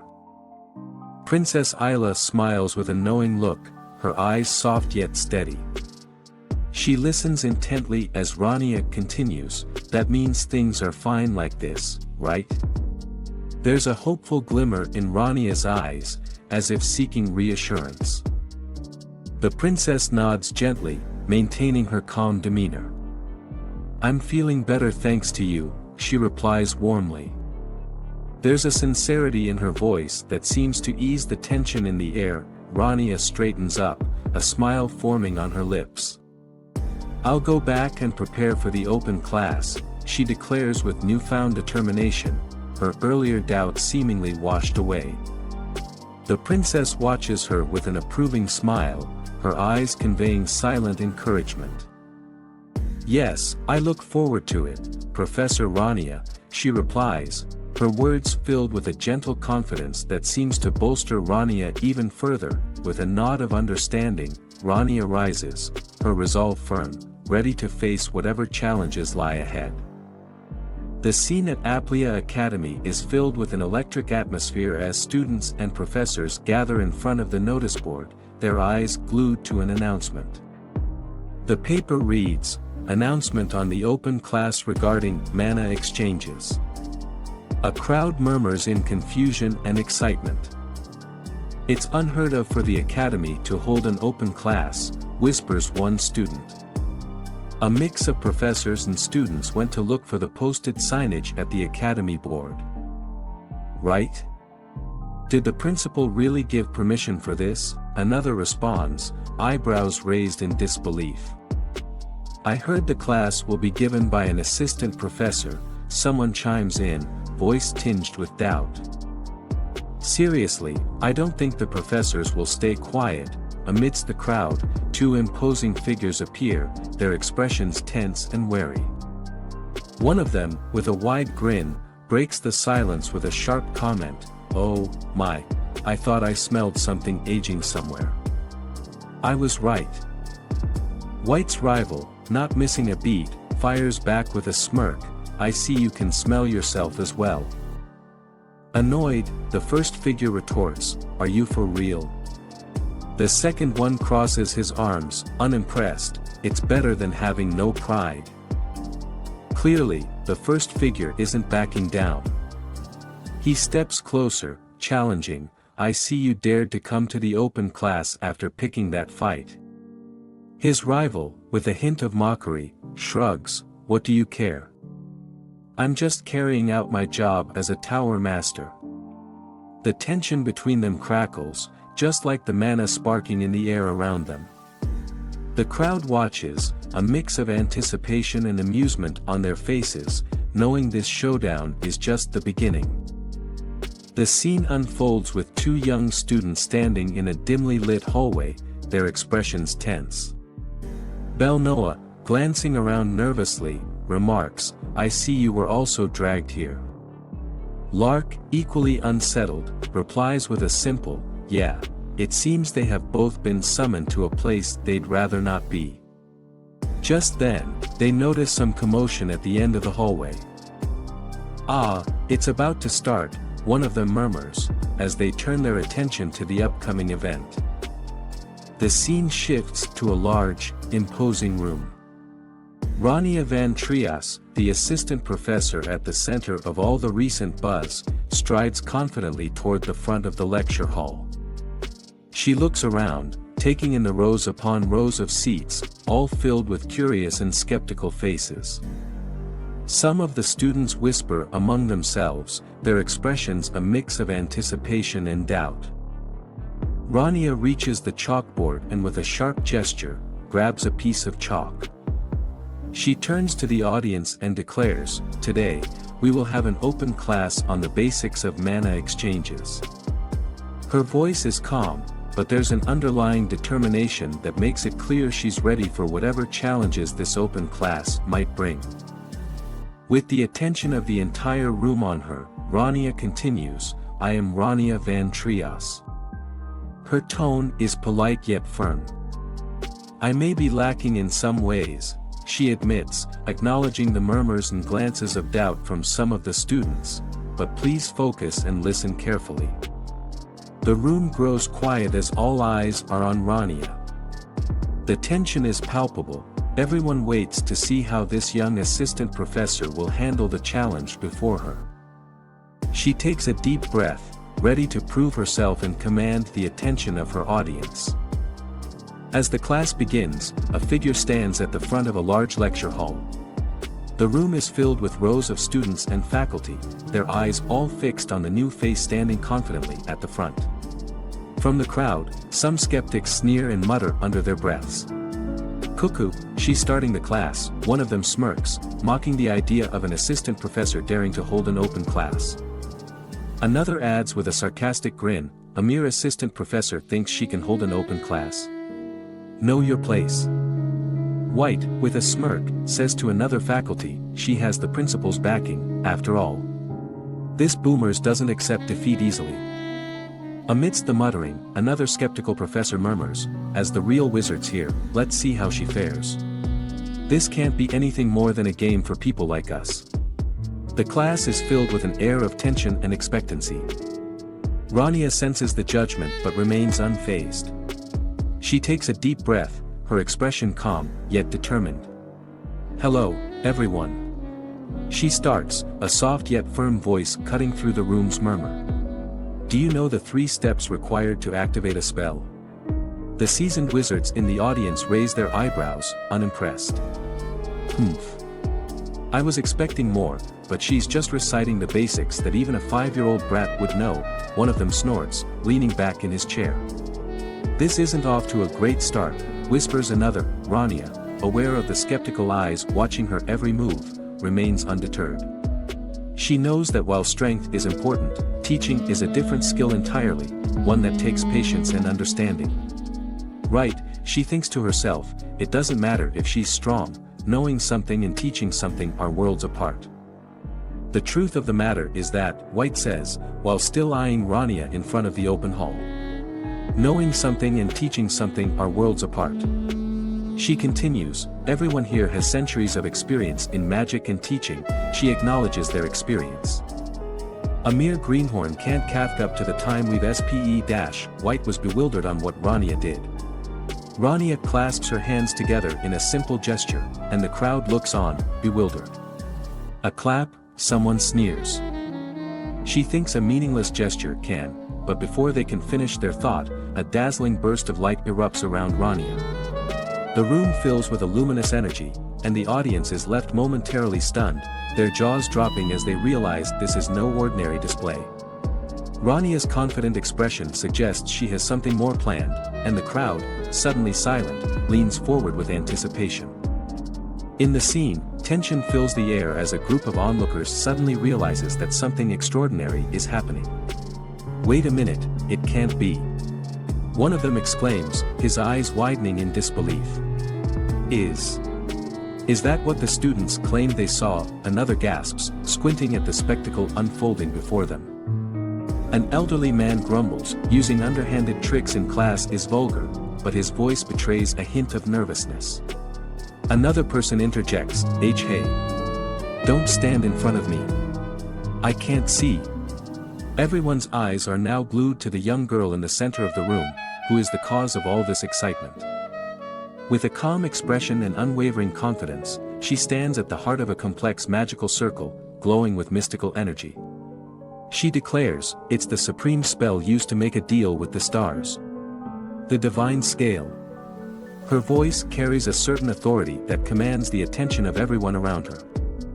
With a calm expression and unwavering confidence, she stands at the heart of a complex magical circle, glowing with mystical energy.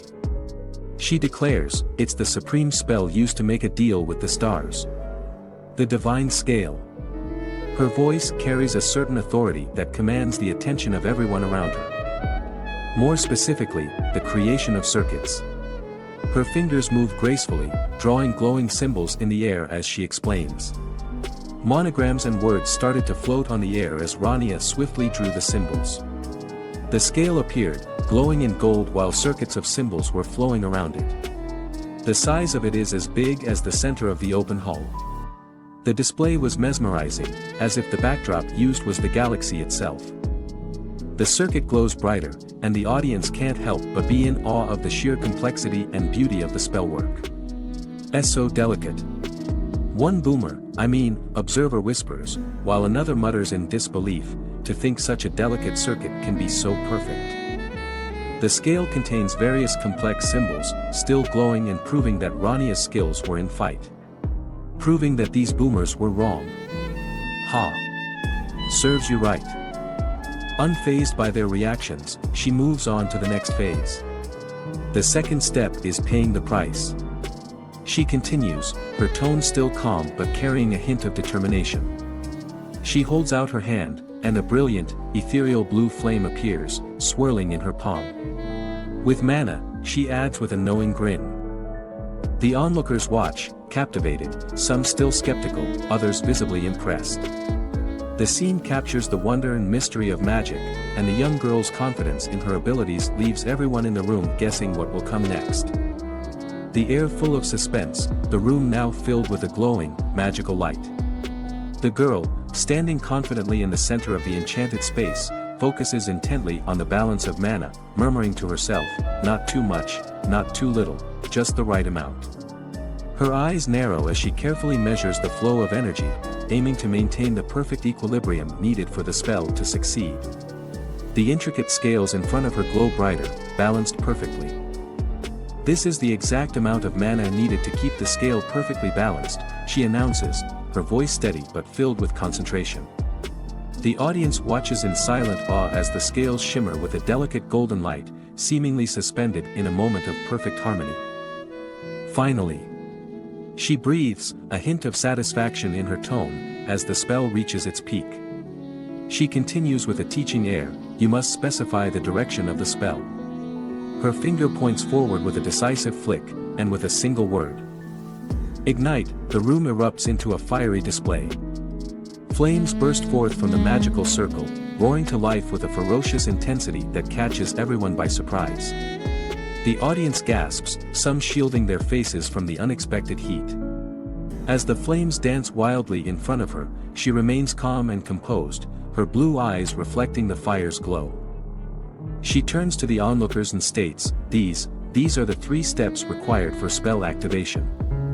Her voice is firm and instructive, cutting through the crackling of the fire. The students in the room nod, some with expressions of wonder, others with a hint of fear. Lesty, still in disbelief, wears a shocked expression on her face. "I would be lying if I say that this looked so satisfying." One student whispers to another, and eventually everyone in the hall were amazed, and probably still surprised with the display of power. Because, hey, it's not every day an assistant professor displays the divine scale so perfectly. "My eyes aren't tricking me." A sense of disbelief lingers in their voice.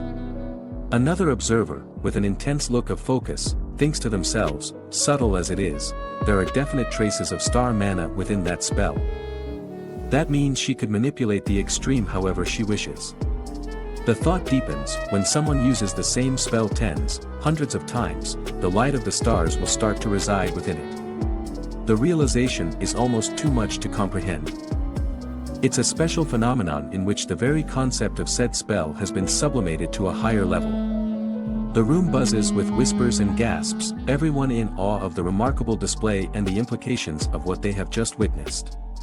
It's clear this young mage has not only mastered the fundamentals of spellcasting but has also unlocked a deeper, more profound understanding of magic, leaving the audience both amazed and, perhaps, a little intimidated. The scene opens with a blazing fire, vivid and intense, swirling with sparks and embers. The young mage's voice cuts through the crackling flames, calm and confident as she declares, "We call it the extreme." The fire dances wildly in front of her, a visual testament to the power she has summoned. With a final glance at her audience, Rania adds, "That is all from me." The spectators are left in a mix of awe and contemplation. Princess Rania, eyes wide with amazement, thinks to herself, "I knew she wouldn't disappoint me."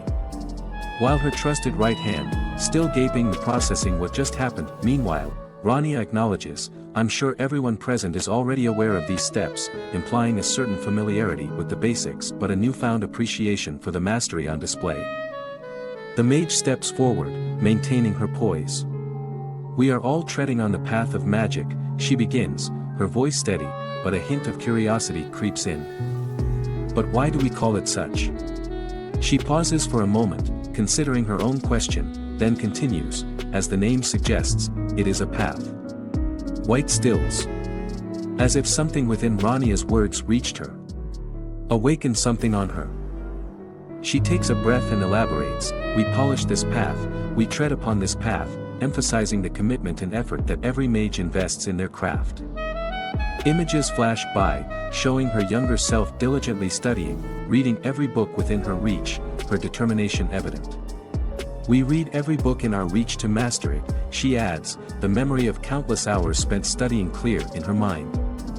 The scene shifts, showing her facing various challenges, a fierce dragon, the cold wind whipping around her, a magical barrier shining bright in her defense.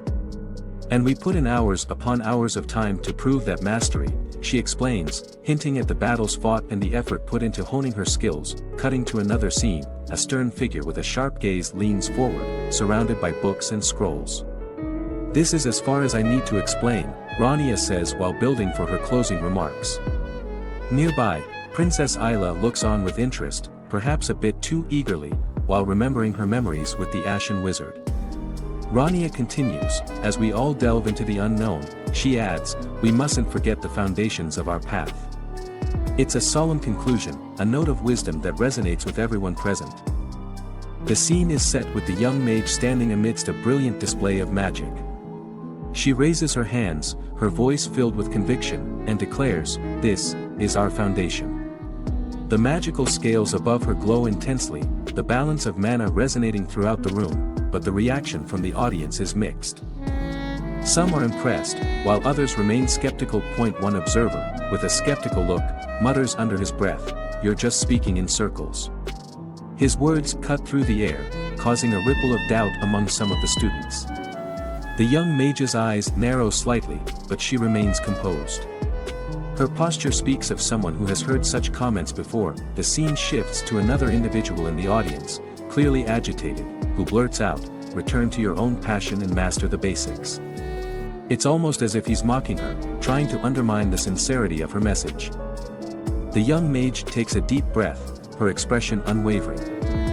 That's what you want to say, right? She responds, her tone tinged with challenge. Another person, white perhaps, can't hold back her frustration, this isn't even in textbooks. She scoffs, her voice loud enough to be heard across the room. She shakes her head, continuing, what a third-rate class. She slams her hands on the table, clearly exasperated. But just as tension rises, another voice from the back cuts in, softer but insistent, Master. The young mage looks toward the source, eyes narrowing slightly as if assessing whether this interruption is friendly or not. The question hangs in the air for a moment, creating a brief silence. Suddenly, the young mage begins to clap slowly, her expression unreadable, but the gesture seems to carry a sense of irony. The clapping grows louder, echoing throughout the room, and others start to join in, hesitantly at first. Master, one of her students echoes, joining in the applause, perhaps recognizing the point she is making with this unexpected act. Gradually, more students follow suit, their claps hesitant but building in momentum. A mix of confusion and realization spreads across the faces of the audience. The initial dissenters look around, caught off guard by the sudden change in mood. Slowly, they too begin to clap, some reluctantly, others with growing respect. The applause spreads through the room, uniting those who were moments ago divided. The blonde student in the front, who had watched with quiet confidence, joins in with a knowing smile. The scene ends with the sound of applause filling the hall, a surprising resolution to what had seemed like a confrontation, showing that perhaps, in this magical world, even skepticism can turn into acknowledgement. As the applause fills the room, a quiet figure with purple hair sits silently, eyes fixed on the scene before her. She seems deep in thought, her expression hard to read. The young mage, standing in the center of the room, turns slowly, taking in the faces of those around her, listening to the clapping that has now spread throughout the audience. With a small, satisfied smile, she addresses the room. Those were the basics of mana exchanges, her voice calm and composed, resonating with a sense of accomplishment. She pauses, allowing the significance of her words to settle in. Her demeanor is confident yet approachable, clearly pleased with the way the demonstration has unfolded. Then, with a gentle nod, she concludes, with that, I end this open class session. Her smile broadens, her eyes sparkling with a mixture of pride and relief. The light from the magical scales above her continues to glow softly, adding an ethereal ambience to the room. The applause continues for a few moments longer, showing appreciation for the knowledge shared and the skills displayed. She stands tall, taking in the moment. Her smile is genuine, a reflection of both her passion for magic and her dedication to teaching. As the applause slowly fades, the room is filled with an air of satisfaction and anticipation, the audience clearly eager for what comes next. The sky is clear and blue in the grounds of Aplia Academy. Everything seems peaceful, but not for Rania. That was Lady Rania, right? One of the students pointed out to her friend as she spotted Rania walking in the halls with Professor Rossell. You're right. She's splendid. The other student chirped happily as she told what happened at the open class. Man, I should have gone to the open class, another student says as he regret not attending the open class. Her divine scale was perfect. Almost all of the students were talking about her, not minding if they were heard or not. They just want to praise the professor or maybe cling to her since they judged her too quickly on her first day. This is only a rumor, but the chattering still goes on around her different stories. She doesn't know where it started. And then Professor Rania, unlike the first time that they looked at her with contempt because they accused her of nepotism, now they look at her with admiration as if they saw a new inspiration in her. Rania and Professor Rossell walk with their heads up high, can feel everything around them, although their reactions are completely different. The stares Rania is sensitive and shy are piercing me, definitely not used to this kind of reaction. I was wondering what I had done to suddenly get called to the principal's office. Rania's confusion was evident on her face, probably not expecting any of this to happen after the open class. But he babbled about leaving the academy to me, the old geezers. I mean, the principal's attitude was definitely a 360 from his first reaction to Rania and said, "I'm the future of wizards." They saw Rania in a different light. I mean, who wouldn't? She displayed something that even the Magic Tower wizards praised. "Roselle's really been blessed, sir. I can feel your jealousy up until here." "Ah. Thank you," says the baffled Rania. "They want the Ashen Wizard. They got the Ashen Wizard. They weren't just aware." His attitude completely changed, but I think it's not only the principal that changes his attitude. Someone is definitely feeling boastful beside her master. "You look happy," Rania whispered to her master Rossell. "Ha, do I? Ha, do I?" Professor Rossell says, "If I may, Professor, you are shining as if 30 years of your age was lifted." Ah, of course, he was thinking about the encounter with other Magic Tower master. "I have to recognize what's worth recognizing. I just don't understand why you didn't come to visit me when you have such ability. Then again, we are human beings and can make mistakes through bad judgment." As the White Magic Tower's master, "I shall turn your mistake into an opportunity and welcome you to our tower. Please consider it carefully. It is not too late to join, even now." White Magic Tower master says, all caps, because she almost didn't breathe while saying that. At least she knows how to recognize her faults, while Lark is already feeling the second-hand embarrassment. "Unlike certain someone, I perceived your strength from the beginning. I sensed you weren't a normal person from the circuits engraved in your body." In her ignorance, that someone lashed out to you. "But if you come to me and the Black Magic Tower, I promise nothing like that will happen again. I believe it is more than worth considering." Black Magic Tower master said with a friendly tone. In all fairness, he was really respectful with Rania from the beginning. "Ah yes," Rania says, feeling really awkward. Together with Belnoa, they can't believe the two towers are actually recruiting her. Looking back, this is the reason why Professor Rossell looks like that. I was recalling how the principal and even the White and Black Magic Tower masters were anxiously trying to poach you, he says. The two of them reach the end of the hallway, and as they exit the door, Professor Rossell asked Rania, "What do you think? Do you feel like going straight to the Grey Magic Tower? I want to see the faces the elders make. He really is proud of his apprentice." "No thanks, I don't want to see them," Rania said, still having the war flashbacks from when she was Raniel and how much the elders bother her or him at this point. "I'm confused on what pronouns to use." Professor Rossell stops and looks at Rania. "I see, I bet they want to meet you, though you never know when they'll come. So don't let your guard down," he warned Rania, as he knows the way the tower elders think they can be persuasive, sometimes or maybe always. "Right, I'll be careful." The students were not deprived of communication to the outside world, and this includes our little mages. They write letters to their family and parents. In Lark's situation, as the successor of the North, he wrote to his father, "Dear father, how are you feeling? I can't tell if they're awkward or he is just too formal. It has been a month already since I entered Aplia Academy." Lark recalls his first experience, the Mana Spring. "Every day, I realize just how much more I have learned after what happened to the Mana Spring. I'm pretty sure they were humbled enough, and I find it difficult. Oh dear, seeing the structures and letters and numbers on the board. I also find it difficult. Reminds of when I was learning chemistry and mathematics."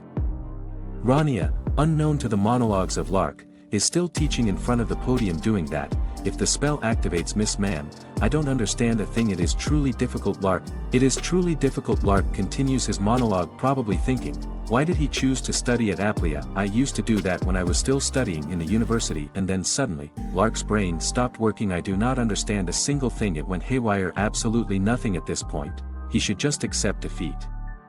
But what helps me is," Lark surveyed his surroundings, as if he was looking for opponents that were ready to attack any time, "that I am not the only one." He feels satisfied that he isn't the only one that is close to either quitting, sleeping, throwing up, or just want to call it a day. Lark finishes his letter to his father, the ruler of the North, with, "Father, the path to learning magic is long and very steep." He seems happy with the letter's content, and his father was also contented knowing his son is in good hands.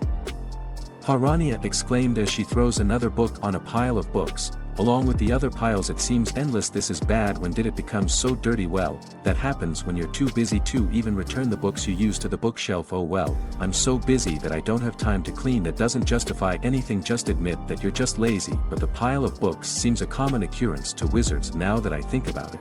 I haven't had time to myself for a while. She sits back to the sofa and closed her eyes for a bit. I don't know if she's taking a quick nap or reminiscing the past.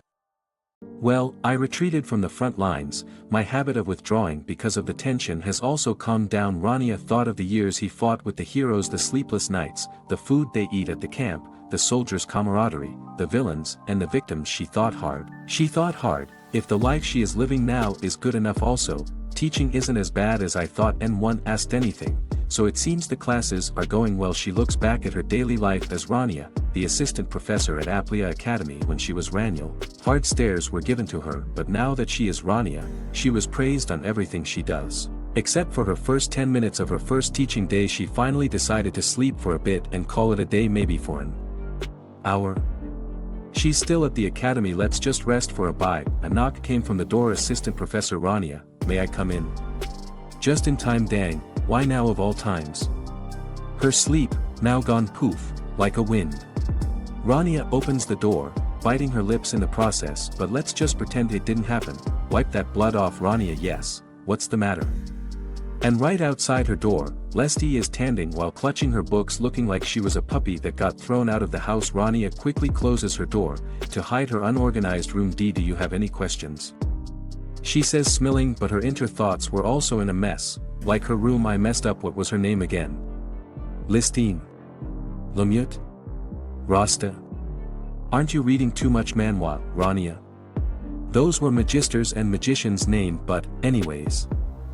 There is something I would like to tell you, Lesty says, eyes full of sadness and regret as she looks back at the things she has said and done to Rania. I have to say it. Lesty's internal monologue started with her memory when she was trying to make fun of Rania in front of the class. I have to apologize for what I did back then. And her memories drifted back when she learned her first magic. Her awakening tell her that what I had forgotten, the pleasure of learning in itself, was brought to me by her classes. The moment Rania casted Divine Scale, it's as if it unlocked a part of Lesty that was hidden away because of the pressure from the Grey Tower. Elders. I want to say thanks, girl, if you just blurted that out already instead of having an internal monologue. You're done now. Last time, she says, before she was cut off. What did I tell you? So this is where you were, Assistant Professor Rania. A bunch of geezers, or elders rather, butted in, and what Lesty has to say was cut off. Don't say I didn't warn her. We were looking for you. An elder with a bald hair that looks like the hair on his head were transformed into a beard says, I was impressed by your open class, he says while bowing down but not introducing himself, as if you should know his name. Is he one of the Grey Magic Tower's elders? Rania recalls this man. They probably met when she was still Raniel. I wouldn't expect less from a disciple of Rosiel, another elder said. His hair and beard is like Rania's Divine Scale, perfectly balanced. The other elder that approached her were, I don't know, full of hairs.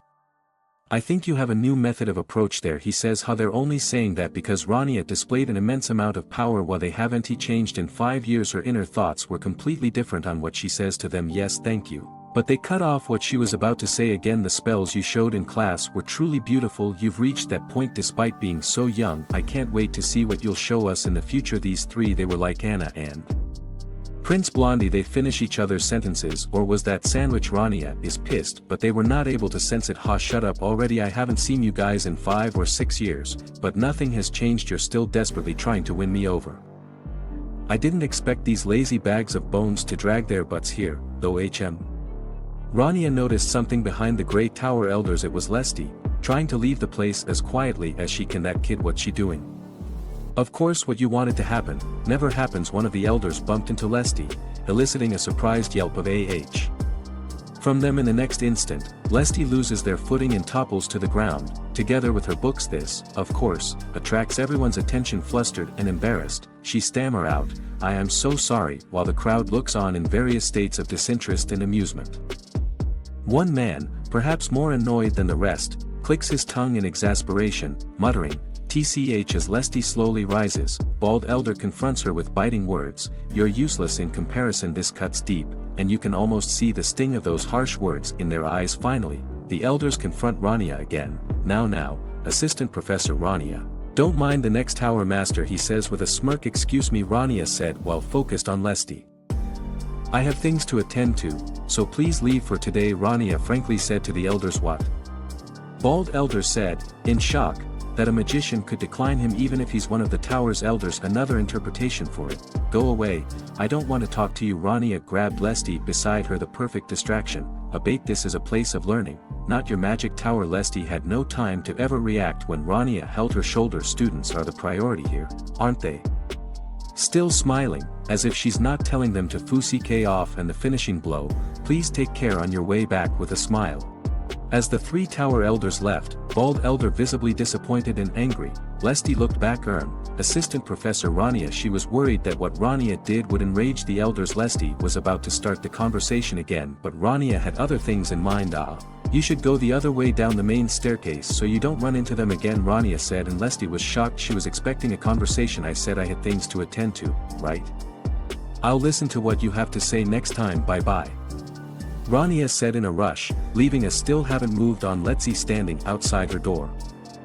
What do you mean? Lesty's confusion is visible on her face. Weren't you talking about me when you said you had things to attend to? She stood in front of her door, not sure if she should knock again or leave, then come back next time. As she shut the door, the real reason why she drove the elders away, including Lesty, was revealed. Blood splattered on the ground, as Rania vomited blood as she clutched her heart. The curse is activating. The curse that the demon lord put on her heart. I forgot about it for a while, but here it is again. One by one, Rania's secret was starting to be revealed.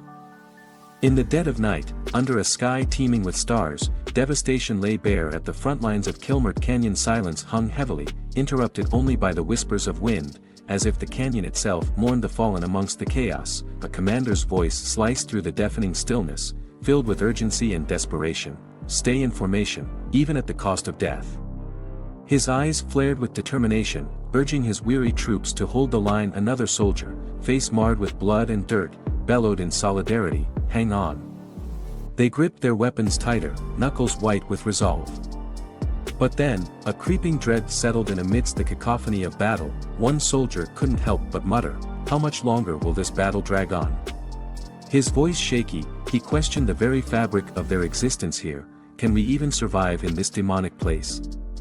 As if in answer, a monstrous figure emerged from the shadows, eyes glowing with an unholy red luminescence. It towered over them, muscles rippling with menace, a demon straight out of their darkest nightmares. The same soldier, eyes wide with terror, could hardly breathe. He muttered to himself under the weight of impending doom, I want to rest. His words were almost swallowed by the air, as exhaustion seeped into every fiber of his being. Just when despair threatened to take hold, there came a powerful gust, a whoosh that made everyone's head turn. The ground shook with a thunderous impact as a figure darted across the battlefield with blinding speed, unleashing a devastating attack that struck with pinpoint precision. Could it be? Dust and debris flew everywhere, a testament to the sheer force of the blow. Wide-eyed, the soldiers looked on in astonishment, hope slowly seeping back into their hearts. Whoever had delivered that strike had momentarily turned the tide, a beacon of light in their seemingly endless darkness. Lady Lemia's arrow. The soldiers exclaimed, Lady Lemia has come. In a moment of divine intervention, a warrior stands tall above the fray. Commotion ensues, and the soldiers cheer, oh, ooh. The soldiers exclaim, recognizing their savior, Lady Lemia. There stands a fierce warrior, armed and ready. This pisses me off, the warrior mutters, her anger palpable. Utilizing an awe-inspiring weapon, she fires what can only be described as divine arrows. Using this arrow now is a waste, she declares, yet her resolve remains unshaken. We have the divine arrows. Advance without fear, she commands, sending waves of light into the enemy ranks. The soldiers find renewed strength in her words, but one among them still questions their fate. Can we win? As if in answer, a radiant light bathes the canyon, catching everyone's attention. This light, marvels a soldier, looking up. The sacred aura emanates from a cloaked figure channeling immense power. One by one they were being healed by the green light. Saint Sarah, the soldiers whisper in awe, mesmerized by the holy presence. Another hero emerges from the shadows, armored and resolute, and that person. Lord Kyle, one soldier exclaims, recognizing another legendary figure, it's the hero, Kyle. The hero's party is here. With hope rekindled, the combined forces of their revered leaders and holy savior might just turn the tide of battle. The soldiers' spirits soar, and they prepare to face the overwhelming darkness with newfound courage. As the heroes slayed the monsters, one by one, the hope of the soldiers grew. They battled with fierceness and gained strength. It was already dawn when the battle ended. We won. Deliver news of our victory. The soldier rejoiced. Our heroes, feeling their fatigue, basked themselves with the cheers from the crowd. We defeated them. One of the soldiers exclaimed, the heroes' party is amazing. Kyle, Kyle, Kyle, they cheered. Kyle. Kyle woke up from his trance, still remembering the battle between the demons and monsters the day before. Saint Sarah, looking somewhat annoyed, leans in closely and asks, are you listening to me? Kyle is still wiping his sword, not minding Sarah, who has been clinging to her the whole night. Clearly, he is more interested in his sword than her. Something is on her mind as she trifles, lamenting, the stench of the undead is all over my clothes, and I can't get it out. With a tone that suggests a little shopping spree might be in order, she proposes, want to go buy new clothes? Sarah, seemingly lost in contemplation, adds matter-of-factly, I've worn these clothes twice already. Lady Lemia, still munching on some snacks, chimes in with a slightly exasperated tone, stop it, switching the topic to something more serious. Lemia recalls, the battle could have been over a bit sooner if we had that dying wizard with us. She continues to chew, looking a tad disgruntled as she considers the wizard's contribution. Sarah one reflects on this, acknowledging, certainly he had his uses. A smaller inset panel shows a somber reflection, well, he's surely on the verge of dying now. A sly smile spreads across her face as she thinks about the situation. With a hint of pride and a touch of arrogance, she concludes, without my help, he won't be able to handle that curse mark. The night air was crisp as shadows danced in the moonlight. A figure walked through the quiet streets, his cloak billowing behind him like he was auditioning for a role in a dramatic play. I somehow managed to endure it, he muttered to himself, trying to keep his cool. But just then, a sharp pain gripped his chest, and he clutched at his heart. F***ck, it's here again. The sudden wave of agony was like an unwelcome guest who didn't know when to leave. Her heart suddenly throbbed. The curse started activating itself, killing Rania slowly. In the process she tried to keep it in, this shitty curse. She cursed, feeling the dark magic surge within her. Despite the stabbing pain, he forced himself to take deep breaths. Huff, I've somehow held it back until now, he sighed, beads of sweat forming on his forehead. But even he knew this wasn't going to cut it forever. This isn't a permanent solution, he thought. If only swearing could make curses disappear, it would be that simple. Shit, why do I have to go through this? She thought hard about why the curse chose her. Looking back, she did nothing but give her best to help the heroes. She didn't mind that she was called names, she just wanted to defeat the demon lord. Reflecting on her past, she recalled, I managed to buy some time when I paid half of my lifespan to bind the demon lord's legs, but a curse was put on my heart. Ah, the classic case of heroism biting back, hard. With a resigned chuckle, she admitted, well, I guess it's something I brought on myself. Determined to find help, she roamed through the quieter lanes. I think that person's place was around here. Her eyes scanned the surroundings, almost expecting neon signs or banners saying, curse repair, open 24/7. Finally, she stopped and thought, found it. Before her stood a door that looked like it belonged in a haunted house attraction at a carnival. Shady as always, she mused, giving the handle a wary glance as she stepped forward. The door creaked open with an eerie groan, welcoming, or rather, warning, her inside. Stepping inside, the air is thick with mystery. Even before she opened the door, the old man recognized her already. There is some connection between them. That's maybe why he can sense her without actually seeing her. An elderly man, engrossed in his work, hears the faint creak of the door. Without looking up, he wonders aloud, I wondered who it could be at this hour. Looking at her appearance, the old man snickered. He looked at Rania, studying her appearance, her energy, and the circuits in her. He comments dryly, you've picked up a weird hobby since we last met. Rania is not even shocked as he was recognized by the old man. Raniel, he whispers. This just proves that the old man isn't an ordinary magician. Even her master, Rossel, wasn't able to recognize her at first glance, but this person. The reunion, however, is far from pleasant. Raniel's frustration bubbles over. How do you think I'm like this because I want to be? Rania explains she knew she didn't have to detail out what happened, because the old man already had an idea. Aren't you being mean to your friend you haven't seen in such a long time, Cardi? Rania tries to lighten up the mood, before revealing her true agenda. This man may be the only person who can help her extend her life, or maybe even save her from the curse. Cardi's observant eyes don't miss a thing. Your physical appearance changed, your soul was altered, he notes seriously, and you have a curse on your heart. To boot, his words trigger a flood of painful memories for Raniel. The fragmented images of comrades and fierce battles cloud her vision, and trying to make sense of the past 5 years' turmoil. Exactly what happened to you these past 5 years? Cardi's question hangs in the air, demanding answers that Raniel isn't sure she's ready to give. Raniel. The scene begins with an atmospheric introduction stating, several weeks earlier, setting a flashback sequence into motion. We transition to a vibrant bustling cityscape at dusk, the streets lively and crowded, capturing a moment frozen in time as people go about their evening. The narrative swiftly moves to a grim contrast in the next panel, a lonely defeated man slumped among barrels in a dark alley, underlining the bad decisions. Raniel utters a resigned, "Ah shit," a simple yet profound expression of his despair and fatigue. The focus then shifts to a dimly lit tavern where Raniel, the MC, nursing a drink, broods over his fate. He's cloaked not just in his scarf but in his grievances, lamenting, "Why do I have to be treated like this?" This rhetorical question hangs in the air, heavy with the weight of unresolved injustices. As the tale unfolds further, we learn about this man, described as the Ashen Wizard, ex-member of the Heroes Party, Raniel von Tiras. He reflects on his past with a mix of nostalgia and bitterness. Famed as the best in the kingdom and the great mage of the new magic tower, his expectations of a sure bright future were vivid and promising. However, this reminiscence is tinged with melancholy as he acknowledges, "I rejected a sure bright future and started a 5-year journey," but leaving his sentence and his past suspended in the shadows of what followed. The MC returning to the solitary figure in the tavern, he grimly sips his drink, muttering a curt "shit" as he contemplates his drink. As the night deepens and the lanterns cast their glow over the tavern, the man continues his introspective journey, shrouded in the weight of his personal plight. His voice, filled with surprise and regret, reflects on an unforeseen twist of fate. "I couldn't have foreseen that I'd get kicked out of the party." His turmoil extends beyond mere professional loss. It's deeply personal and a barrier to reconciliation with a mentor. "I'm too ashamed to go see my master."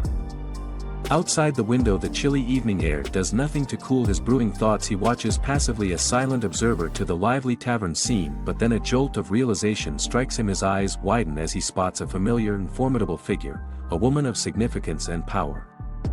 His whisper barely escapes him, "No way, that woman is the succubus queen." The scene shifts to the exterior where the succubus queen herself stands, radiant and commanding, basking in the adoration of her unsuspecting admirers. Her charisma and allure are palpable, casting an almost tangible spell over those around her. Her presence raises questions and fears, her identity unmistakable and her intentions murky. "Leppy, why is she here?" Her laughter rings out, a melody that carries into the quiet streets as she makes her dramatic exit from the tavern. The sounds of her joyous departure, "Tu Lululum," echo through the alleyways, marking her path like breadcrumbs of mystery, beckoning the man to either confront his past or delve deeper into the enigma of her visit. The night, filled with whispers and songs, hints at stories yet untold and fates yet unsealed. The scene shifts to the charismatic and mesmerizing succubus queen standing at the threshold of the tavern with a playful and inviting smirk. She gestures gracefully to her enchanted audience, "This way, warriors." She coos, her voice laced with a charm that pulls the crowd along invisible strings. As she leads, she warns with a seductive yet commanding tone, "Please keep calm and enter in order." Her allure is undeniable as she saunters ahead, her figure framed by the doorway, confidently proclaiming, "Looks like I'm gonna fill my stomach today." Her words, though light, carry an ominous undercurrent, hinting at the darker intentions behind her beguiling facade. Behind her, a group of enchanted men follow, tripping over themselves in their eagerness, captivated by her every move. Their expressions are glazed, clearly under her spell as she playfully chides, "Ho, come on, don't trip." Her control over them is complete, her power undeniable and her intentions cryptic. Suddenly the atmosphere thickens with tension. The Ashen Wizard, previously brooding and introspective, now finds himself caught in a moment of action. His expression hardens as he prepares to confront the succubus queen, his magical powers awakening around him in a brilliant swirling vortex. His eyes are set, his posture tensed, signaling a confrontation that's both inevitable and fraught with peril. As the wizard steps forward, the magic at his feet glows brightly, illuminating the night with flashes of blue and white energy that crackle with potency. This magical display culminates in a dramatic encounter as he catches the succubus queen off guard, grasping her firmly. "Yeah," she gasps, her composure shaken for the first time, her eyes wide with surprise. The standoff intensifies inside the tavern, magic crackling in the cool night air. As the tension escalates, the door bursts open with a sudden surge of energy, the force of the magic so strong that it sends bystanders scattering, their shocked faces lit by the light of the spells. Caught in a tight grip by the Ashen Wizard, the succubus queen's face contorts in surprise and fury. Wait, she demands the command in her voice piercing the night. The MC, unfazed and stern, pushes back with a gruff, "Who are you?" Leppy demanding answers while MC's hands remain securely fastened around her. The MC, regaining his composure, is not one to be subdued easily. He taps into his formidable powers, initiating a series of spells, multicasting the air around his whispers as he summons multiple layers of magic simultaneously. His skills are on full display as he layers Magic Boost and Anti-Spell, each incantation amplifying his might and preparing his defenses. He effectively counters her moves with an Anti-Shield, his spell slicing through her magical defenses with precision. As the magical duel between the Ashen Wizard and the Succubus Queen intensifies, the stakes and powers escalate dramatically. The wizard, harnessing an intense surge of magical energy, thrusts his arm forward, the magical force crackling around his hand. The impact of his power is immediate and forceful, disrupting her concentration and breaking her composure. The Succubus Queen reels from the unexpected counterattack. "He cancelled my polymorphism," she cries out, astonishment coloring her tone as she finds her transformative magic rendered useless. "And he destroyed my mana shield too," she adds, her voice tinged with a mix of anger and respect for his formidable magical prowess. Amid the chaotic energy, the Succubus Queen's eyes widen in disbelief and fear as she gasps, "Who is this man?" Her recognition of his formidable power comes too late as she realizes she has underestimated him. The wizard's mastery over magic is apparent. He conjures a spell labeled Weakness, which targets her vulnerabilities, leaving her staggered. The air shimmers with energy as the wizard further imposes his dominance with a spell called Restriction, aimed at containing the queen's movements. She attempts to retaliate, her expression twisted in a mix of anger and desperation, but the wizard's spells are relentless. With precision and intensity he casts Smite, a powerful attack that strikes the queen with a brilliant burst of light. The impact sends her reeling back, her form momentarily enveloped in a blinding glow. The force of the spell knocks her off her feet and she hits the ground hard, the debris from the shattered surroundings flying around her. As the dust settles, the Succubus Queen coughs violently, struggling to regain her composure. Amidst her disarray, the wizard stands tall, his figure illuminated by the residual glow of his spells, a look of grim determination on his face. His control over the situation is clear, having successfully subdued one of the most cunning and powerful beings in his world. Raniel forcefully grabs a chair, his actions signaling not just his control over the environment but also his readiness for further conflict. With a steady, confronting tone he addresses her directly, "Succubus Queen Leppy." His words trail off a mix of recognition and disdain in his voice. Leppy, still recovering from the magical assault, looks up, her face a blend of confusion and irritation. Raniel's direct address prompts her to question his identity further. "You don't change, do you? Do you remember me?" he asks, his tone both accusing and mocking. This sparks a moment of realization for Leppy. Her eyes widen as she recalls, "I remember now, this man. You are that virgin wizard from the hero's party." Her recognition comes with a sneer, an attempt to demean Raniel's past and character, emphasizing his earlier, perhaps less formidable identity. However, Raniel, unfazed by the jab, retorts with a blend of sarcasm and defiance, "No, Raniel, right?" Leppy concedes, acknowledging him with a forced familiarity that borders on contempt. "Good thing you remembered," he replies sharply, hinting at the unpleasant consequences had she not. "Good thing you remembered, otherwise I was planning on hitting you until you did." Leppy then jests about his aggressive stance. "You would hit a frail lady? Is it fine for someone associated with the hero's party to do that?" Raniel counters, quickly dismissing her faux vulnerability. "A frail lady? I'm just dealing with a succubus that sucks the life energy of good citizens," as he distances himself from her, still surrounded by the chaos of their duel. Leppy calls out with a mixture of threat and mockery, "I've been restraining myself, overlook it just this once." But Raniel, standing firm amidst the swirling magical energies, declares resolutely, "No can do." His stance is clear. No quarter will be given regardless of past affiliations or her attempts at manipulation. "Wait a sec," Leppy cried, trying to plead Raniel. With the battle escalating, the Succubus Queen Leppy tries to assert a semblance of control, revealing her resistance to non-holy magic. "Only holy magic works on me," she claims, her voice betraying a hint of desperation hidden behind her usual bravado. Her challenge to Raniel is clear. "How do you intend to kill me without the saint, or do you have another method in mind?" Raniel, seemingly pondering her question, strokes his chin thoughtfully. His response hints at a strategy unfolding in his mind. That woman did excel at that."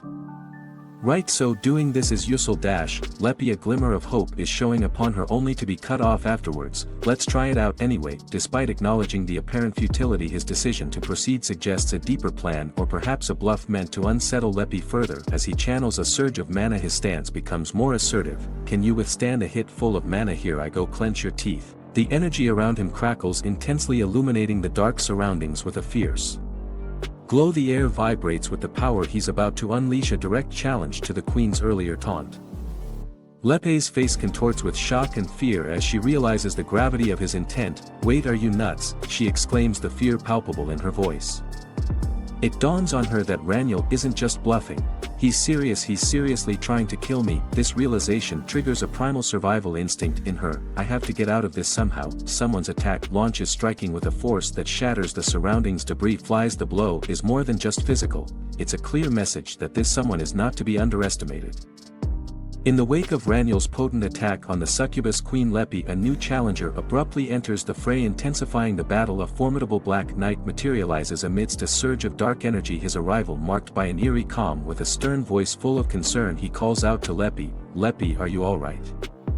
Her stunned response, D-Dyke, reveals her shock at the unexpected rescue, a black knight from the Demon Lord's army. Raniel was shocked on the sudden intrusion of an unknown powerful individual. The black knight, standing tall in his imposing armor, announces his purpose. I followed the rescue signal. His glance towards Raniel is probing and disdainful as he questions, did this guy beat you? The knight, a high-ranking demon commander, emanates a powerful aura signaling his significant status within their ranks. Raniel, assessing this new threat, realizes the gravity of the situation. He has quite the demonic energy. It feels like he's on the level of a commander. He muses, his eyes narrowing in calculation. His inner monologue reveals his strategic mind pondering. Wait, a black knight at the level of a commander comes to her rescue just because she failed to absorb some energy from these men. Unfazed by the odds, Raniel prepares to continue the battle, his resolve unwavering. Just because she calls for backup doesn't mean I'll ease up on these moves, he declares, reinforcing his commitment to the fight. Despite the escalation, the knight, not one to waste time, launches an attack with a forceful, take this. His blade swings through the air, aimed directly at Raniel, who counters swiftly. Even if there's an excess of commanders, this is too much. Raniel enhances his spells with a double spell and spell reinforce, amplifying his defenses and preparing for a powerful retaliation. With a calculated and powerful smash, he strikes, the impact reverberating through the battlefield, showcasing his skill and determination. This intense moment of clash with spells and swords in play showcases not just a battle of strengths but also of wits and will, as Raniel stands his ground against a higher-ranking demon determined to protect the city and its people from their malevolent intentions. In a display of sheer power and tactical acumen, Raniel delivers a devastating blow to Commander Dyke, striking him down in a swift, decisive motion. The aftermath shows Dyke crumbling to the ground amidst a shower of debris, his armor no match for Raniel's enhanced abilities. The force of the strike sends shockwaves through the battle scene, marking a pivotal moment in their confrontation. Leppy watches in disbelief, her eyes widening as the reality of her protector's swift defeat sinks in. He took Commander Dyke down in an instant, she mutters, stunned by Raniel's strength. How is someone capable of such explosive combat skills? She wonders, her mind racing as she reassesses the man she once dismissed. Raniel stands amid the settling dust, his expression calm yet stern, surrounded by a faint glow of residual mana. The gravity of his power and the intensity of his determination resonate through the quiet aftermath, prompting Leppy to question with a mix of fear and intrigue, who is he? As desperation sets in, Leppy contemplates the grim possibility of her own demise. I might actually die at this rate, she whispers to herself, her usual confidence replaced by a rare flicker of vulnerability. It is then she remembers a potential game changer, something that could shift the odds back in her favor. With a sudden spark of realization, she recalls the marble. This mysterious object, dark and swirling with ominous energy, appears to hold significant power. As she holds it out, the marble pulses with a threatening glow, its purpose and potential as yet unclear. A shadowy figure nearby instructs her, shrouded in darkness and mystery, don't ask about what this marble is, just focus on filling it with the life energy you absorb. This command hints at a desperate strategy to leverage her inherent abilities in a last-ditch effort to turn the tide.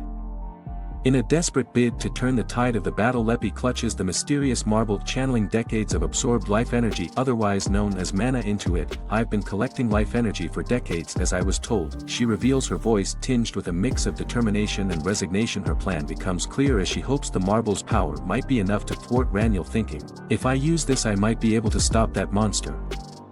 Her strategy isn't just about winning, it's about survival. "I can at least buy time to escape." As she activates the marble, it unleashes a terrifying burst of energy, manifesting as a swirling dark red vortex. The raw power it emits is palpable, and Leppy, momentarily taken aback by the force she's unleashed, hesitates, realizing the potential danger even to herself.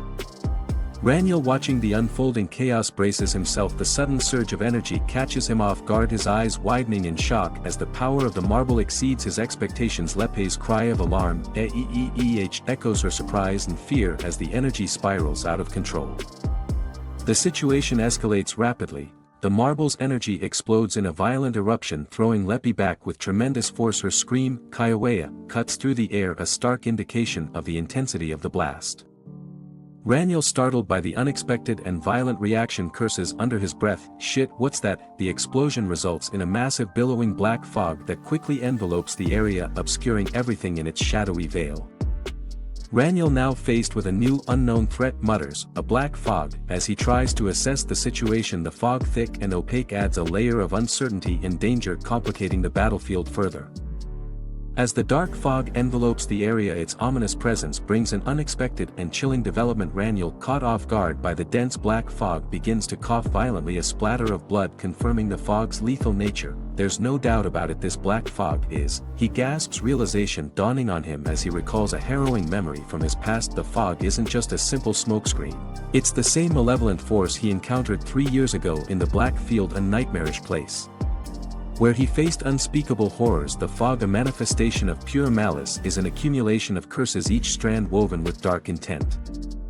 As Raniel struggles to maintain his composure amid the debilitating effects of the fog, he is struck by a more terrifying revelation: the emergence of a figure shrouded in this malevolent mist. "The monster I encountered 3 years ago in the Black Field, an accumulation of curses, the Demon Lord," he utters in a mix of awe and dread. The presence of the Demon Lord, a being so sinister that it once cast a profound curse on Raniel, raises the stakes to an unprecedented level. The air crackles with dark energy as the Demon Lord reveals itself, towering over Raniel with a presence so overwhelming it distorts the very atmosphere around it. "There's no way I could forget," Raniel murmurs, the shock of recognition mingling with a surge of adrenaline. The Demon Lord's arrival signifies not just a personal battle for Raniel, but potentially a dire threat to the wider world. "The being that cast a curse on my heart, why is his fog here?" Confronted with this formidable adversary, Raniel must gather all his strength and resolve. The battle ahead promises to test his limits and force him to confront the demons of his past. Amidst the chaotic surge of dark energy, Raniel faces an unexpected and shocking revelation: the malignant black fog, a sinister force imbued with the essence of the Demon Lord, inexplicably emanates from Leppy, the succubus queen. As he stands bewildered and pained, blood trickling from his lips, his confusion and horror culminate into a desperate question: why does a succubus have it? His disbelief is palpable as he tries to comprehend the alarming alliance or power that Leppy wields, something profoundly dangerous and deeply tied to the darkest magics of their world. Leppy, transformed and empowered by the ominous fog, looms over Raniel, her figure a dark silhouette against the swirling purple mists. The image is terrifying, a stark contrast to her previous desperation, now replaced by a sinister command over the dark forces that threaten to overwhelm everything. A blast of swirling energy erupts with a mix of black and violet, crackling with raw power. A figure, ominous and otherworldly, hovers within the dark mass, their body radiating with destructive magic. The force of the explosion pushes the lone observer, who stares up at the overwhelming spectacle, his eyes narrow, determination etched into his expression despite the chaos around him. He crouches, gripping his knee tightly as debris floats around him, blood on his lip, but his focus sharp, his thoughts are clear, almost echoing in the stillness. There's no doubt about it, this black fog is. The view shifts as the dark fog grows larger, taking form, something sinister, ancient and malevolent. It stretches upward, crackling with dark energy. The Demon Lord, the accumulation of curses that defeated our party. The realization hangs heavy in the air as the cursed fog looms, its presence undeniable, a threat ready to strike again. As the Demon Lord's influence becomes more apparent, MC finds himself questioning the true nature of Leppy. Who exactly is this woman? He wonders aloud, his confusion and alarm growing as he tries to piece together how a succubus could command such formidable and distinctly malevolent power. The demonic energy emanating from Lepi reveals itself to be multifaceted, not just a singular force but a complex amalgamation of spells. MC senses 3 distinct spells at work: physical change, transforming Lepi's body into a vessel capable of withstanding and channeling these dark powers; mental pollution, likely manipulating her thoughts and enhancing her malevolent intent; and a third spell, mysterious and unknown, which eludes his understanding but undoubtedly contributes to her terrifying transformation. Summoning every ounce of his resolve and magical prowess, MC prepares to confront the ominous fog that envelopes him, a manifestation of the Demon Lord's dark influence. With fierce determination he declares, "Whether it's the Demon Lord or not, I can't let him get me again." This is more than just a battle for survival. It's a fight to reclaim his past and prove his strength against the nightmares that have haunted him. Amidst crackling energy and a surge of power, MC vows to use every spell in his arsenal. "I'll have to use every spell I have. I'll take this fog down," he proclaims as brilliant light bursts from him, signaling his readiness to dispel the darkness that threatens to overwhelm. As the energy intensifies, MC's strategy unfolds. He plans to counter each aspect of the demonic curse with precision and depth, a spell for a spell, a curse for a curse, he states, highlighting his tactical approach to combat the layered curses embedded within the fog. This isn't just a physical battle but a complex magical duel requiring equal measures of power and cunning. The scene is set with MC surrounded by a whirlwind of magical energy, his figure defiant against the swirling darkness. "I'll show you these 3 years weren't in vain," he asserts, his voice filled with the power of someone who has faced their demons and emerged stronger. The visual depiction of his energy pulsating against the shadows of the Demon Lord is a powerful representation of his growth and determination. This climactic moment encapsulates MC's journey from the shadows of past defeats to the light of newfound power and resolve, setting the stage for a showdown that will test the limits of his abilities and the depth of his MC as he faces off against the formidable Demon Lord. MC is not just fighting for victory but for redemption and a chance to close a painful chapter of his past. The scene crackles with intensity as a young man, his silver hair spiked upward from the force of his power, grits his teeth in sheer determination. Blue lightning arcs wildly around him, illuminating his fierce gaze. He is unleashing an immense power, with the text, "Cursed Mana," rippling above him, signaling the dark nature of the energy he's channeling. His body is strained under the pressure as he prepares to strike. In the next frame he's seen charging forward, hands glowing with swirling cursed energy compressing into a singular orb of concentrated destruction. The ground trembles beneath him, debris scattered as the mana surges outward. It's an overwhelming blast tearing through the space in front of him, leaving a trail of devastation. Finally, the aftermath. A group of people are violently flung backward, their bodies tossed helplessly through the air by the sheer force of the cursed mana's impact. The sheer power of the attack leaves nothing untouched as the scene becomes a blur of motion and destruction. The quiet aftermath of battle lingers in the air as we first see the crumbling ruins of a building, dust and debris still settling from the destruction. It's eerily silent, with only the soft sounds of collapsing rubble breaking through the heavy atmosphere. Inside the shattered building, a lone figure sits amidst the wreckage, cloaked in shadow. They appear unharmed, but the tension is palpable. As the figure assesses their surroundings, they quietly think to themselves, both their presences are gone. The realization is grave and a sense of emptiness fills the space. Their cold, piercing eyes narrow slightly as they continue, "Every spell I had stocked is also gone." Raising their hand they test their magic, but it's clear everything has been drained. Looking down at the aftermath, they reflect on the events. That black fog was suspiciously easy. There's a sense of frustration in their voice as they consider how effortlessly they navigated through the danger. "I wouldn't say it put my life at risk." With a tired sigh they adjust their posture, thinking back to their encounter with the Demon Lord. "I mean, the first time I met the Demon Lord I surrendered half my lifespan." The memory is intense, marked by sacrifice, and yet a strange realization dawns. They pause, then suddenly look down in surprise. They inspect their own body, bewildered by the changes. "My breasts grew, my hair is long." The astonishment is clear in their eyes as they come to grips with the transformations that have taken place. The MC stares in disbelief at their arm, lifting it up to inspect it more closely. Confusion washes over them as they notice the drastic changes. "And my arm is pure white and extremely thin," they think, trying to make sense of what's happened. A realization hits them hard. Isn't this a woman's body? The full shock of their transformation sets in as they look down at their new form, eyes wide with surprise. "Yua!" they exclaim in panic. His thoughts race quickly, landing on one person to blame: Lepi, that woman. "What did she do to me?" Determined to regain control, they assess the situation while still adjusting to the bizarre transformation. *T how troublesome, they frown considering his current vulnerability. My body's in this strange state and the Demon Lord's army could still be around. Despite the discomfort, his mind quickly shifts to survival. I need to work out a counterplan. Focusing his mana, he knows he need his power back before anything else.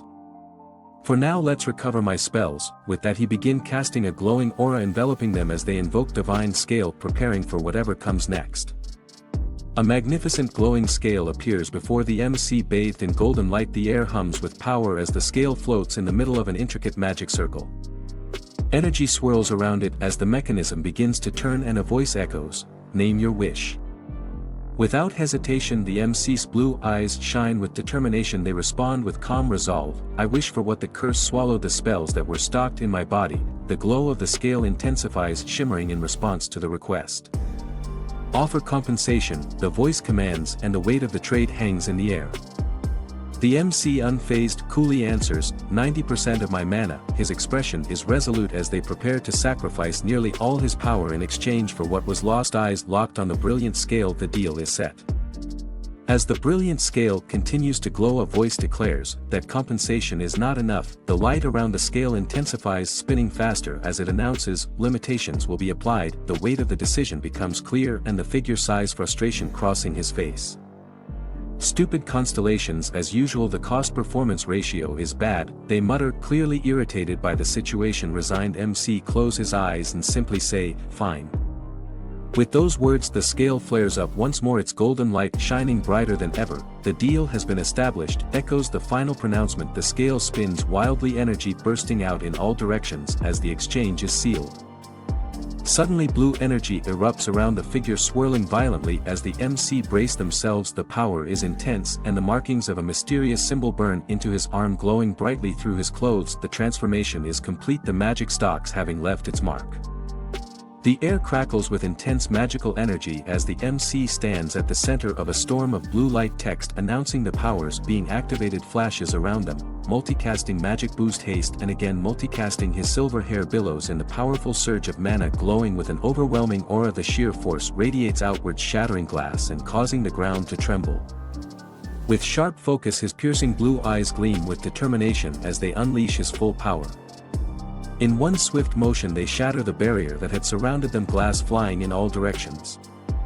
Purple smoke swirls ominously, dark energy now spilling out of the building and spreading into the night sky.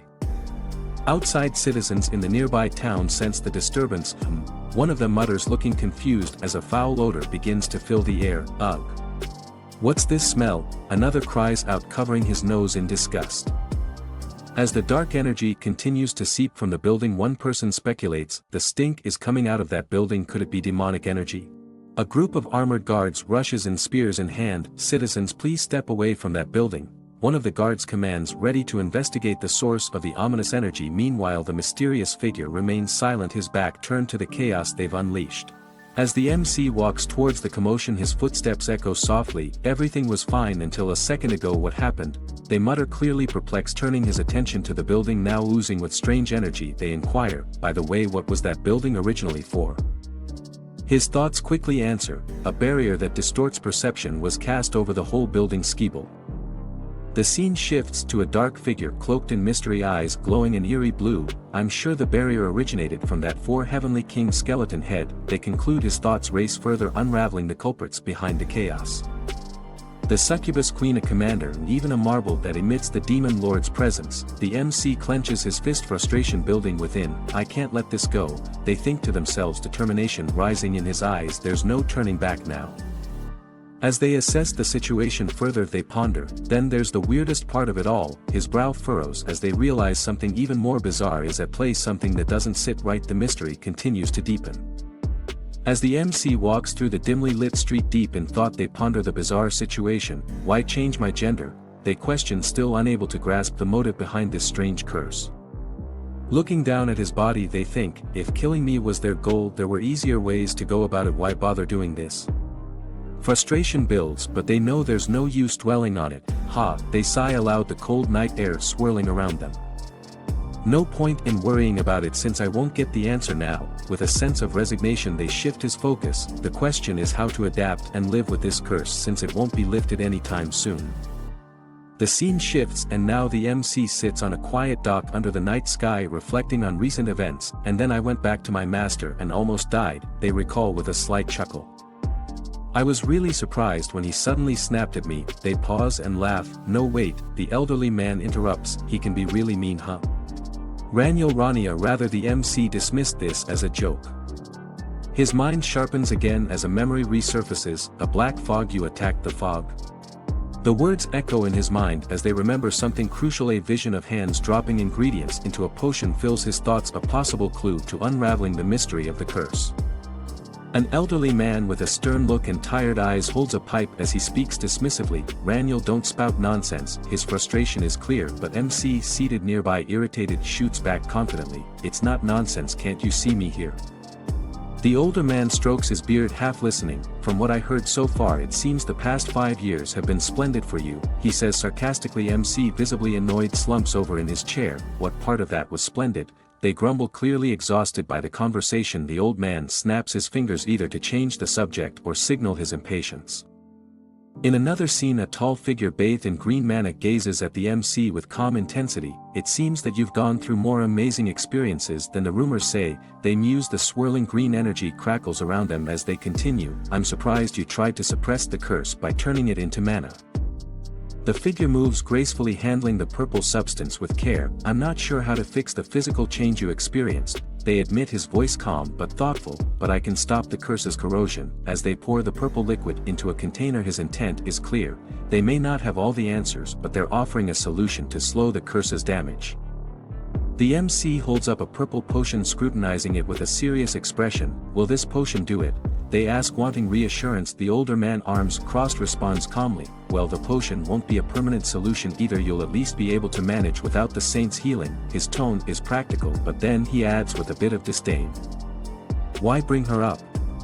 She's just an idiot anyway. I'm super grateful. MC's words trail off suggesting sarcasm.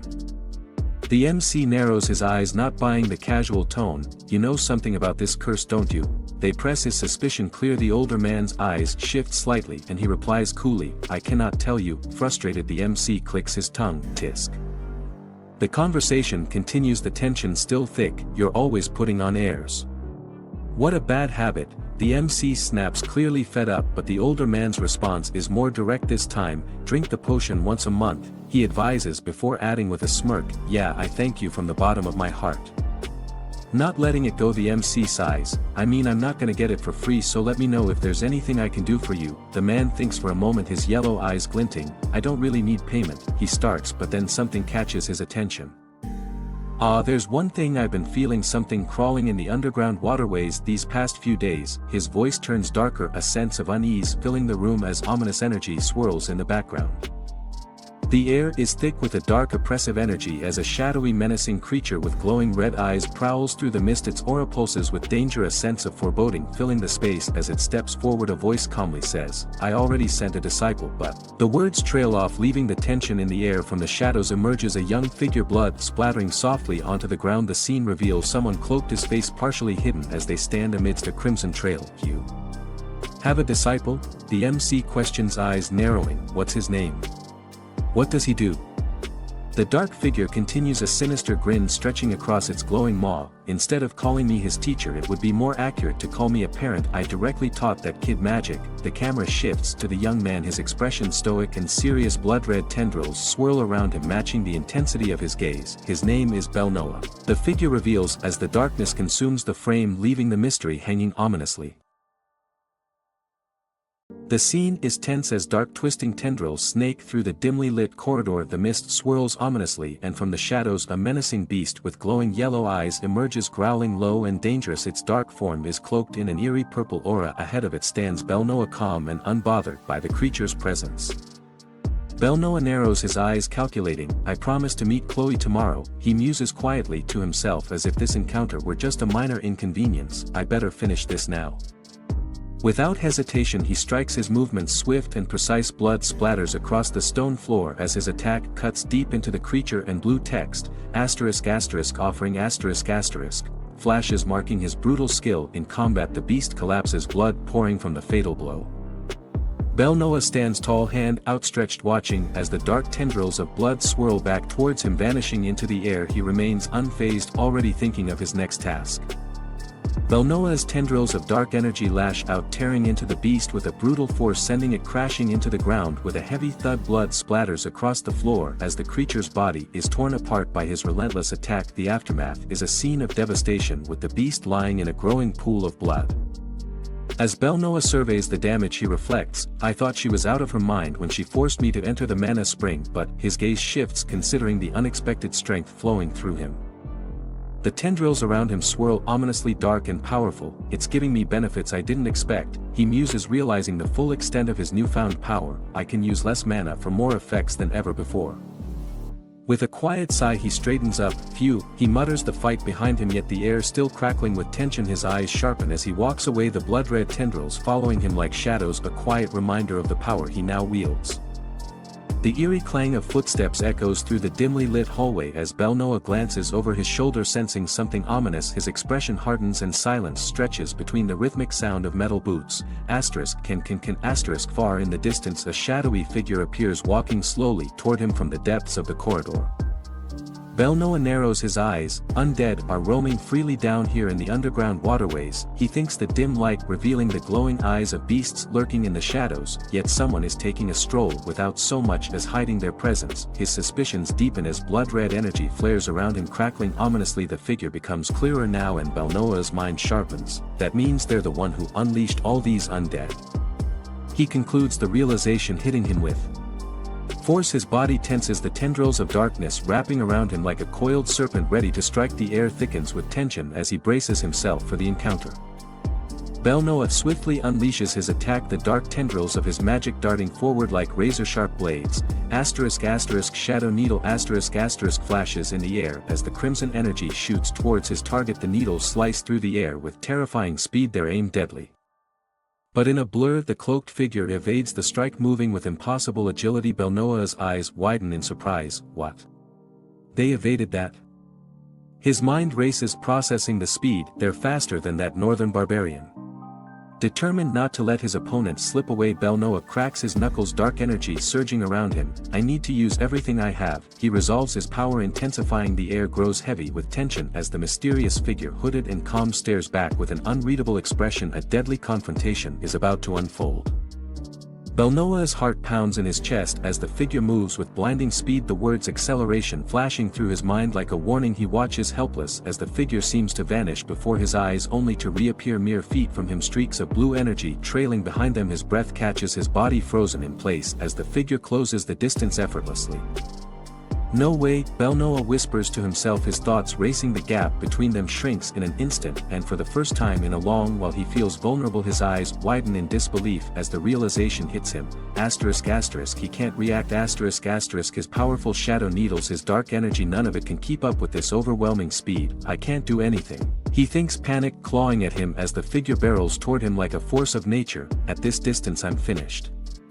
He braces himself, muscles tensing as he prepares for the inevitable strike. He expects pain, the force of an attack too fast and too powerful to dodge. But it never comes. Instead, the figure stops just short, their gloved hand hovering above Belnoa's head, the threat lingering but never materializing. His eyes dart to the figure's face, trying to understand what just happened. The figure tilts their head slightly, their voice calm and collected despite the intensity of the moment. "Well, you've improved a lot, but..." They say, the words hanging in the air, heavy with meaning. There's no malice in the tone, just a quiet observation, as if Belnoa's efforts had been noted but deemed insufficient. Belnoa, still frozen, can barely process the situation. His mind is flooded with questions, his confusion palpable. His sharp instincts, honed through countless battles, are now dulled by the sheer difference in power. He expected a brutal fight, yet here he is standing face to face with an opponent who hasn't even needed to strike. The figure's cryptic words echo in his head, and though no attack was made, the tension between them remains thick like a drawn bowstring waiting to snap. Belnoa's heart is still racing from the intense confrontation, but the figure's next words catch him off guard. "You still lack the basics," they say, voice firm but not unkind. "First of all, don't just attack anyone you don't know." Belnoa's eyes widen in disbelief, his focus shifts from the battle to confusion as the figure continues speaking. "Wait. That voice, it's strangely familiar. His eyes narrow, scanning the figure more carefully. Then it hits him like a bolt of lightning. Wait, Assistant Professor Rania. His voice cracks with surprise as he realizes who he's been facing this entire time. The figure now clearly revealed as Rania stands confidently, arms crossed, as she gives him a tired but knowing look. Good catch, she says, unimpressed. Belnoa's surprise turns to a jumble of confusion. Why are you down here, Assistant Professor? He stammers, unable to make sense of the situation. The last thing he expected was to encounter her, of all people, in this eerie, dangerous place. Rania, still as casual as ever, lets out a small yawn, her exhaustion evident. Your master asked me to clean up the mess down here, she replies, shrugging as if it were the simplest thing in the world. Belnoa blinks in disbelief. Master?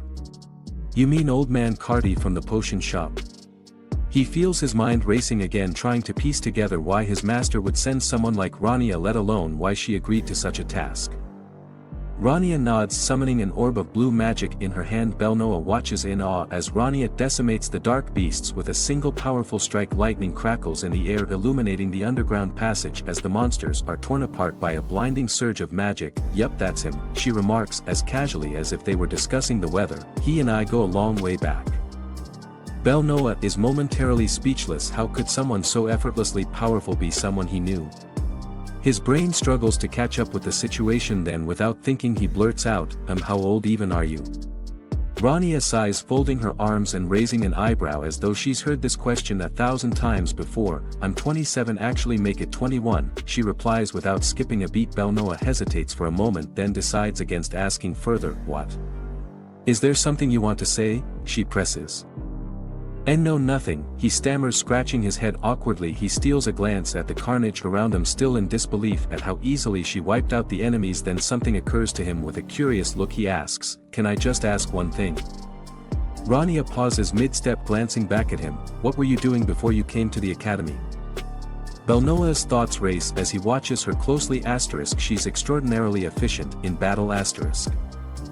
Belnoa followed a few steps behind Rania, his gaze flickering between her and the aftermath of their battle. The dimly lit corridor seemed suffocating, the thick stench of blood and burnt flesh hanging in the air. He couldn't shake the thought running through his mind. Her movements are something else. For someone who taught at the academy, her actions weren't that of a mere scholar. He clenched his fist, the dull ache from earlier combat still lingering in his muscles. A scholar who spent their life reading would never be able to move like that, he thought, his eyes narrowing as he analyzed her every step. Rania walked confidently, with none of the hesitation that someone inexperienced in battle would display. Rather than a wizard, she's closer to a fully trained soldier.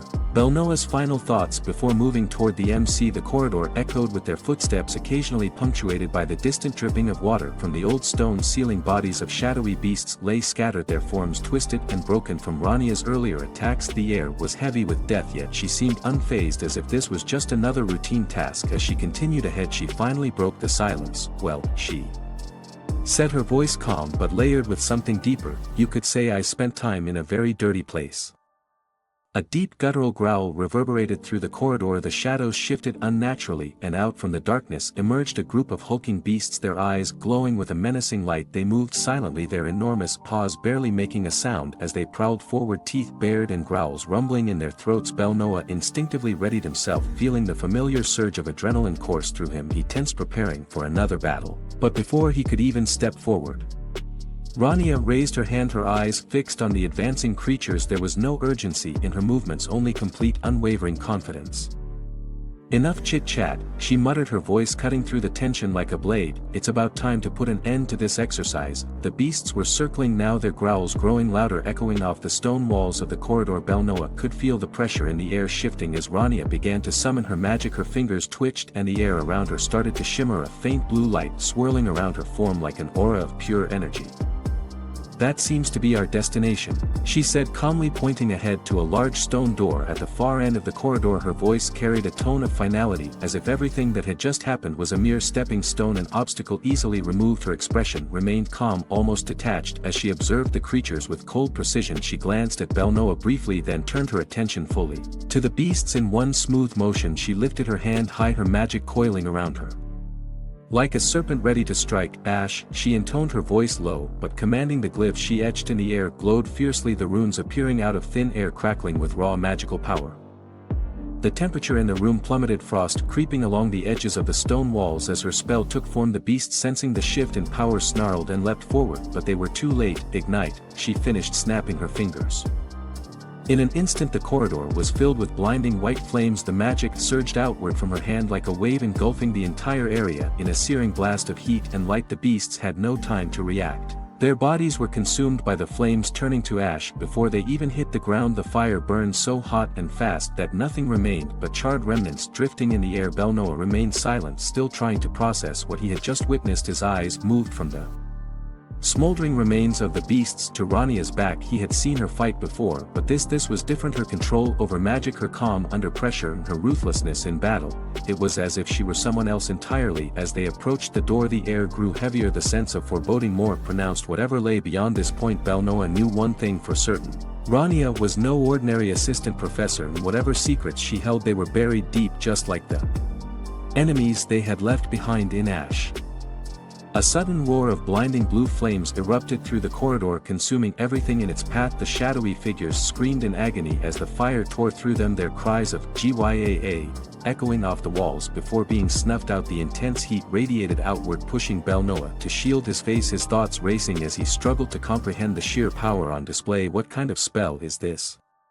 He wondered, eyes wide, watching the magical destruction unfold. The intensity and scale were unlike anything he had ever seen before. There was something about the way the flames moved, controlled yet chaotic, as if multiple layers of magic were working in tandem. It's as if she mixed several spells at once, he muttered to himself, trying to piece together the mechanics. His brow furrowed in frustration. I can't even begin to guess the principle and mechanism behind it. Rania stood amidst the aftermath, her expression calm despite the carnage around her. The flames slowly dissipated, leaving behind charred remains and a stench of burning flesh. The eerie silence that followed was unsettling, and the smell of rot intensified, hanging heavily in the air. Belnoa wrinkled his nose, glancing toward the door ahead. The smell is getting worse. Are we going to enter anyway? Rania didn't look back, her focus fixed on the stone door in front of them. Yeah, she replied, her voice steady. I can already guess what's in here, but you really need to be thorough when cleaning up this kind of thing. The door creaked open with a deep groan, the ancient hinges protesting as Rania pushed it forward. Darkness loomed beyond the entrance, swirling with shadows that seemed to pulse with life. Something far more sinister awaited them inside, and as the thick fog of miasma leaked out into the corridor, both Rania and Belnoa steeled themselves for whatever horrors lay within. With determined steps, Rania walked forward, the stone door closing ominously behind them. As the scene shifts, the bright light of day casts over the potion shop, filtering through the windows as the clear blue sky looms above. Inside, the air is filled with the subtle scent of herbs and brewing concoctions. Rania, leaning casually against the counter, asks, by the way, who is Belnoa meeting with? The old man Cardi strokes his beard thoughtfully before answering, Chloe, his childhood friend. Rania's eyes widen in mild surprise, her gaze drifting toward the upper floors of the shop. A childhood friend? Now that's a surprise, she muses aloud, her tone carrying a mix of curiosity and disbelief. She clearly hadn't pegged Belnoa as the type to have such close personal ties. Cardi, ever the observant one, cuts through the brief silence. Why do you change your appearance? His voice is calm yet probing, as if he's always known more than he lets on. Rania, unbothered by the question, glances down at her own form before replying, it's easier to get closer to humans this way. The words leave her lips with a certain detachment, but a hidden wisdom in her tone suggests deeper reasoning. Her understanding of human nature seems calculated, as though this choice of appearance is simply one of many tools she wields. Pushing herself off the counter, she stretches her arms slightly. Well, I gotta leave now, I've got tons of things I need to look into, she says, already shifting her thoughts to the tasks ahead. As she walks toward the door, she pulls out a small stone tablet and gently places it on the table in front of Cardi with a soft thud. I found this altar in the underground waterways, she explains. Her voice is casual, but the object itself carries a heavy significance. This small altar was unleashing an exponential amount of demonic energy. It was quite difficult to remove it all. It's suspicious enough that this altar was right in the middle of the underground waterways, she reflects. Her expression is serious, eyebrows furrowed as she recalls the endless waves of undead creatures that had been guarding it. But what's even more worrying is that it's just like the marble Lepi had. Her mind quickly flashes back to the mysterious marble imbued with powerful demonic energy, eerily similar to the aura surrounding this altar. The scene flickers to Rania as she recalls the perception warping barrier which had shielded the altar from anyone wandering the area, and it was also protected by a perception warping barrier. She notes her face set in a grim frown. The barrier had been incredibly sophisticated. capable of distorting the senses of anyone nearby. Another reason no one had noticed the altar's presence for so long, that's why nobody spotted it this whole time.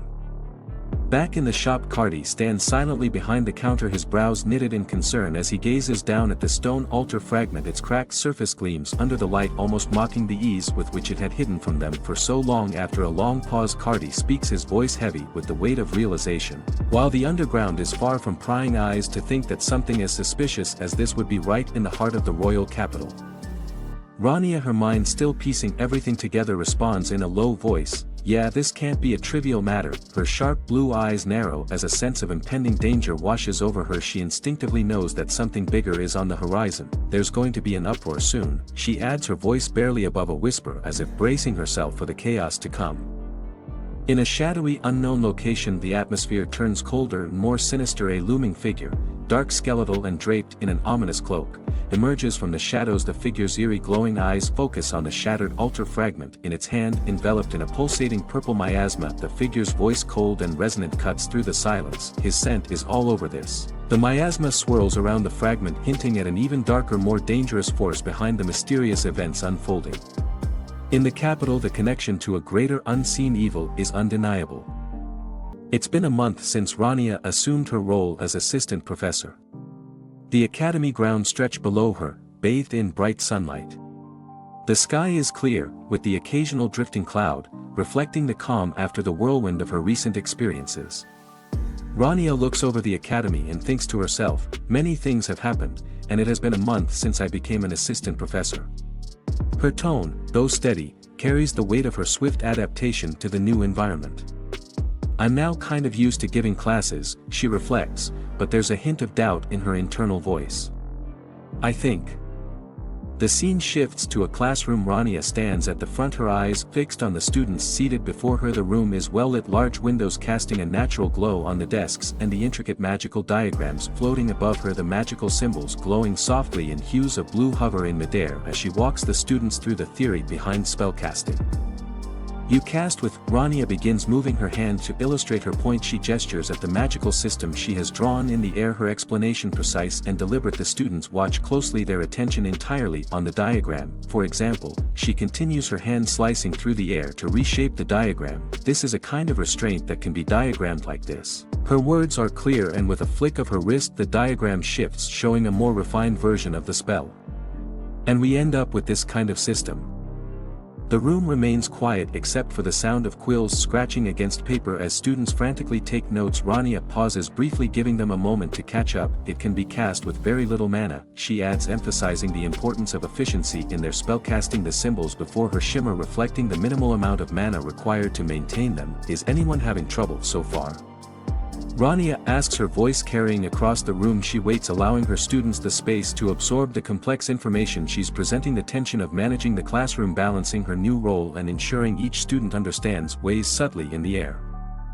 Rania stood before the class, her sharp gaze scanning the students, their faces reflecting a mixture of confusion and distraction. The lecture she had given she thought should have been straightforward, yet the heavy silence in the room told a different story. Not a single student seemed to grasp the spell theory she had carefully explained. Why do I feel like nobody understood anything? She wondered, her lips pressing into a thin line as she studied their vacant expressions. It baffled her that something so basic had left them all so lost.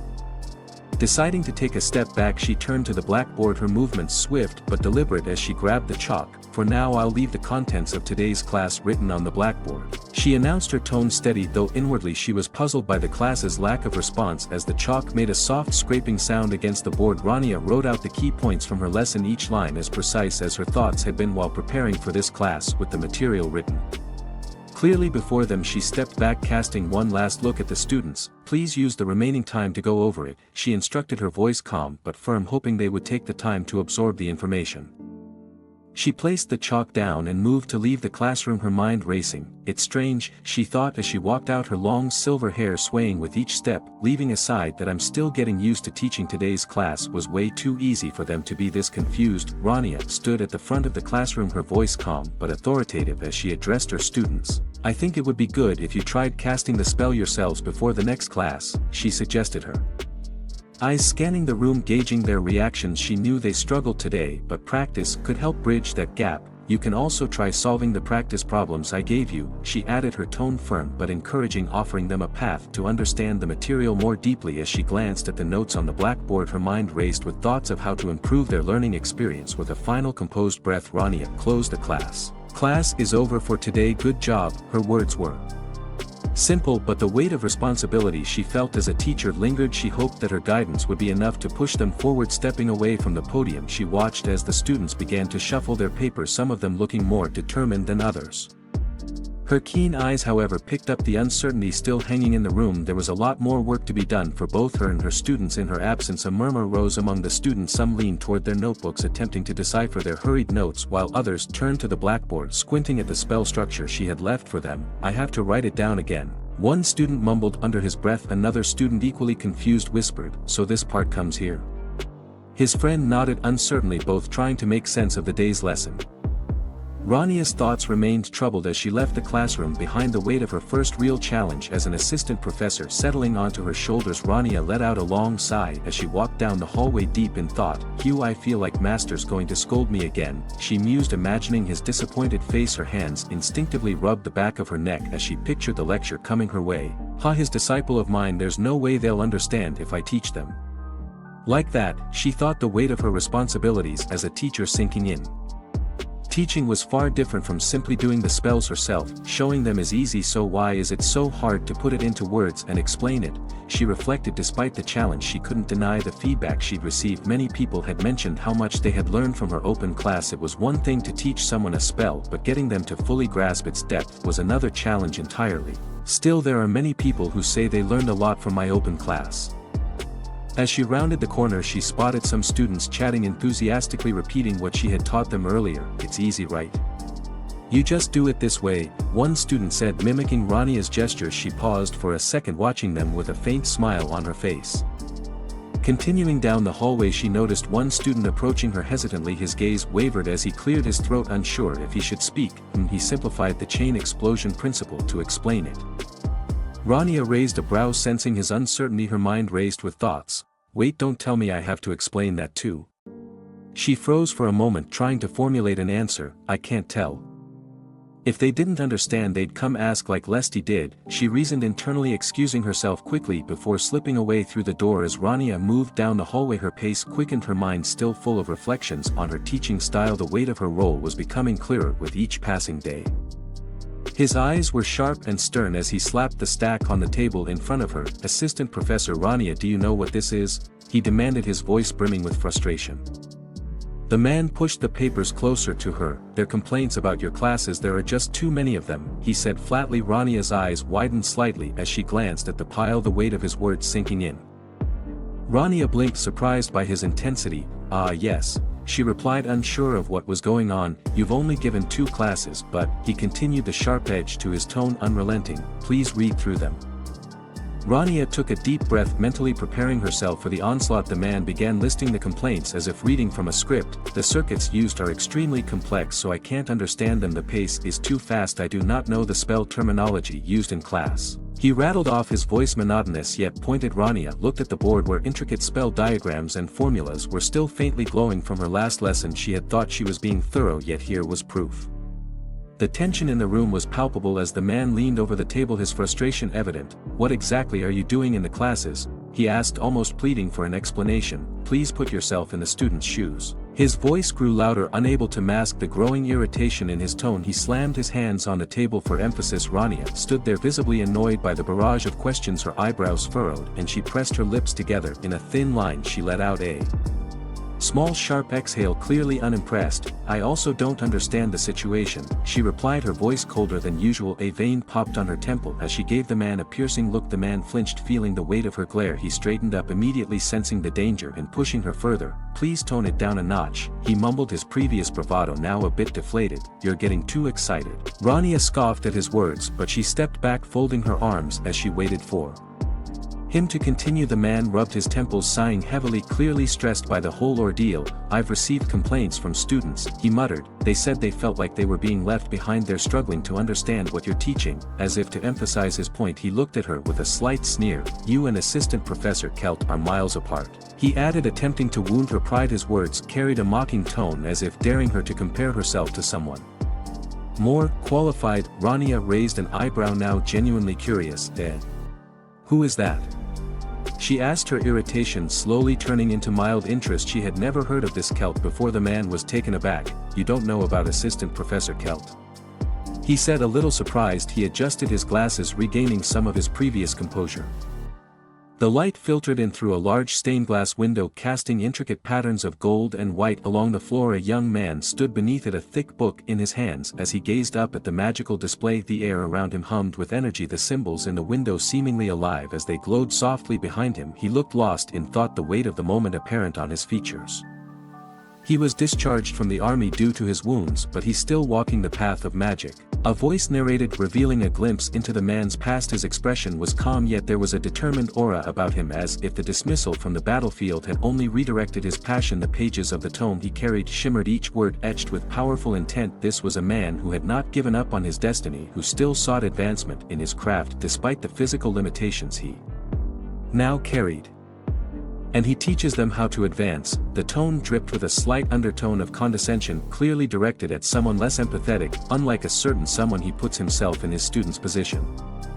The scene transitions to a cozy cafe where the warm ambient light streams through the large windows. The space is bustling with the low hum of chatter, cups clinking against saucers, and the faint hiss of coffee machines. The atmosphere is lively, with students scattered around, engaged in quiet conversations or buried in books. A girl with soft lavender hair steps inside, the bell above the door chiming softly as it closes behind her. Lesty holds a book against her chest and scans the room with a neutral expression. Her eyes land on a nearby table and she politely greets the cafe worker. Welcome. Please sit wherever you'd like, they say, gesturing with a smile.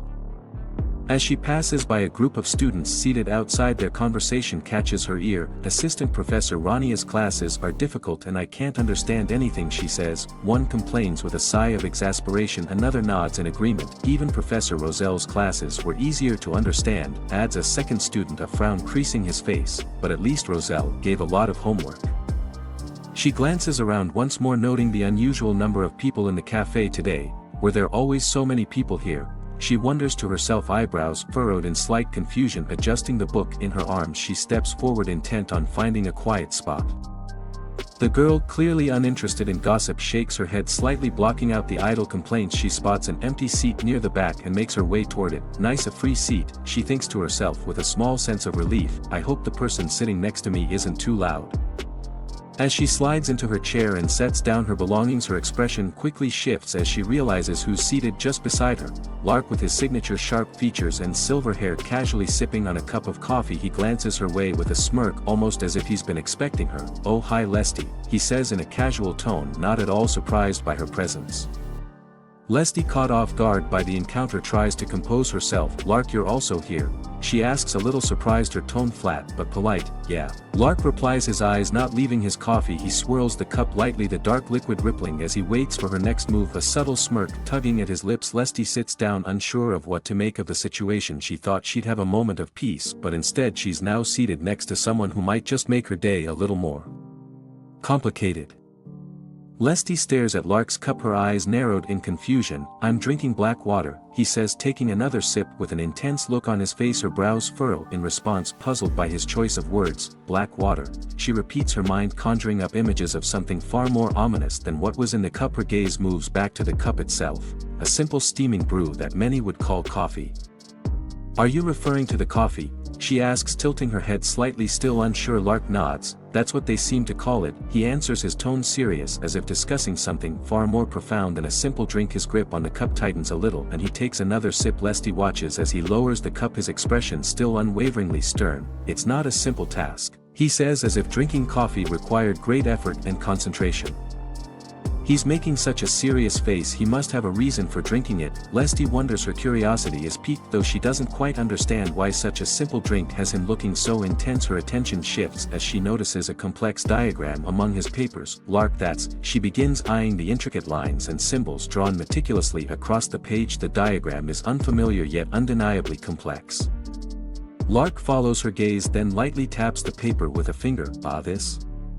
It's a problem I received this morning, he explains casually. I haven't been able to solve it yet. Lesty leans closer, her curiosity growing. The spell diagram sprawled across the page is unlike anything she's encountered before, filled with geometric shapes and magical symbols that make her head spin. Lark continues unfazed. I came here because some of my classmates said they studied here at this cafe and drank black water when they got stuck. His logic leaves her momentarily speechless. So basically the North doesn't have cafes? She thinks, her mind still trying to wrap around his explanation.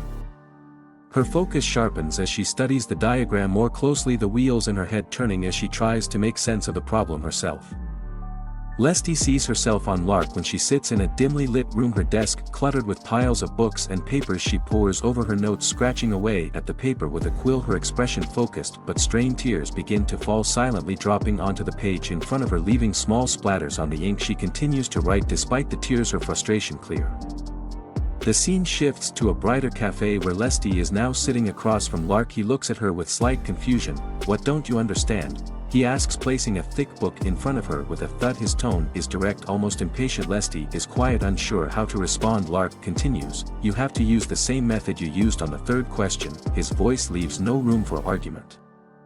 Lesty tenses up, clearly overwhelmed. I'll only say it once, so listen, Lark adds with authority. Lesty stares at him with wide eyes, almost startled by his bluntness. Why, yeah, okay, she stammers, barely keeping up with his explanations.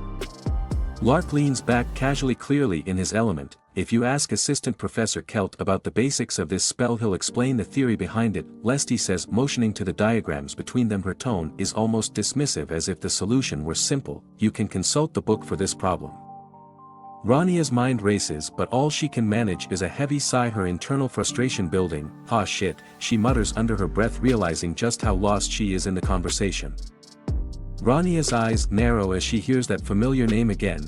Celt, that name again, was it Cult? Can't.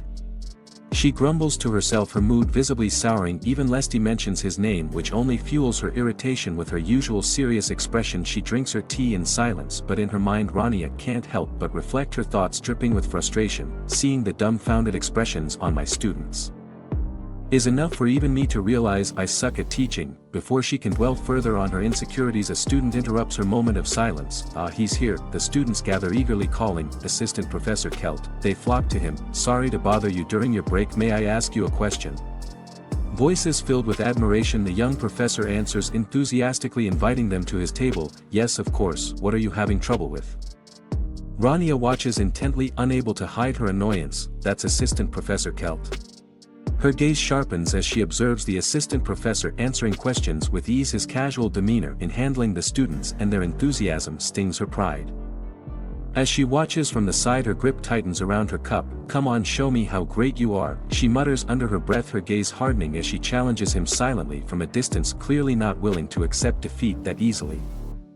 Aplia Academy. Indoor training grounds 2. The tension in the air is thick and the faint echo of footsteps resounds in the vast imposing chamber. The ceiling is high with sharp angular lights overhead casting a sterile glow over the arena. Dust lingers in the air, disturbed by the violent commotion that's unfolding. You all. The cry of sheer terror rings out from a student, fear gripping his voice. His eyes are wide, panic written all over his face. He's on the floor, helpless, back against the cold stone wall as a monstrous beast stalks toward him. Its body is covered in dark bristling fur, and its yellow eyes glow with a terrifying unnatural light. The creature snarls, baring its sharp jagged fangs. Saliva drips from its maw, showing no sign of hesitation, no mercy. Gee, go away, the student stammers, desperately trying to back. Sharp commanding voice slices through the chaos. That's it. The voice of authority sends shockwaves through the room. Standing tall at the sidelines is McCart Clerpet, the stern and unyielding professor of combat magic. His sharp eyes are locked on the scene unfolding before him, arms crossed as he surveys his students' pitiful performance. Pathetic. On your feet now. You have no grasp of the basics at all. If this were a battlefield, you'd already be dead. There's no sugarcoating, no softness in his words. Every sentence hits with the weight of reality. This isn't just training, it's survival. The other students watching from the sidelines whisper amongst themselves, their faces betraying their unease. One of them mutters under his breath a question that's been gnawing at all of them. Even if it's for practical combat, why should we fight a demon beast solo? The students stand together, voices low as they grumble about their situation. One of them crosses his arms, frustration etched across his face. It was better when Assistant Professor Celt was teaching the class in his stead. His voice is heavy with nostalgia for the easier days when they weren't forced into life-threatening combat drills. Another student sighs in agreement, exasperation weighing him down. Tell me about it, Ha. When will this ever end? Besides, why would they even breed demon beasts, eh? But then something's wrong. Oh, doesn't it look a bit weird? He stammers, noticing a change in the demon beast's behavior. Its eyes flash with a fiery red hue and an ominous growl rises from its throat. The once controlled creature suddenly looks more menacing, more dangerous. The professor tries to calm him down, dismissing the concern. Don't be afraid, it's bound by control magic, so it won't. His sentence trails off as the beast's body tenses, its muscles coiling like springs ready to unleash violence. Suddenly the beast growls clear and terrifying, attack. The word simple but filled with dread triggers the nightmare they all feared. The demon beast lunges forward with terrifying speed, its massive form darkening the students' vision as it descends upon them, jaws wide open. One of the students freezes, eyes wide in disbelief. His breath catches in his throat, his instincts screaming at him to move, but it's too late. He's locked in place, terror gripping him as the beast barrels toward him. You are. Outside the academy, the peaceful skies seem oblivious to the chaos within. The sun shines brightly, birds chirp and a breeze rustles the trees. The contrast between the serene exterior and the horror unfolding inside the training grounds couldn't be starker.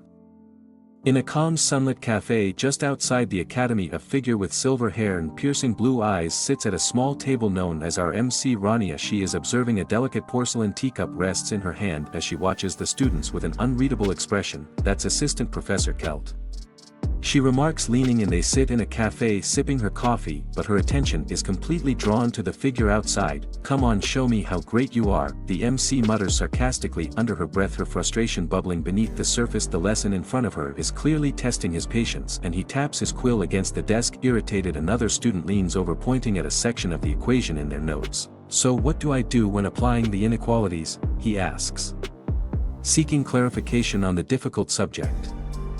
The first student narrows his eyes, glancing between his notes and his friends. Isn't this basically the same lesson I taught in my class? He mutters, confusion crossing his face. What's so different? The other nods, pointing to his own work. That's right, apply the circuit with this spell and you can substitute the formula. When doing so, his tone is confident, the explanation smooth. The scene shifts back to Assistant Professor Celt, who takes a calm sip of her tea, her eyes as sharp as ever. Her gaze falls back onto the students with a critical, thoughtful look. She didn't explain this part, the frustrated student realizes. She omitted this important bit.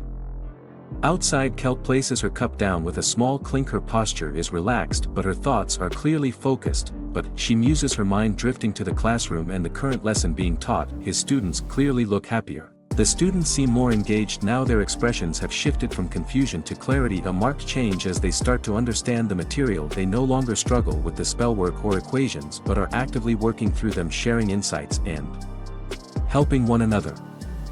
Rania watches quietly, noting how her students are progressing. They show a clear understanding of the material and are progressing, she says softly, her eyes narrowing just slightly in contemplation. The peaceful cafe, her silent observations and the shifting attitudes of the students create an intriguing contrast as the scene quietly unfolds. Rania looking in disbelief, clenching her fist as frustration boils over. Just what is he doing differently? She exclaims, trying to make sense of why her lessons don't seem to have the same effect. In the background, Rania looks quietly, her intense gaze almost burning through him as she watches him. I feel a passionate gaze, he thinks, visibly uncomfortable as the pressure weighs down on him. Nearby, another student bowing respectfully. Thank you very much, Assistant Professor, she says with gratitude, her voice sincere as she scurries off after receiving help. Celt smiles softly, his tone calm and collected. I believe this is the first time we've properly met each other, he says, he eyes meeting her, Assistant Professor Rania. The next scene shows them in a cozy corner of the cafe where the natural light streams through tall windows. Rania stands before him, her silver hair catching the light as she asks with a polite but direct tone, can I help you with something? Surprised, the MC looks up at him, her curiosity piqued. You know me? She asks, clearly not expecting him to recognize her. He offers a slight nod. Of course you are the latest hot topic in the academy, he states, casually gesturing to the chair across from him. He adds, please have a seat. Kelt's voice softens as he extends his offer. You seem troubled. I'd be happy to chat with you if you don't mind. His demeanor is calm and inviting, but her reputation for sharpness still lingers in the air, leaving the professor with mixed feelings as he sits down to hear what she has to say. Rania sits at the cafe, her cool blue eyes focused on the professor in front of her. You seem to be teaching students in a way they can understand. Is there a trick to it? Her question is straightforward, but there's a hint of curiosity behind her calm demeanor. The professor chuckles softly, feeling a bit flattered by the compliment. Haha, I'm honored that you think so highly of me. He takes a moment, lifting his teacup to his lips, then sets it down gently. It isn't really a trick, but students are still children. He leans back slightly, contemplating his words as if recalling a lesson he's imparted many times before. With so many paths before them, they don't know which to choose, and even when they do choose one, they often stop in the middle and doubt their choice. All I'm doing is teaching them my path, he explains, his tone softening, much like how my master taught me. Rania listens closely, her eyes narrowing in thought. Images of the professor's own mentor, a wise figure with a staff and gentle authority, flash before her eyes. Much like how my master taught me, the wisdom of the past is passed down generation by generation, forming a continuous chain of knowledge. I see, Rania murmurs deep in thought as she absorbs his words. There's something unspoken in her expression, a glimmer of understanding that lingers as she reflects on her own methods of teaching. The conversation eases up as the professor chuckles lightly. Well, that was a heavy topic, he says, letting the earlier intensity fade. The sun casts a warm glow through the cafe windows, giving the space a relaxed atmosphere. Kelt tilts his head slightly, acknowledging the shift in tone. Right, he responds, his usual seriousness softening for a moment. The professor smiles warmly. I studied pedagogy a bit. If you'd like, I can suggest a few books for you. His offer is genuine, and he gestures lightly with his hand, inviting her to dive deeper into the teaching craft. Rania remains composed, considering his suggestion. Why don't we go to my laboratory after this if you're free? He adds, leaning forward slightly as he makes the invitation. The soft clink of their teacups adds a peaceful backdrop to their conversation. MC pauses for a moment, then gives a small nod. Well, my schedule is pretty open. Very well, let me show you the lab, the professor says, rising from his chair with a sense of purpose. They make their way out of the cafe, stepping into the fresh air as the sunlight spills across the cobbled streets. As they walk, the professor glances at the stunning view of the academy against the evening sky. The golden hues of the sunset cast a magical glow over the grand buildings. May I ask a question of my own, Lady Rania? He says, curiosity creeping into his voice as the sun begins to dip below the horizon, signaling the start of a new conversation. As they walk down the hall, Kelt looks over his shoulder at Rania. Well, ask away, she says, inviting him to continue their conversation. His expression is relaxed, though curiosity lingers in his eyes. Rania meets his gaze. Can you tell me how you met Professor Rose? She begins, but her question is cut short by a sudden shout that echoes down the corridor. Kelt freezes mid-step, his eyes widening in surprise. Rania also glances back, immediately recognizing the voice marching toward them with his usual commanding presence is none other than Professor McCart. Clerpet, his brow furrowed with frustration. What are you doing there? McCart demands, his voice filled with urgency. Kelt stands rigid, unsure of how to respond. Professor McCart, he stammers, clearly caught off guard. Rania narrows her eyes, her sharp gaze shifting from Kelt to McCart. McCart, she murmurs, her mind racing. Come to think of it, that see what's his name also mentioned him. She begins to piece together the connections. I was having a chat with Assistant Professor Rania, Kelt told the furious McCart as he strides forward, not slowing his pace, his irritation clear. There you go, doing meaningless things, he snaps, pointing an accusing finger at Kelt. How can you be so sloppy with control magic? The intensity of his words hangs in the air as McCart continues. There's another demon beast going berserk in your class. His voice is sharp, full of frustration and anger, as if scolding a student who had just made a serious mistake. McCart stands over Kelt, his voice sharp with anger. If you can't even do your job properly, you might as well return to the battlefield. His words are cutting, filled with the weight of disappointment. What do you think, you can just put on some fancy clothes and be a scholar? Ha! Kelt lowers his head, feeling the harsh sting of McCart's words as papers scatter across the floor at their feet. This is your last warning, McCart declares, his tone heavy with finality. Investigate properly and make sure the report reaches me tonight. With that, McCart turns and strides out of the hall, his footsteps echoing down the corridor, leaving a heavy silence in his wake. Rania watches him leave, then turns to Kelt, her expression softening. Are you okay? Kelt smiles a bit sheepishly. Yes, well, this is normal for me. He chuckles, though there's a tinge of exhaustion in his voice as they sit on the floor together surrounded by the scattered papers. Rania glances at one of the documents. Professor McHart wants to teach students through practical battles. Kelt explains, gathering the papers into a pile, so he has us breed demon beasts in the lab, but the research has been stalling lately. His tone is lighter now, as though the weight of McHart's scolding has lifted a bit in the presence of company. Rania raises an eyebrow as she flips through the notes. Well, practical experience is important, but they're breeding demon beasts. She's clearly skeptical, her tone sharp as she processes the information, trying to understand the bigger picture. Kelt picks up one of the scattered papers, his expression distant as he mutters to himself, in the end it's because of that research. Rania notices his quiet mumbling.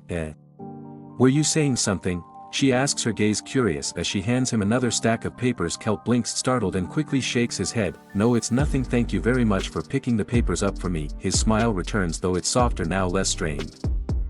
Rania glances at the pile of papers in his arms. They might be pretty heavy to carry, she comments, her tone almost playful. Kelt chuckles, brushing off her concern. It's okay, I take pride in my strength. Well, I guess I won't hold back then, Rania replies with a small smirk, following him down the corridor. As they make their way back, the air between them feels lighter after the earlier tension, though something unspoken lingers between them.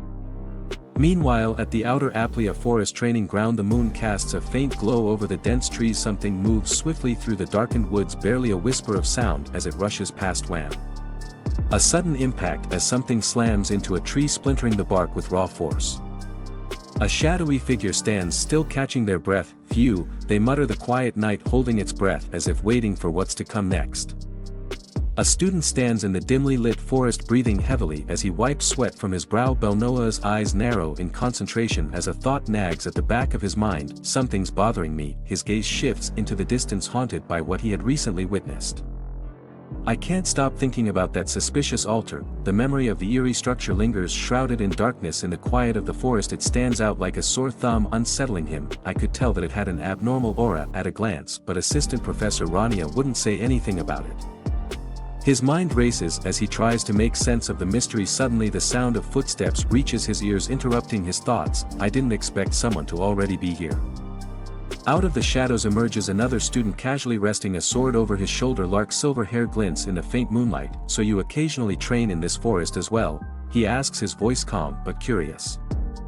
Lark looks over, recognizing him immediately. He straightens up but remains cautious. Your accuracy is incomparably better than last time. What kind of training did you do over the holidays? What are you doing here? Do you have a mentor outside the academy? The question catches Belnoa off guard and he frowns slightly. Why do you care anyway? His words are blunt, defensive. Before the conversation can continue, the forest around them stirs. A rustling sound echoes through the trees, followed by the glowing eyes of numerous creatures lurking in the shadows. A low growl fills the air as the danger makes itself known. The Belnoa chuckles, eyes glinting with amusement. Well, I won't say nothing happened. You wouldn't think I wandered the underground waterways, would you? Lark's tone is teasing, clearly poking fun at the mystery surrounding his sudden improvement. Why don't we have a little competition?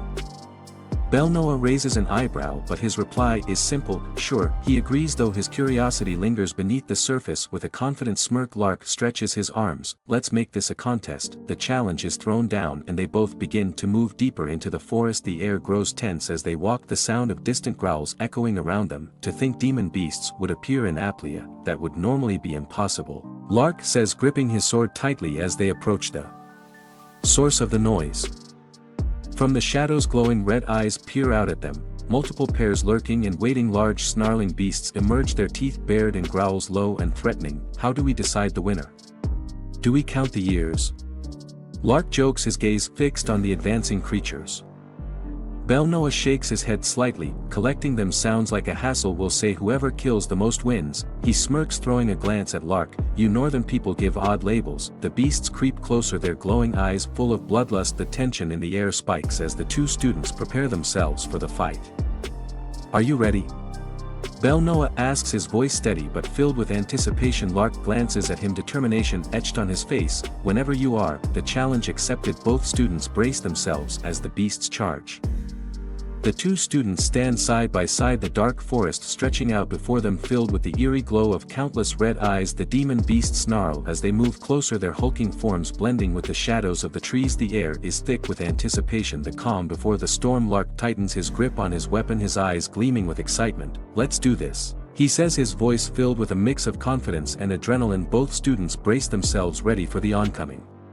The night is calm at Aplia Academy's 5th dormitory, with the moon casting a serene glow over the grounds. The wind howls gently, rustling the trees as two students stir in their beds. One of them yawns, rubbing his eyes sleepily. "Ah, the wind sure is strong today." He glances toward the window, trying to ignore the persistent noise. "I can't sleep with all this noise," he grumbles, shifting in his bed. One of them stumbles back, eyes wide in shock. What's that?" "It's moving." He points toward the shadow emerging from the rubble. Amidst the wreckage, a creature steps forward, a demon beast with glowing red eyes and a dark, twisted form. Its low growl fills the air, causing both students to freeze in terror. "Is that a demon beast?" one of the boys asks, his voice trembling with disbelief. "That's impossible, right? There's a barrier surrounding the academy," the other stammers, trying to rationalize what's happening. "But Professor McCart uses demon beasts in his class." One student hesitates, piecing things together. "You have a point," but the uncertainty lingers as they face the beast, knowing they may have to fight to survive this unexpected nightmare. "We still need to run away," one of the students shouts, his voice frantic as the demon beast charges toward them. They scramble down the hall, barely keeping ahead of the creature's snapping jaws. One of the beasts lunges at him, but the student manages to shield himself with his arm, expecting pain. He flinches, yet nothing. Why doesn't it hurt?" he mumbles, confused. He glances at his arm, untouched. The beasts haven't struck yet. Other students have evacuated to the 3rd dormitory. As they stumble through the dormitory, other students begin to emerge, drawn by the commotion. But before things get worse, a new presence enters the scene. A calm yet commanding voice cuts through the chaos. "You guys are getting in my way." A girl with violet hair, Lesty, steps forward, her expression unreadable. Surrounding her are her own demon beasts, fierce and under her control. She moves forward confidently, the menacing creatures obediently flanking her sides. The student stares at her in awe as she clears a path. "All right, thanks, you saved my butt there," he mutters, still catching his breath. Lesty barely spares him a glance. "I just did what I had to," she replies coolly, her attention already shifting as she heads toward the next threat outside. The dormitory is in ruins, the calm night shattered by the escalating battle. Lesty stretches out her hand, a green magical circle forming beneath her palm. With a swift motion, she summons multiple creatures. "Multi-summons," she commands, and several imposing beasts materialize, glowing with a fierce energy. They growl and snarl, ready for her command. "This should be enough," she mutters, eyes sharp and focused. The hallway is filled with a glowing aura as the summoned creatures advance toward the incoming threat of demon beasts. Without hesitation, she turns to her summoned beasts. "Deal with them for me," she orders coldly. The beasts spring into action, crashing into the enemy with a ferocious force. A brutal clash ensues, with blood and snarls filling the air. Her summoned creatures overpower the demon beasts, tearing through them without mercy. The girl stands calmly as the battle unfolds, her violet eyes narrow as she senses something unusual. "Sylvie, where is this ominous presence coming from?" she asks, addressing the icy spirit floating beside her. Sylvie's gaze is calm and composed as she replies, "From the forest behind this dorm." The violet-haired girl clenches her fists, her instincts telling her that something far more dangerous is lurking beyond the chaos. The ground shakes violently as a massive figure emerges from the forest. Its towering form looms over the treetops, its eyes glowing with a sinister purple light. Dark energy radiates off its body. The two students stand amidst the chaos, their weapons swinging with precision, cutting through wave after wave of attacking beasts. Blood splatters, but more enemies keep coming. "There's no end to them," one of them mutters, his breath heavy but his resolve unshaken. He slashes through another creature, watching it collapse at his feet. His companion, Lark, smirks confidently. "What, tired already?" he asks with a teasing tone, wiping the sweat from his brow as he braces for the next round. Noah lets out a small chuckle, his eyes gleaming with determination. "No way." As the massive creature looms ahead, the two students spring into action, their synchronized movements precise and deadly. With a sharp chant, Noah activates his spell, Haste, boosting their speed to incredible levels. Not far behind, his companion invokes Shadow Jump, the red aura wrapping around him as they both shoot into the air like arrows.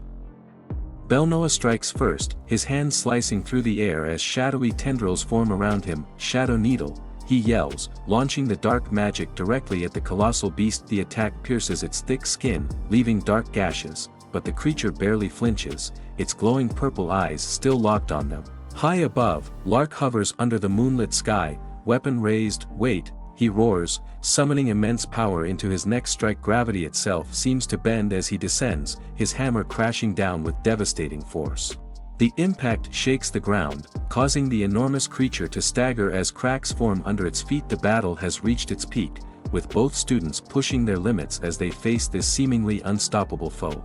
Lark descends with tremendous force, his hammer crashing down onto the creature's head. A deafening crack echoes as debris and chunks of earth fly into the air, the beast's hulking body shuddering under the blow. The students land swiftly. That's the end of it, Lark says, breathing heavily but with confidence. He watches the creature stagger, clearly wounded, its red eyes dimming as the ground quakes beneath its weight. Belnoa, still on edge, observes the creature intently. That should completely immobilize it, he mutters, but there's a flicker of doubt in his eyes. Something feels off. Suddenly, the creature lets out a guttural roar, its eyes glowing bright once more. The beast, though damaged, refuses to go down so easily. Its sheer resilience takes them by surprise, the battle far from over. The towering creature begins to regenerate before their eyes, the wounds closing rapidly as a green glow engulfs it. What's happening? Lark exclaims, eyes widening as the beast recovers from their fierce attacks. It's regenerating. We need to counter it somehow, Belnoa says, trying to assess the situation. Isn't that obvious? Lark snaps back, shock flashing across his face. Were you expecting to somehow defeat it without knowing its weaknesses first? As the tension builds, a voice cuts through the air, calm and poised. Ah, Lesty is here, Lark notes, as the purple-haired girl steps out from the shadows, accompanied by her summoned spirit. She walks forward with an air of confidence, but the exhaustion in her expression hints at the effort she's been exerting. Are you here to help us? Belnoa asks cautiously, unsure of her intentions. Lesty hesitates for a moment. Do you think I can just stay silent when the whole academy is in chaos? She replies, though a hint of doubt lingers in her voice. Well, yes, to be honest, Belnoa mutters under his breath, skeptical of her arrival. That's not important right now, Lesty quickly adds, brushing off the remark. Her expression turns serious as she points at the regenerating beast. That demon beast is fundamentally different from normal ones. Lesty, watching the hulking demon beast regenerate rapidly, explains with a calm but serious tone, the small core in the center of its body is forcing the rest of it to keep its shape. It's more like a golem than a demon beast. Her eyes narrow. Unless you destroy that core with magic, it will continue to regenerate. She steps back, observing the beast's strange design. That demon beast's weird structure combined with the fact that the Academy's barrier is supposed to keep such creatures out. Her spirit companion interjects, her voice filled with concern. They didn't break the barrier to enter, instead, they appeared within the barrier. As the realization sinks in, her spirit pleads softly, Master, I have a really bad feeling about this. Please be careful. Lark tightens his grip on his axe, a sharp grin crossing his face. So we just gotta destroy the core, that makes things easier. Belnoa steps forward, brimming with confidence, ready for the next phase of the battle.